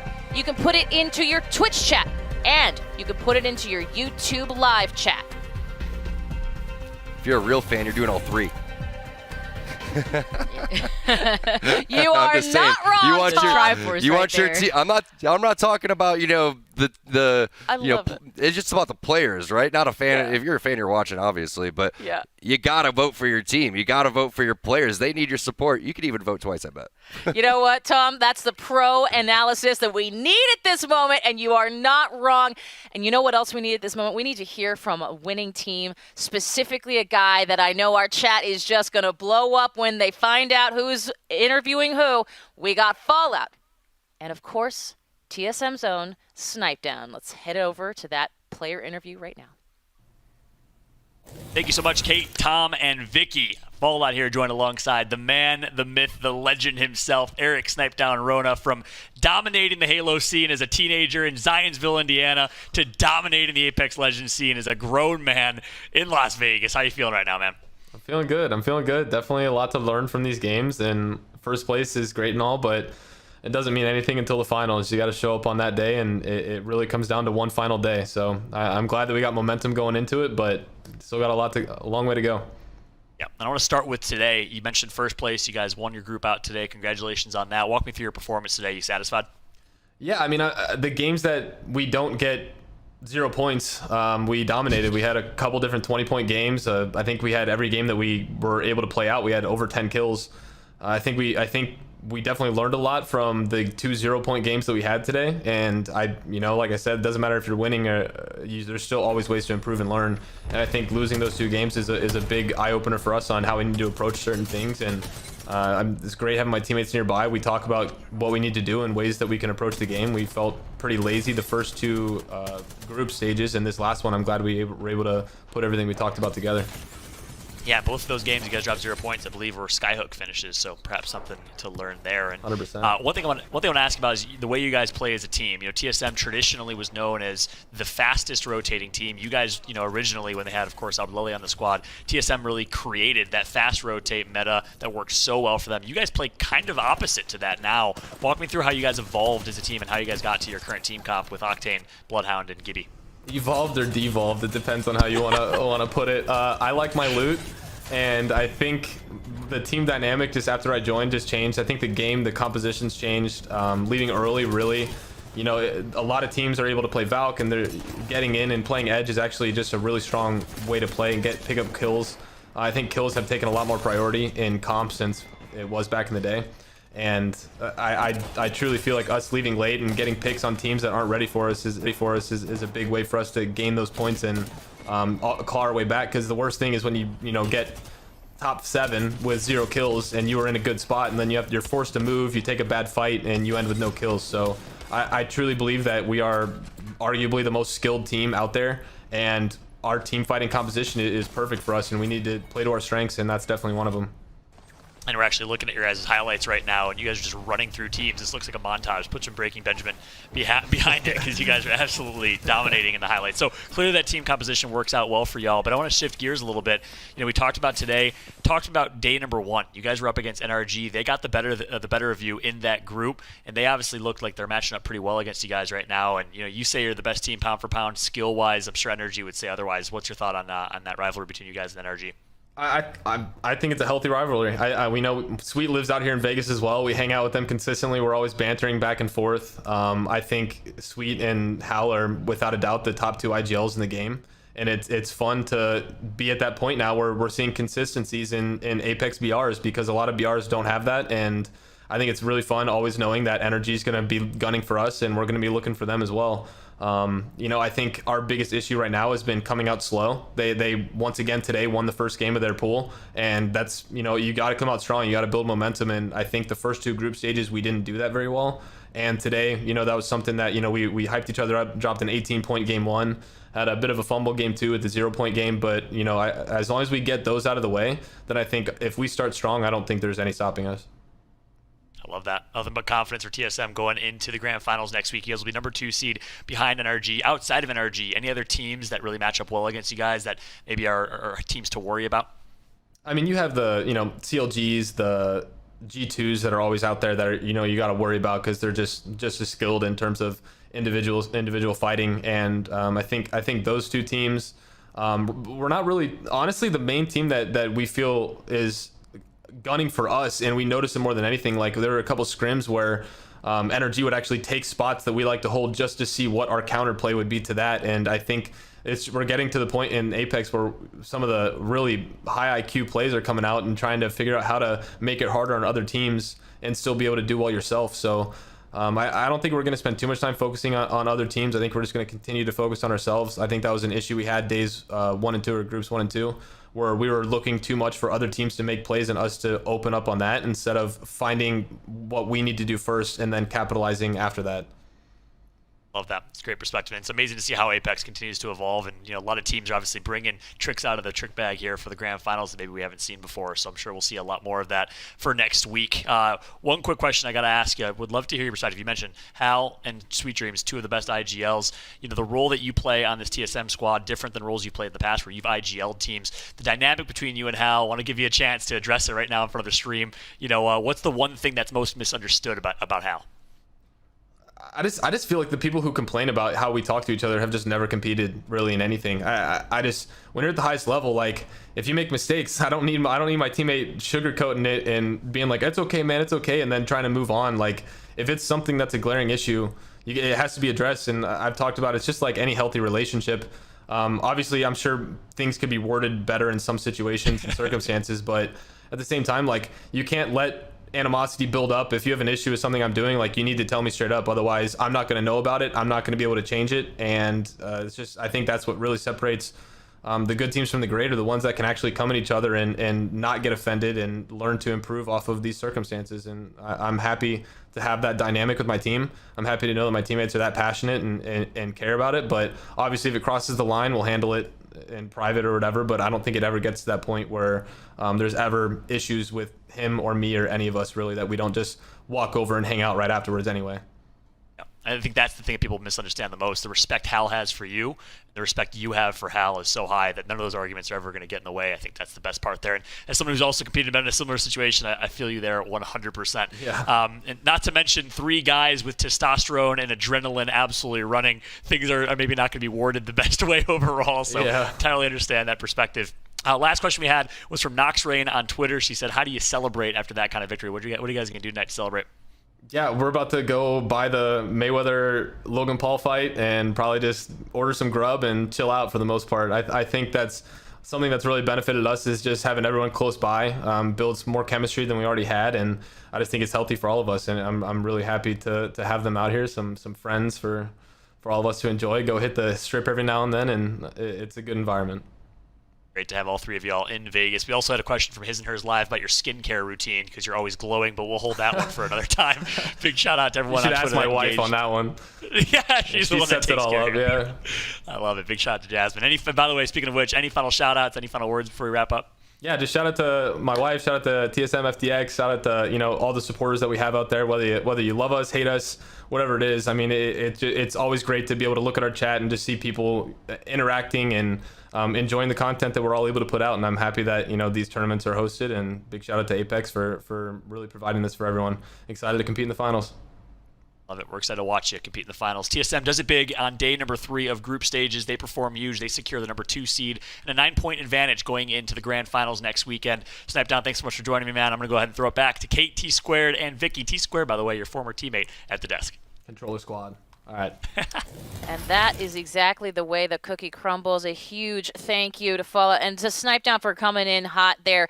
TSM FTX, definitely the team name to keep on the minds of all NA fans as we go into our finals. Tom, anything interesting from that interview, especially the moments they were talking about respect he has for Hal and that for him? Been watching Snipedown interviews for 13 years, Kate, ever since I teamed with him back in 2008. So definitely know the guy really well. And, you know, it's just amazing to see him continue to have that mentality that he's always had. He's always had a positive mentality. He's always been a very hard worker. And, you know, it's great to see the dynamic. I love that question from Fallout of him and Hal and their relationship. Obviously, they're all right next to each other. They're all going to go hang out after this. They're a great team and they're great friends. They are indeed. Now, Vicky, we do have our Lenovo Legion moment of the match that features our very own TSM FTX, and this is game number 4. Talk me through how it is that they came out on top as a winning final circle here for that game number 4. Let's check it out. Considering the fact that TSM had popped off, game number 4, though, getting loaded on my screen here, and TSM, you can see as they pick up the Prowler, this is the moment that we actually heard Hal making some of the comms. He backed off here, and the moment that they opened the door, letting loose this massive and jumping into the circle was unfortunate, but again, he had that gold shield, so he was good, and the follow from the rest of his team, they got one knock, and they were just able to just dive it right in to take control over this building. Tom, take us over here as we showcase what TSM can do. Woo! You don't want to mess with TSM. That's what I was going to say, especially Snipedown with the Prowler when he gets up close. They didn't allow Tech to heal there. You can see the great wingman shots coming through. And let's give props to Snipedown for the lighting in the background of that room with the wingman in the back. Did anybody see that? He's obviously using the wingman in the tournament because he has that wingman behind him. See, right there, Tom, that's the reason you're the analyst and I'm just the host here, because my gosh, that moment of nice little Easter eggs you're finding there for friends and family. I'll tell you what, that's excellent for sure. Something else we want to make sure we mention, because we, of course, this is the word global is in ALGS, our Apex Legends Global Series. Well, guess what? We have actually already had a number of different regions pop off that we'll get to actually in a second. So if you're looking for how our South American teams, our Apex North or South got to, we'll talk about that in just a second. But first, NiceWig. DazBF for our EMEA, NiceWig here for our NA teams. As we know, NRG absolutely dominating our secondary, our influencer stream here today. Well, let's take a look at some of the highlights of what they've been up to, basically sweeping the entire realm in that B stream here. Let's take a look as we hand it over to NiceWig while he does his commentary. Everything all right? Yeah, everything's great. You can't come in because I'm an official broadcast, but you can say hi. Hi, everybody. Love you. Mama Wade said she loved you just in case you didn't hear that. Love you, Mom. As NRG makes their way to move up to Corey, and this is going to be a 3v3 on the third party that we know is going to be possible. Charge is going to go down, the bubble's going to come out. Nathan all by himself inside is going to go down to Corey, and Akku's going to look for armor swap. He can't get it. Corey going down. Another shot coming down from turns as Sweet does go full dead. V1 here, and let's see if he can do it. He's going to get knocked again. And the shot's coming out to crack the Wraith. The Wraith knows he needs to fight this, and they're going to drop down, and they're not going to be, oh my god, Lifty does go down here. The 2v1 might be possible. Panda getting nervous here. Let's see if he can do it. Panda with the clutch jump as absolute monarchy. As they rotate. Unbelievable shots right as we take it. RKN down, I repeat. Prodigy aces with the Kraber shots. More therms coming out. Going crazy. Let's see if we can do anything with the Kraber again. Another crack, more nades! Oh my god! Son, and they're gonna go in! Pandas and company fighting here, let's see who stays alive! Shots coming in! SSG goes down! S6 never gonna be full alive and get the squad wipe! On to Watson! ESA Black with another win! With the win, baby! Rest, potentially speaking, depending on how much star rifle damage these guys do to him right now. And the bubble! Oh my god! Rocker with the bubble with the 1 HP save! Rocker goes down, making a bad play here. The crack from Sweet does come. He's not going to be able to do anything, and Sweet's going to go down. The bubble's going to come out, and not much you can do with Sweet. Does try his best, and Stompez and company do win. Shiny takes the portal back up top! Shiny's going to go down as KMG is going to full wipe SSG most likely and see what they can do. SSG takes it to high bottom 20 wins and Concurrent against the first place. Monsoon & Co. getting third. Oh my God. My God. Get that man an MVP title, an MVP trophy, because when it comes to casting, when it comes to hype, when it comes to that pro analysis, Tom, I do not know if we got anything better than that. He's so hype. Like I said, full Super Saiyan mode. Wink is going hard in the paint over there. You love to see it. Game 5, I like the kind of relaxing comms for a second. Back into it at Game 6. Absolutely. And Vicky, right from the get-go, I mean, listen, we've all been there because we're streaming from home. We're coming to you from our home setups. And that moment, his mom coming in and reminding and just saying hi. And it was this nice little moment of humanity here in and amongst this absolute in-game chaos.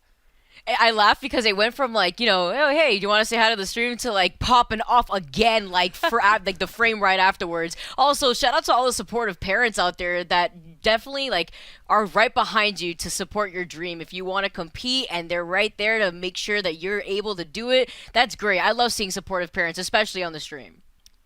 That's a very good point. Absolutely. Well done, parents. Good job getting your kids here because they are definitely entertaining us with their pop-off plays. Well, before we get to our schedule and let you know what's coming up here, I want to make sure that you know that we have some great champions that have already been crowned across our regions. And I'm going to make sure that we know about it all there right now. As I mentioned, ALGS, there is a global in that Apex Legends Global Series. And here we go. A big GG to Fennel Korea from APAC North. A solid finish there. Champions themselves. Wolfpack Arctic from the APAC South. GG. Well done. And finally, Paradox Esports from South America. Incredibly well done. Well done on the championship. They have been crowned as we come into the last part of our championships, which are EMEA and our North American regions. And let's take a look at what that schedule means for those of you getting your calendars ready, because next weekend, I'm just going to tell you right now, you're busy. You're busy watching incredible gameplay unfold before your very eyes. And there it is. June 12th, 4 p.m. BST. June 13th, 2 p.m. PDT. These are the times. This is the place. At Play Apex on Twitter. Twitch.tv/PlayApex. YouTube.com/PlayApex. Compete.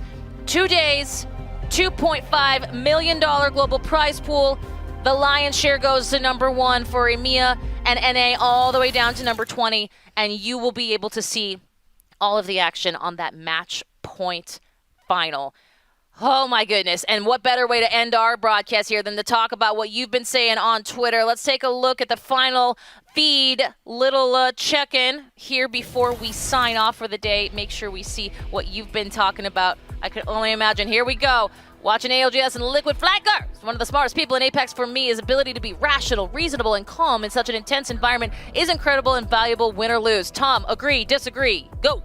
Agreed. I mean, they have so many different play styles and communications on their team. You see the way that they talked throughout the situation where Albrelli was knocked and Albrelli was still in-game leading even while he still had his banner on the ground. So I just love that about Liquid. They all bring so much different variety to their team. Like that for sure. Definitely Flanker as a potential MVP, perhaps? You decide. Let's go. Freaking Wally Catchers! Sheesh, we always believed, and the boys come through. Let's go. And you know what, Vicky, we saw this from time and time again. We were all rooting for Wally Catchers just on that bubble. Oh yeah, they came and they conquered. Game 5, that was in the bag for them. They did so well, and the way that they timed everything, of course, they deserve a shout out and even more. I would love to see more of them next week, especially now that they qualified. Speaking of parents. Oh, I love it. I love it, Dr. Hype. My kids wanted a fort. I wanted the TV. We both are winning. Crazy Game 5. I love this. Dr. Hype, You are, in fact, and that is making my heart sing songs here as we check in with our community on our Apex Legends feed at PlayApex on Twitter. And here we go, watching ALGS Championship with my best buddy. I knew and I hoped, Tom, that we were going to see some pets, and here we go. We finally did, and there it is, and it's just a little fluffy kitty. I have a cat that looks exactly the same. Oh, I love it too. Oh my goodness, that's adorable. And thank you all for being a part of our Apex community, for being a part of our Twitter feed. We know that you guys take time out of your day to be a part of our day, and we could not be more excited. I will say that, and a huge thank you to those who have been tweeting, a huge thank you to those who have been chatting in our chats and have been continuing to follow this journey wherever you're watching it from. We thank you so much, especially those people that are staying up late. Appreciate that as well. Now, here's something else. Speaking of our global championship, well, our sister game over there, they've got a nice little global championship of their own, and we want to highlight that right now. If you're a FIFA fan, listen up. The FIFA 21 Global Series campaign, it's beginning to wind down. Those best FIFA players on the planet will once again compete in their region's playoffs to secure a spot in the FIFA eWorld Cup, where they will have a chance at becoming the FIFA 21 World Champion. Don't miss the world's best go at each other in this FIFA Global Series playoff all through the month of June. Head over to FUTChampions.com for more details. That again is FUTChampions.com for more details. Gang, it's been an incredible day. It's certainly been an incredible month, an incredible few days. And I also want to highlight for those who are going to obviously be coming back to watch our EMEA and our North American finals, well, we got a nice little piece of friendship toast for you. That's... oh man, I you like can it. tell. Friendship toast. I've like now it. coined an accidental phrase because I got so excited. I know, here we go. This is what it is. Twitch is giving fans the opportunity to earn all new in-game rewards. Tune into the official Apex Legends Global Series broadcast on those championship final days. That's June 12th for North America. Excuse me, June 12th for EMEA, June 13th for North America. You could earn a rare holo spray, an epic gun charm, rare gun skin, and a rare legend skin. I will take that rare legend skin. Thank you very much. Along with that friendship toast that will be obviously very, very crispy and not even a little bit salty. That is how we do, so make sure to come back here. Get that loot, get that, enjoy yourself and have some fun. And finally, if you haven't been following us on all of the Twitters, well, let me just tell you, you are missing out. And that would be at PlayApex. Use that hashtag ALGS. You could see yourself on this very program as we come into our finals, as we give away those lots and lots of dollars. And you can also follow us, twitch.tv/PlayApex, youtube.com/PlayApex Compete. We're everywhere you want to be. We are totally excited to be a part of your day and certainly excited that you are a part of ours. And I got to say, it's been an absolute pleasure riding the desk here with you, Tom, and you, Vicky. I mean, just be honest. You guys are doing great. Final thoughts. I'm going to say, Vicky, let's start with you, and then Tom, take it home. Honestly, I had so much fun watching this last day. I felt like the teams really put up their best, and now that we have our finalized teams, I'm so excited for next weekend. I'm so happy that I was also able to be on the desk with you guys. It was a pleasure. Yeah, Vicky, it was definitely a lot of fun. Big thanks to everyone that was watching at home, to all the players, to all the teams, the production team, the Respawn team that's always working so hard. There's so many amazing things going on in Apex, and we're just getting started because it's going on this weekend. It's the biggest Apex tournament we've ever had. It is indeed, Tom. Couldn't have said it better myself. So that's exactly where we're headed to next. So a huge thank you to our cast, our crew, and of course you, our brilliant community, for coming alongside this journey. The journey, though, is coming to an apex, to a final conclusion here for North America and EMEA. So until we see you next weekend for those finals, enjoy yourself, GG, and stay safe. We'll see you then.